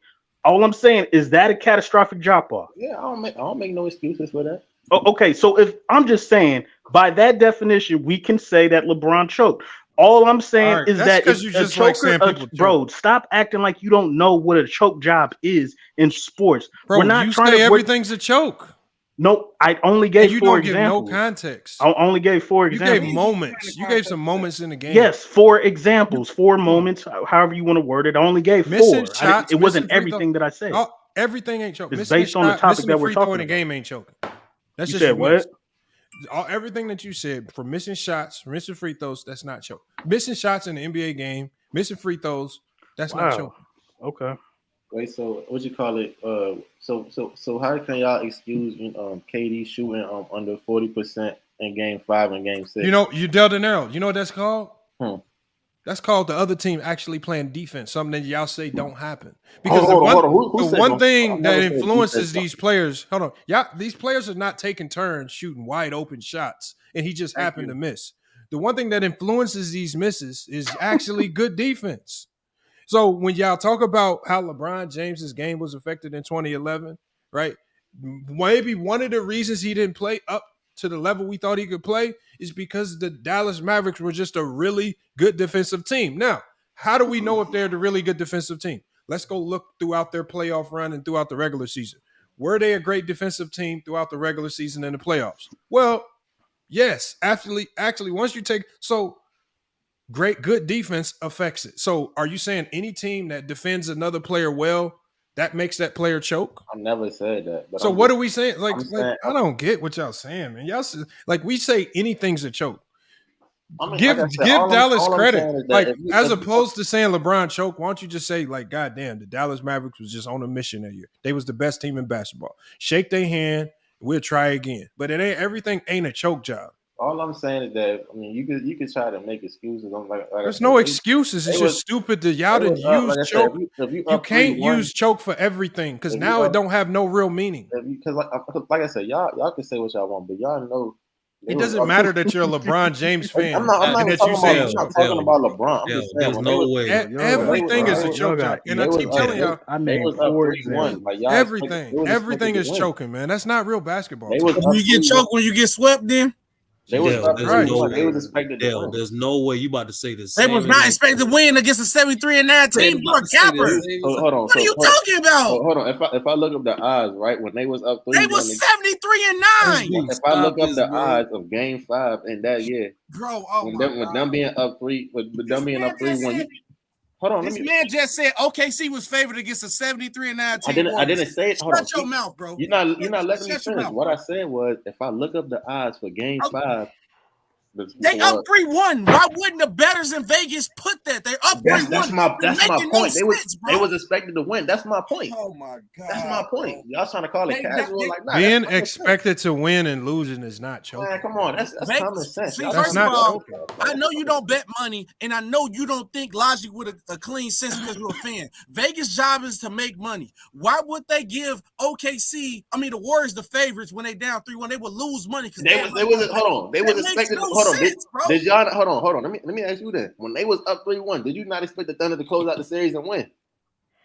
Because they're up. Did you not expect them to close out the series and win? I don't want to hear nothing else. Did you not expect them to close out the series? Why did you expect them, man? Did you think they was a better team because they was Okay, hold on, Del De Niro. We're gonna ask you. We're gonna see if you was paying attention. What adjustments did the Warriors make that the OKC Thunder couldn't combat?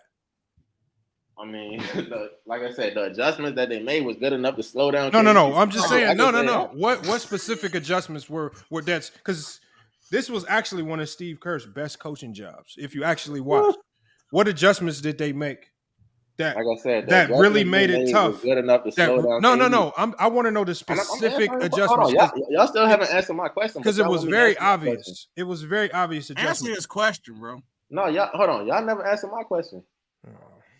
Like I said, we can't even talk real basketball because No, I you just can want to talk, say choke. but y'all See, wanna this is what I mean right here. That's why I say, don't use the word choke if you can't really break down what was actually happening. I could break. All right. Okay, if you can break it down, I ask you. All I'm Okay, saying is that- let's say hold on. let's say we go with your definition of choke. Now I'm saying let's elaborate on this choke. What did the Warriors do specifically? All I'm saying, y'all still haven't answered my Turn me question. to a believer. When they was up 3-1 going into Game 5, did y'all not Okay, expect them to I know win? Del De Niro. We agree with you that All right, then, OKC choked. It's Now not hold on. Now that we're talk moving past this choke job, now my next question to you is It's not enough to enlighten talk about. us. Like I said, y'all already Enlighten us acknowledged on just enlighten us on what the Warriors did. What did they change up so drastically that OKC could not nullify? Like I said, y'all already acknowledged that when they was up 3-1, that y'all expected them to win. So it's really not. Klay Thompson hitting 11 threes, nigga. No. I believe you, bro. I want you to go more in depth because I think that you need to educate the people of how they did it. You educate me. Educate me. I want to know how they did it. Explain to me how they did it. Y'all know what they did. How'd he do it? Like I said. Because I know it had to be a little bit something more detailed than just choke. I know the Warriors played a role. They was forcing Westbrook to make bad decisions. And they were forcing KD to take tough shots. Like, I mean, we could go into that, but all I'm saying is that they was expected to win in that Game 5, and then they lost. Then they lost the last 3 games. Like, we should put a ban on that word. You got to now be qualified to use the word choke. I don't know if you qualified. Freaking Klay Thompson. I don't care about no in-game. Freaking Klay Thompson had the game of his life in Game 6, one of the greatest playoff performances of all time. I know. And then there in was Game a reason 7, freaking Steph Curry. MacDuff, there was a reason why he was able to get off like that. Tell me the adjustment that Steve Kerr made where he exploited that defense, where he knew Klay Thompson would be able to get off and get a whole bunch of good looks. Talk to me about that. I'm going to talk to you about it. So out of the 11 3-pointers that he made, 2 were uncontested. So I'm just going to say that Klay Thompson is probably one of the top 5 greatest shooters. There's no adjustment that Steve Kerr made to get Klay Thompson off. Steve Kerr said it right after the game. 9 3-pointers. That's what he did. Steve Kerr literally said it right after the game. How did you miss this? He told you the answer. Man, he had the game of his life, bro. All right, Mac, listen. Nigga, those are facts. Lamar, all right. No, just why don't you just admit you don't know and you just like okay, what did he say then? Don't tell me what he said. You tell me what he said. Hold on, Lamar. You just want me to give you the answer. Because I'm giving you my answer. So if that's how conversation works. If I'm giving you context on my answer and you say something but can't give me the context on your answer, that means you're getting ether. So go ahead, Sturdy. What answer? That doesn't make sense. What answer did you give me? I just told you, I told you, I don't care what in-game adjustment was made. Meaning, if they made one or they didn't make one. What you mean in-game? Klay Thompson had the game of his life with those 11 threes, and 9 of them were contested. No, it wasn't an offensive adjustment that they made That's the reason. That's the free. It wasn't first of all, it wasn't an offensive adjustment. It was a defensive adjustment that they made that the OKC Thunder couldn't nullify. What was that? What was that defensive adjustment that they could fail to adjust to that gave the Warriors such an advantage? They were able to reel off 3 straight games smacked up. It's very simple. What was the defensive adjustment that led them to choking? And again, if I can finish and say the exact same thing, I don't know. Care. I don't know. Care. I don't know. That's the same thing, Lamont. Even if they did or did not. And the reason I don't know is because A, I don't know and I don't care, and you won't even tell me the adjustment that they made. Definition of what I've been saying. You don't know what's the adjustment then, Lamont? Casuals say choke. What is the adjustment then? The only reason I say choke is I'm keeping the same. No, KD did choke. I'm not. You don't got to change the narrative. KD freaking choked. Klay Thompson had the game of his life, one of the greatest playoff performances of all freaking time in Game 6. Lamont. What do you want to call it? Hold on, Lamont. We've been on this merry-go-round for a while. I'm tired of frying y'all. Hold on. King Wentz just said verbatim. And this is one of the reasons why KD said on that burner account he couldn't play with Westbrook. Did I not say that they forced Westbrook to make turnovers and bad decisions? No, nigga, you said some vague shit. Listen. No. Oh, now it's see, if yes, that's extremely vague. How do they do it? See, if the only thing. Hold on, MacDuff. How do they make Westbrook make bad decisions? Make bad decisions. How do they do it? Bad shots, and he was trying. Y'all know how y'all say what you call it? Kobe was trying to be a 1A with Shaq, and Shaq with the 1A. Bro, we ain't talking about that. We talking about Westbrook. I'm just saying that's similar to what Westbrook was trying to do in that series. He was acting like he was running the show, and then once he started running the show, that's when they started losing. All right, hold on. All right, that's what happened. Thank you. No, De Niro. It's De Niro. Am I wrong? No, De Niro. This is De Niro. No, De Niro. You're wrong. The only reason you're wrong is because they're making a basketball analogy, and they want you to say something about it. Number 2, hold on. Number 2, the only thing I personally heard, not personally, but the only thing I heard KD say. What was different about the Warriors and OKC was when he was with OKC, he had no spacing. With the Warriors, he had all the space in the world. That's what he said. Now, play hero ball. MacDef, I got a question. Wait. Please let me say this shit, bro. Damn. Go ahead, Sturdy. Y'all better hope I don't find this press conference. Y'all better hope I'm looking at y'all better hope I'm KD choked, bro. And KD gonna choke with the Phoenix Suns as well. Bro. Please, bro. Back down. With Chris Paul, another choker. Go ahead. SB. The answer to Lamont's question, bro. It's so easy. No, it's been in a private chat for like the last 10 minutes. These niggas, I told you, niggas don't read. I'm not looking in the private because if I look at it, you got to care about no in-game. Go ahead. Just tell the in-game adjustment. Go ahead. Hold on, bro. Why do you keep saying in-game adjustment? Go ahead. There wasn't no in-game adjustment. Hold on, bro. Tell the adjustment. I only got 2 questions. Hey, Sturdy, you a dirty dog. They been capping. You gave them the answer the whole time. I've been giving them the answers the whole fucking time, bro. Hey, these niggas, hold on, bro. Would y'all stop cheerleading and tell me the in-game? Tell me the adjustment. Niggas will really spend time on internet instead of reading. Using the internet to get information, they rather just give. They spew. They go ahead. Go. I'm waiting. I've been waiting for like 2 minutes now. They dumb. So to progress this conversation, Lamont, can you please show the people the panel what's in the private chat? Yeah, I see. Like I said, I see 2.5 minutes now. Sturdy, what's the answer, Sturdy? MacDef, we're trying to educate you right now, bro. The point is, MacDef wants somebody to tell him, man. We told him. Like, look, hold on, wait, Sturdy. I already said what happened, but you said the answer. You didn't say nothing, nigga. MacDef, would you say the '97 Knicks choked when they blew that 3-1? And then once we tell them, they're like they gonna act like they knew the whole time. Lamont, I only got 2 questions. I only got 2. Hold on, MacDef. Let me just finish this. I only got 2 questions, Lamont.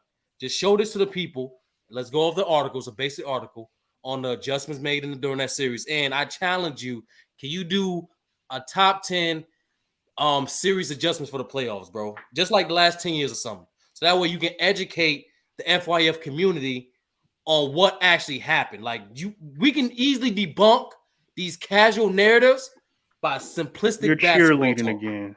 It's been Nah, 4 he minutes. gave Is he you putting the it on the answer. He screen was on now? Nigga, He's been putting it on the He screen. gave you the answer, bro. And then the crazy part about it is, hey, Lamont, hey, Not study gonna Lamont. lie. Hey, I like them sneakers this though. was Real gonna talk. happen. How do wait? This was gonna happen, y'all. They gonna get this answer I and argue just the same copped these point. right here. You did? Oh, the pennies. Yeah, those is fire. Hey, Look at the price back though. then, The and penny, Dale if gonna y'all want literally the pennies, y'all better get them now. They for the low. I might want no pennies, boy. They hard though. I'm trying to get the Jordans. But all Mac Def and Dale gonna do is take what we say right now and argue the same point. Then add this on top of like they knew what they've been talking about.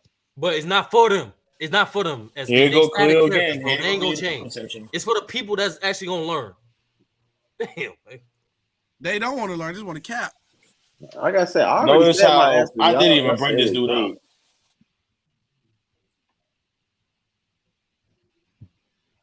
I thought they was gonna click it and just read it. I thought they was too.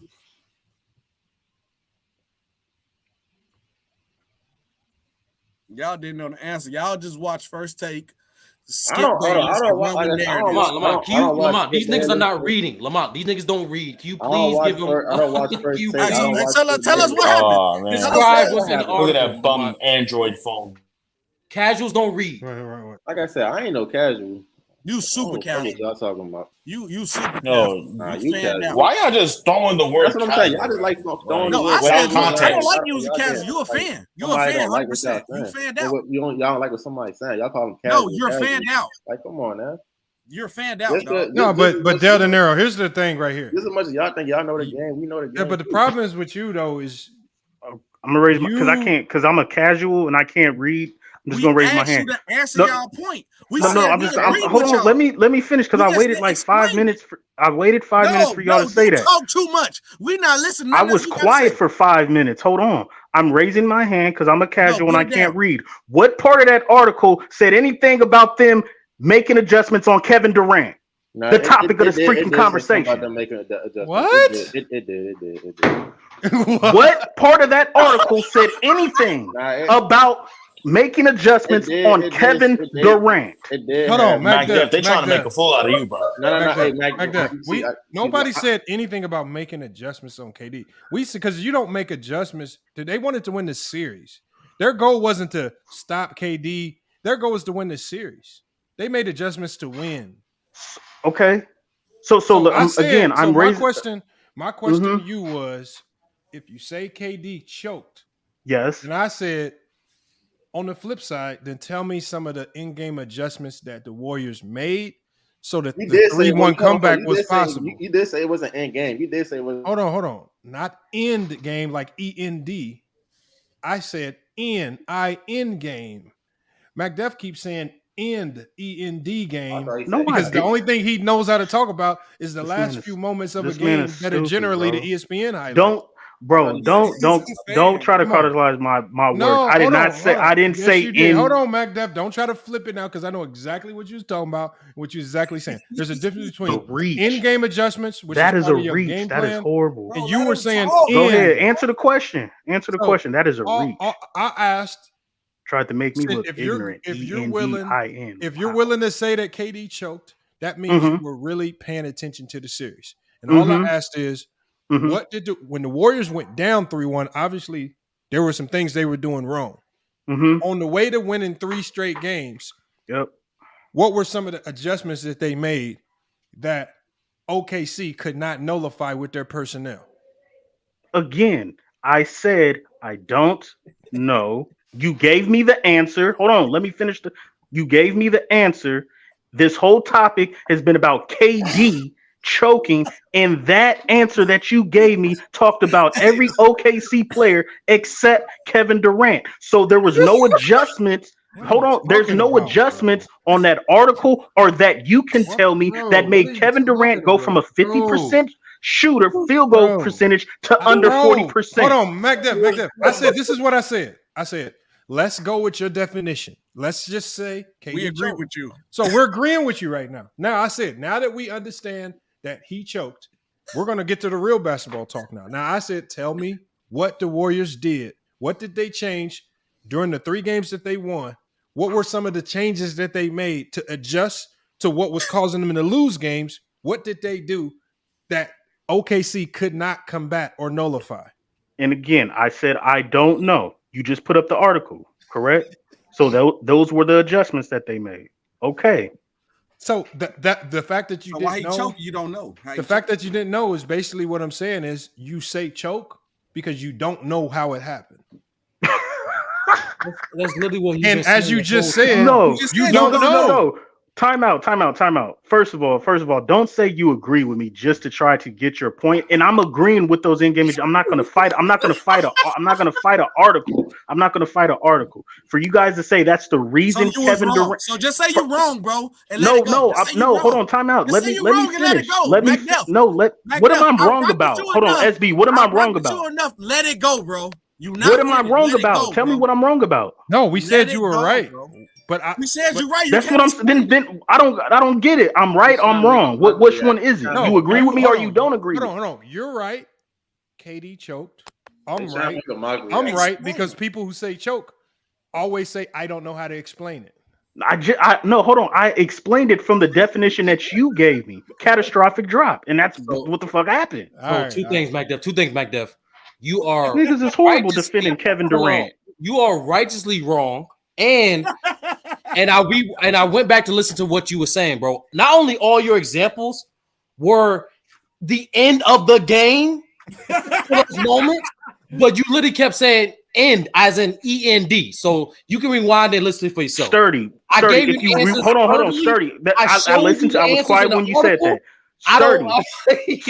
When SB timeout, when SB answered me the question, you just said moments. You didn't give. Hold on, timeout. When I gave examples of moments. That is fact. Now pertaining to Kevin Durant, the 3-1 lead.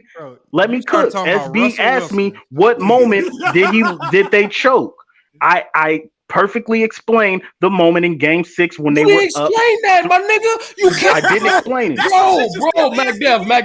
MacDev. There's no way you watch all. Why are y'all cutting me off because you're getting cooked? Nigga, hold on. You can't have 4 possessions in 5 minutes. Why are you? Hold on. How the fuck Sturdy. Just because you overtalk me doesn't mean you're right. All right, when SB asked me the question, when did Kevin Durant?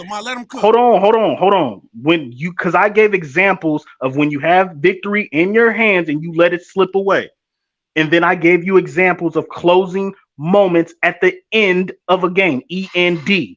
Now, when SB asked me, when did that happen in the 3-1 OKC Warriors series, I explained the last 5 minutes of Game 6 when OKC was up 3 points, 2 possessions in a row, they did not score and extend their lead when the Warriors were missing shots. After those 2 possessions, Steph Curry hit a 3 and tied the ball game, and they couldn't recover. Now, I've always been told that the last 5 minutes of the game is the clutch.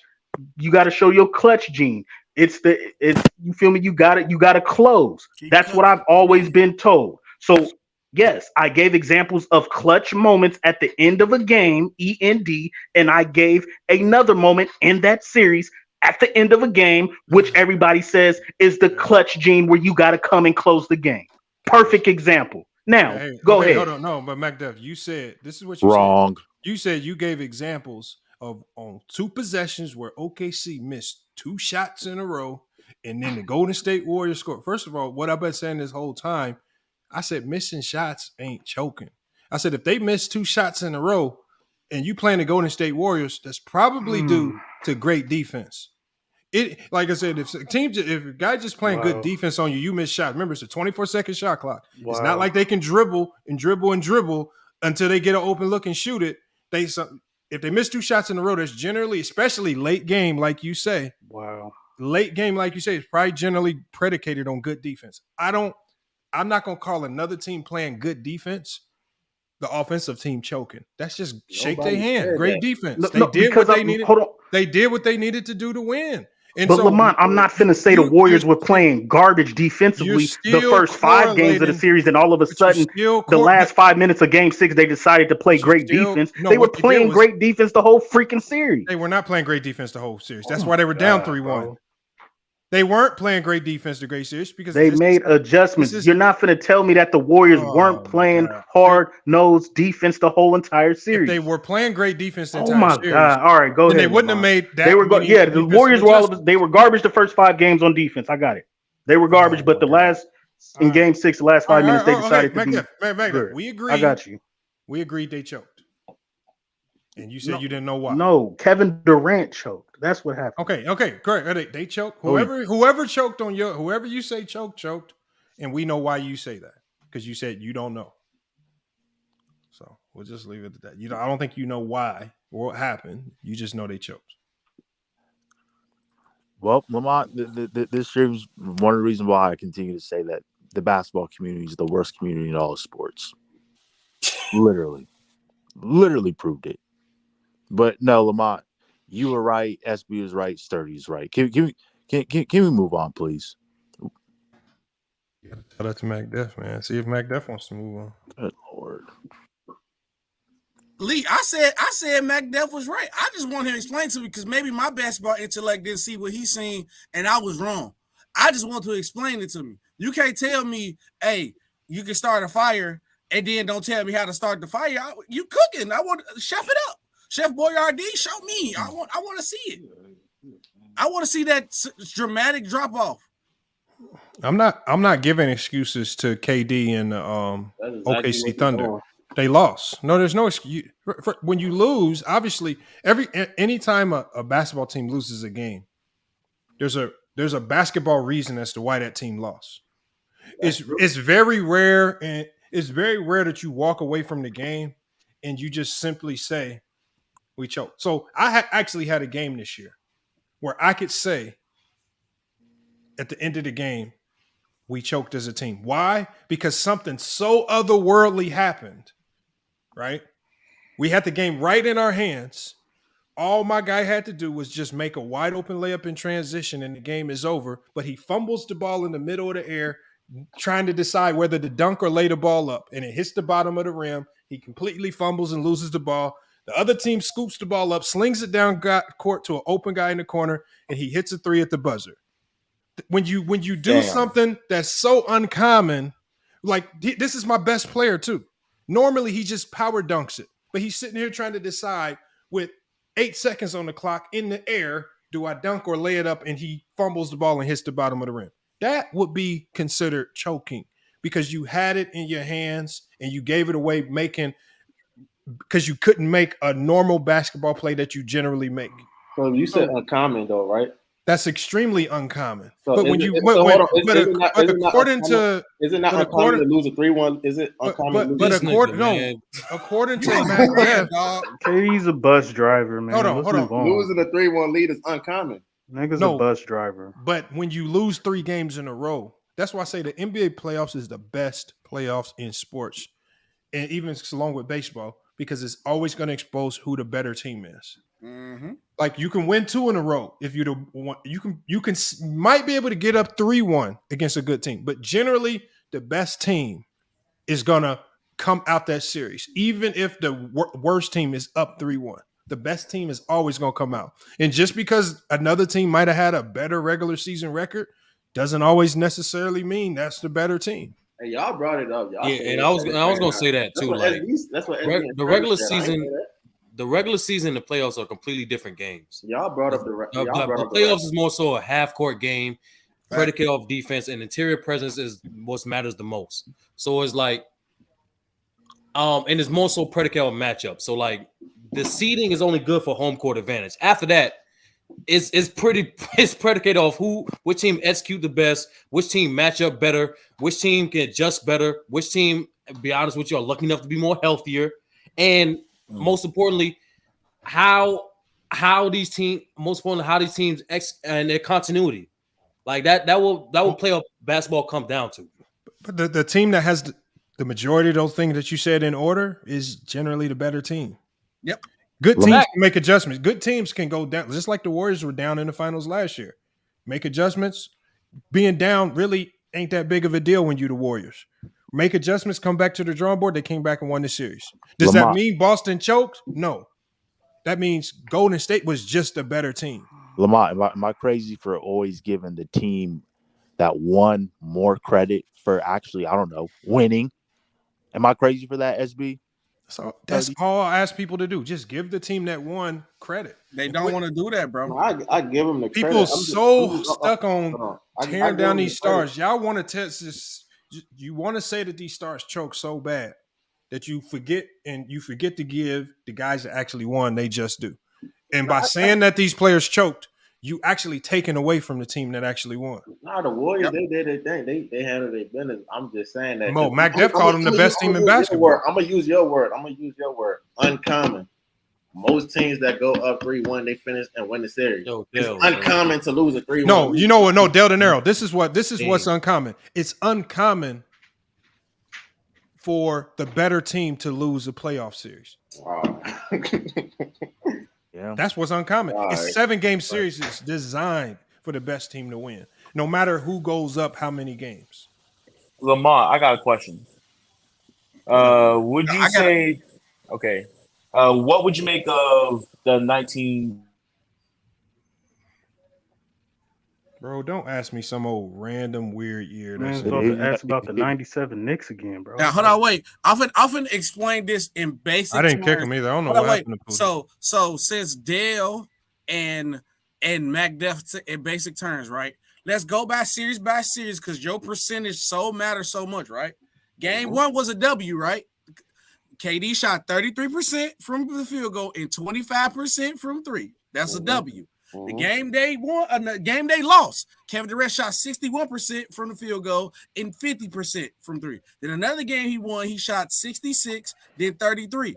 The next game they won, 33 and 20. The next game after that, 38, 27. So all you just saying he was a hold on. No. Let me finish. You proving my point. Let me finish. You proving my point, bro. Y'all so thirsty. Y'all just listen to respond instead of listen to listen. But you proving in the my last game, he shot 52% in 42. So it literally balanced. He literally stayed around the same range and averaged the whole time. Y'all he was inefficient for most of the series, right or wrong? Was he inefficient for most of the series? Bro, that's what he averaged for the playoffs. He was inefficient for most of the playoffs. He literally shot 60. He literally shot 60% in the win and a loss, and shot 30% in the loss and the win. What are you talking about, bro? I didn't say I said he was inefficient for most, not all. No, he wasn't. He was around the same. So hold on. Let me do that. Del De Niro. Here's a question, Del De Niro. What do you call a player that plays horrible, but they still win the game? Did he still choke? See, y'all trying to flip up y'all trying to flip the Okay, no. First time my phone ever died during a live stream. Okay, so hold on. Del De Niro, question. A player that plays horribly, because we've seen examples of this in the past. Right. Plays horribly. Numbers don't align with what they normally do, far below percentages. But they teams finds a way to still win the game. Right. Did that player choke? I mean, but that's like, see, you got to put context in it. Yes, it's possible for a player to have a bad game. Probably not. Is it possible for a player to choke in a win? Can I finish? Yes, it's possible for a player to have a good game and a team. It's possible for a player to have a bad game and a team can still win. But that's why basketball is a team sport. That's not what I asked you. I'm answering your question. I said, is it possible for a player to choke in a win? All right, because they play under. Read the definition of choking again. Okay. So I'm just asking you. Once you read the definition of choking, that's going to answer. If a player underperforms far below his averages and percentages, plays a horrible game, just has horrible, or let's say a horrible playoff series, far below all, but yet they still find a way to win. Did that player still choke? I mean, like I said, can you read the definition of choking? That's going to answer your question. I just want to go off your definition. Lamont, you beat me to my question. That was my question I was going to ask. I'm percentage that y'all said was choking and he won. You read your definition. But Heather, it's very simple. Can a player choke in a win? You read the definition. Go. That's Lamont, bro. You already read the definition. It's a yes or no question, bro. I already read the definition. Go look at the definition. I honestly don't think he's mentally capable of doing it, Lamar. He can't. Y'all trying to put me in a trick bag. I ain't falling for it. What trick? He just asked you a straightforward question. Y'all already read the definition of choking. I'm not flipping it. Just read the definition of choking. I'm not even trying to trick you or nothing. I'm just asking. Like I said, you read the definition of choking. Read it again. That's gonna answer your question. So are you saying a player can choke in a win? I'm saying read the definition of no. That's gonna answer your question. No. I'm not saying yes. I'm not saying no. I'm saying read the definition that you did. No, because I'm saying if your performance is what dictates you choking, that means you can also choke in a win. If it's just about your performance, if it's about you not performing up to your. You already read the definition. You can choke in a winning series. My nigga, you on the internet, bro. Look up the definition of it. I don't know about no game. Like I said, he already explained the definition. He asking me a question that's self-explanatory. Like, come on, man. Hey, y'all He asking for your opinion. That's that deal. My opinion don't matter. What you call it? They got a definition. All right, bro. If your opinion don't matter, just get back in chat, bro. Like, if it don't matter. De Niro, this is the thing, bro. We can say somebody got they murdered them, and we're talking sports. Bro. Are we clearly given the definition of somebody getting killed, murdered on the court? No, it's not the clear definition. But that's how we hold on. That's how we talk. That's how we talk trash. Somebody got killed. That boy. Hold on. Let me finish because I've been quiet listening to y'all. Somebody can say somebody got ether. Does that mean somebody's soul burning slow in hell? No, they just got fried. We just talking trash. So if I say somebody choked, hold on. If I say somebody choked, am I really saying the exact definition of choking? No, because we're talking sports. Now, to the question, can somebody choke and still win? No. Kobe shot 6 for 24 in game 7. Did he choke? Hell no. Why? Because he did the necessary things to win the game by grabbing rebounds. Those are just facts. So no, you can't choke and win in sports. That doesn't make sense. This is what I'm talking about. Y'all are fans. You choked, but you won the championship. You literally just argued the whole time that Kevin Durant choked off his percentage. I gave you percentage where he shot a higher than his percentage. And no, I didn't go percentages. That was De Niro. De Niro said percentage. No. I just let you talk. I just let you talk. No. Because y'all are two cappers, super cappers. Y'all going in the book. Because I heard y'all argue that KD choked off his percentage. I gave you 2 games. No. Let me talk. I gave y'all 2 games. Let me talk. I gave y'all 2 games where KD shot higher than his percentage and won and lost. And I gave you 2 games where he shot lower than his percentage and he won and lost. And this super big T soldier boy dancing big T wearing dude just said Kobe didn't choke and he'll go 6 for 24. Stop talking to me. Shut down the panel. I ain't saying nothing about Kobe. So can I talk now? First of all, I didn't bring up I don't bring up percentages because I don't even bring up efficiency. I don't even do that. I don't even argue efficiency. So I'll let you finish. Number one, when I said KD choked, the man had a 3-1 lead and a chance to win. He had a chance to win, and they did not get it done. And I gave you a clear example in game 6 and the scenarios that happened. I don't care. I never brought up efficiency. You can't choke and win. Who choked and won? That's not the definition of choking. That's not what we call choking. Yeah, according to your definition, it's possible. No, it's not. Because I never said if KD won, and hold on. Let's just say this. Let's say this, right? But it's all predicated on performance. Hold on. Andre Iguodala won the Finals MVP, right? Does that mean Steph Curry choked? No, the nigga won. He was the best player on the court. It don't mean if you can't choke and win. He wasn't the best player on the court. Man, shut up. He was the best player on his fucking court for his team. Shut up. No, that's not what you said. He was the best player on the court. That's what you said. You always fucking reaching, bro. That's what I. Nigga, that's what you said. What the? 30 be 30. You are thirsty, bro. But you 30 thirsty for Mac Deb, but you keep on ducking the debate. You see what I'm saying? You guys are ducking. Yo, Magdalf. Can we move on? KD freaking choked. He joined the team. He joined the team that beat him. He rode Steph Curry's coattails. He can't lead a team, and he's gonna choke in Phoenix. You know, this entire time. I don't know what the hell's going on. This entire time. Talk about This KD entire time. We never disagree with that fact, bro. And KD's all we gonna was choke trying in to Phoenix. do was progress the conversation to basketball talk, and you niggas kept bringing back the narratives. All y'all do is brought in y'all. He literally said, "Hey, y'all start giving out definitions and going to dictionaries and bringing up articles." Magdalf, we literally stopped arguing with y'all and say, you know what? Y'all right. They choked 3-1 lead. Can you explain it? And y'all literally couldn't say nothing. No, because my scenarios in the game 6 clutch moments where they couldn't win. He was honest. He said he didn't know. I said, hold on, I answered the question, but y'all didn't like the answer, so y'all said, no, Bill, you didn't answer shit. You didn't answer answer nothing, bro. He answered shit. Like, come on now, y'all Let's move on. Let's move on, nigga.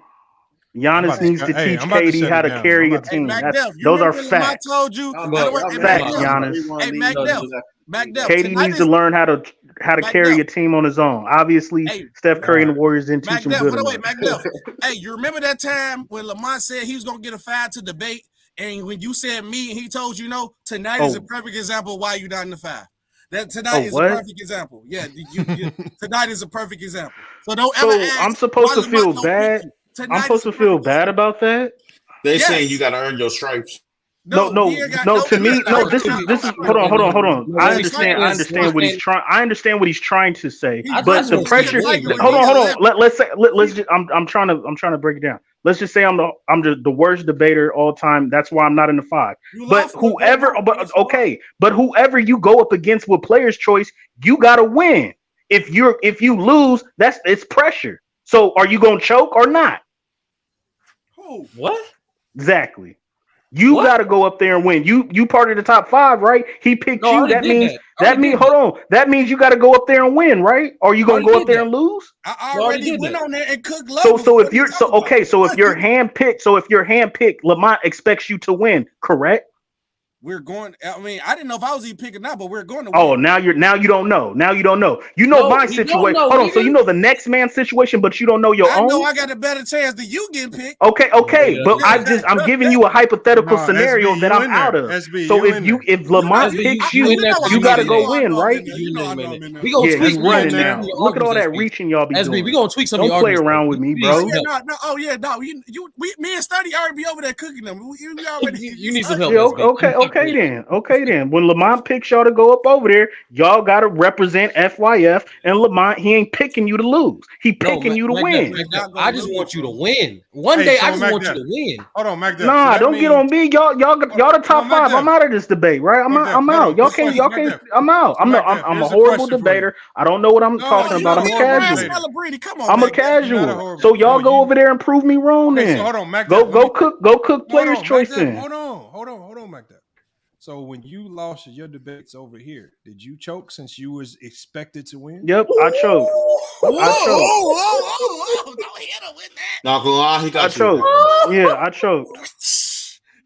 I choked on all my debates. That's correct. Did the other guy just outperform you? No, I choked. I choked the third round. Yes, I choked. Yeah, that's what happened. I choked all my debates. I didn't get robbed. I choked. Tiffany didn't outperform you? If he's standing on it.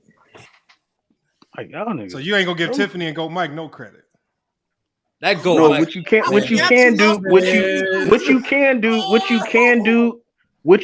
do is keep the topic going and know that KD choked, bro.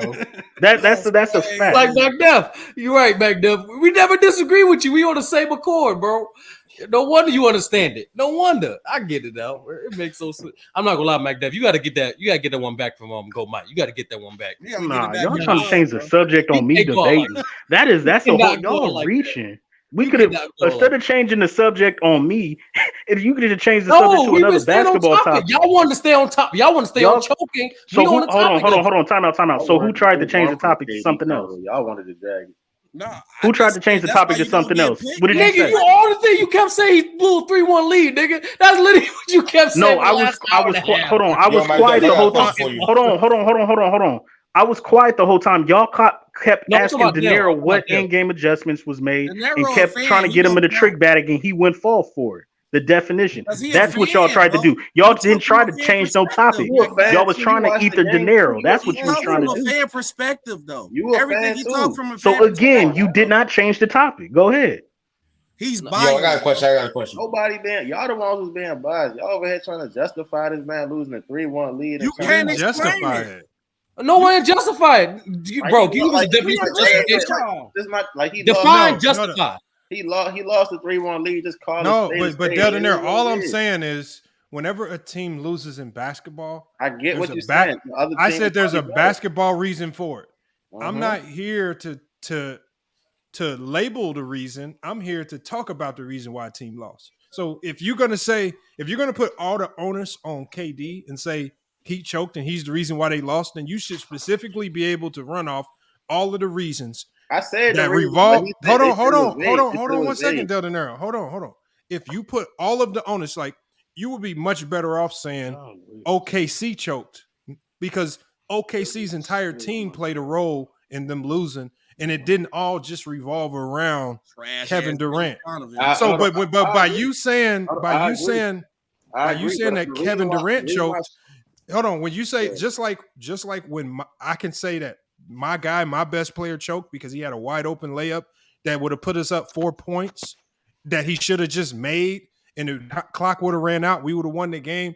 I can put it on him because he made the specific mistake that was unnatural, uncommon, that cost us the game. And then when you say that KD choked, I need to hear only reasons that revolve around Kevin Durant, which specifically led to them losing. If you can't give me all reasons that revolve around KD, then it wasn't KD that I choked. said the reason. They said it was vague.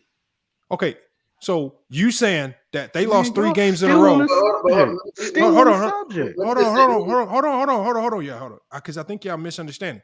If y'all both have said that KD choked, if you're both gonna say that KD choked, then the only reasons that I need to hear about this loss all need to revolve for 3 games in a row around KD. Because you basically saying nobody else played a role in them losing other than KD. No, hold on. Like I said, okay, like when you said, I should say the Thunder choked instead of just saying KD. Like, okay, I can agree with that.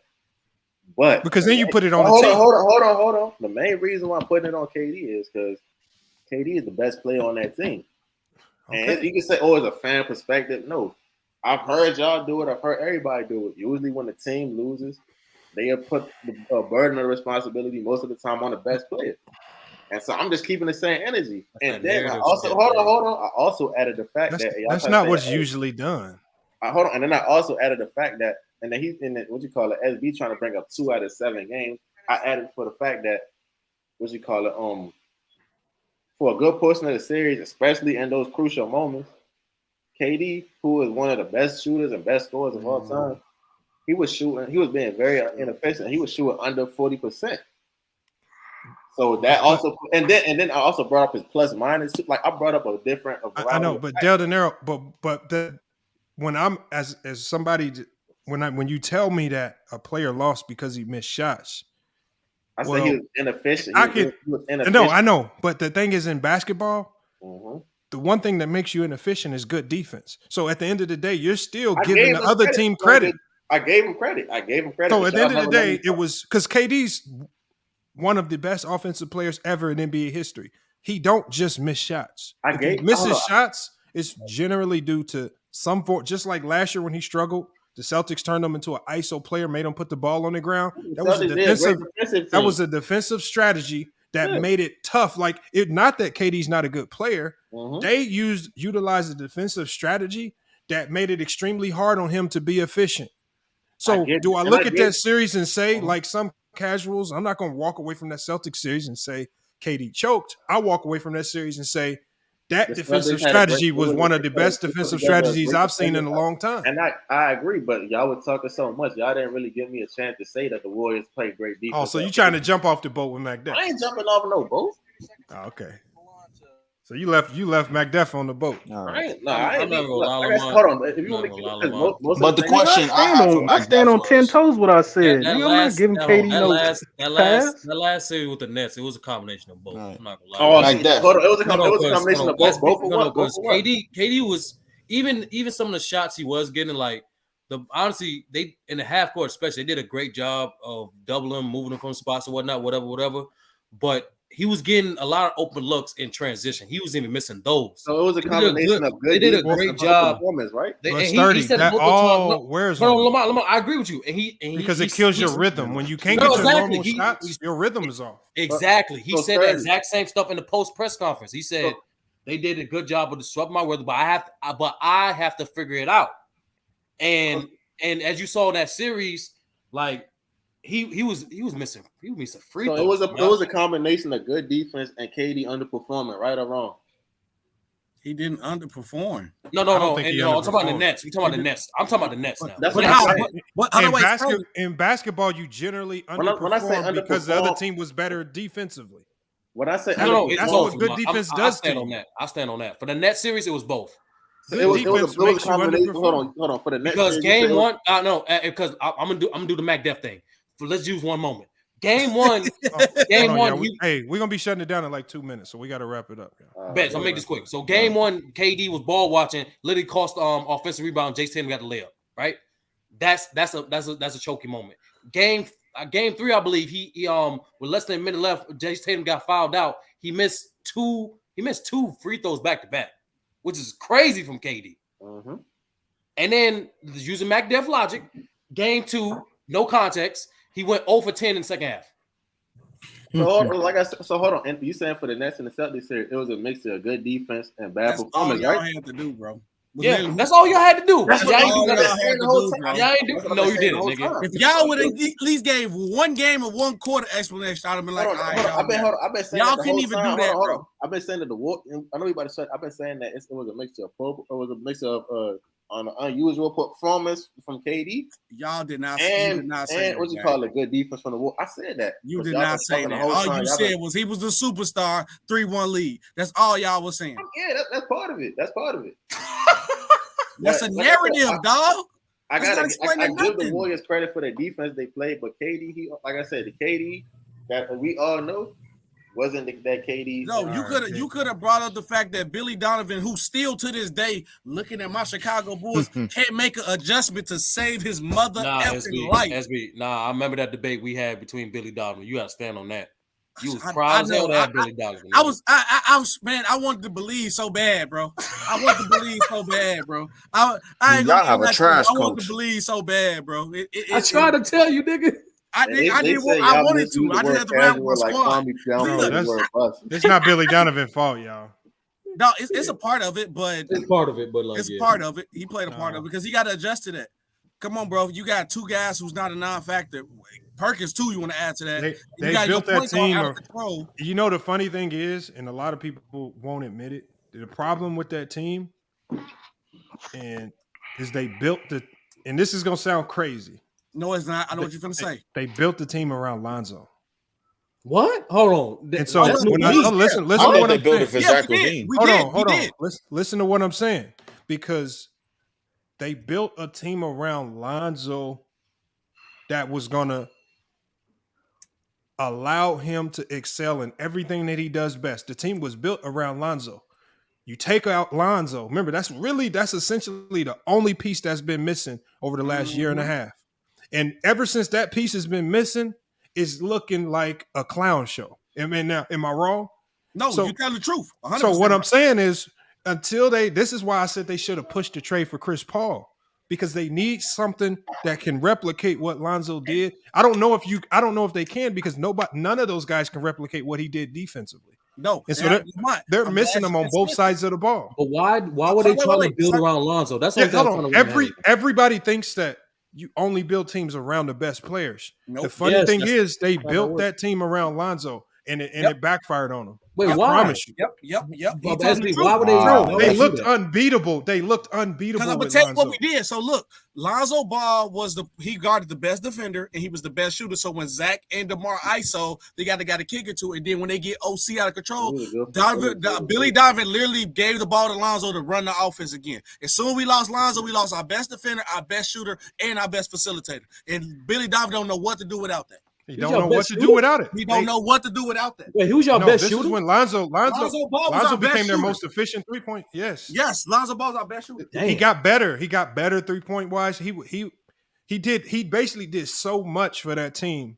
And when you take that out, they could not function. We're not without a point guard that can play both ends. And there's also, This is a history of Billy Donovan because that's what y'all should have also said with a part of why they lost because they was running through. It's so many games in that series. I said that. Westbrook shot more shots. Westbrook had the more plays ran through him and turned the ball over. I said that he ran. Billy Donovan does everything through his floor general. Did I not say that depends Westbrook too was much trying to play hero ball? and that kills them. Run it back. I clearly said Westbrook was trying to play hero ball. And he had like 15 turnovers in them last. Hey, I don't want to go back to that. I don't want to go back to that. Y'all too late. Y'all should have been said it. I said that. SB, that's the problem. And now that problem's got worse because now he's out for the year, and I don't even know when he's coming back. Even if he can come back next year. He's not coming back. He's down for the year. With me, SB. No, I'm saying I'm talking next year. I don't even know if he come back next year. I'm talking about next year. Is he done for next year? I think he done, like retired. I think he done. The doctor said Matt Barnes reported on his show. Matt Barnes reported, and he says he got from an anonymous source from the Bulls medical staff that they don't have any explanation about what's going on with his knee. They've never seen nothing like it. Never seen nothing like it. Pain won't go away. He done, bro. I swear. They can't explain it, bro. It's ugly. He done. It's a wrap. Yeah. He's retired. A whole wrap. That's like the worst news the doctor can give you is just like what Mac Def said. I don't know. I don't know. Y'all found some way to come. No, it happens. I'm used to it. Hell no! I eat through. I be cooking so bad. I do got a question for you though. Don't ask. I do got a question for you though. What's good, bro? Would you say that the '97 Knicks choked when they blew that 3-1 lead to the Miami Heat? Would you say that? Hey, answer it, McDuff. This man is crazy. No, answer it, McDuff. I'm not trying to come at you. I'm just. Yes, they choked. Yes. Nobody want to talk about the '90s. So wait, Patrick Ewing. Wait, so Patrick Ewing choked. Yes. It was an incident that caused that 3-1 lead to be blown. The fight that sat down a lot of the best players that was on that team. What incident? With Jeff Van Gundy, Alonzo Mourning. You said what year was this? Oh, okay. No, 97. Tell me what happened. The fight between bro, okay, then what happened after the fight? I don't think somebody got knocked out. The wrong players got suspended because they came off the bench, and you wasn't supposed to do that. Who got suspended? Patrick Ewing, John Starks, Larry Johnson. Mm-hmm. I think Allen Houston in '97. Sure. Yeah. Wait, Allen Houston was there in '97. Yeah, he was. Yeah, it was the second round of the Eastern Conference. Yeah, it was a semifinals. I thought it was. I didn't know. Knicks was up 3-1 on the Heat. No, I know that because of that incident. I was talking about Allen Houston. That's all. Yeah. When did the fight occur? Game 6. No, I remember that suspension though. Everybody feels that if all those players, the Knicks would have won that series by I mean, but that's in the context though. And it's kind of crazy because I'm not saying that the Knicks would have beaten the Bulls, but the Knicks would have given the Bulls problems. From 96, from 98, nobody in the East. But yes, we got to understand that the Knicks were always better than the Miami Heat. They always beat them. The only time Miami Heat beat the Knicks was in I think did they beat them in 2000 in Game 7? No, the Knicks beat them in 2000. Yeah. Game 7. The Knicks were always better than the Miami Heat. Period. I forgot who they faced. Even in '97 when the Heat won, the Knicks were the better team. The Knicks choked. Yeah. Yes. Yeah. I was about to say it's a fact. '97, they met you on the conference finals. How they choking like them? I know you They know. lost.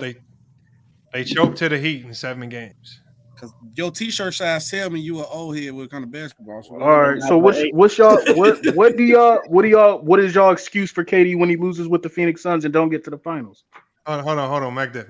We can revisit that after it happens, but right now I gotta shut this thing down. Now that was a good stream though, y'all. Even though y'all try to give justify KD, but it was man, y'all had y'all pom-poms tonight, boy. Nah, y'all had the pom-poms for KD. That was cheerleader for KD. You niggas are slow. Hey, I'll be straightforward. I'll be straightforward with you. But shout out to Giannis and shout out to Dane for calling this BS out.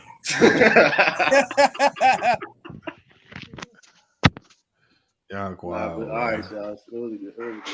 All right, y'all, man. Hey, I'm gonna go ahead and get up out of here. I gotta knock some stuff out real quick, but we're gonna be back. I'm gonna be back live tomorrow. Hopefully y'all pull up. I'm gonna go live a little bit earlier, man. So again, make sure y'all pull up tomorrow, man. It's gonna be a good one, man. But appreciate y'all pulling up, man.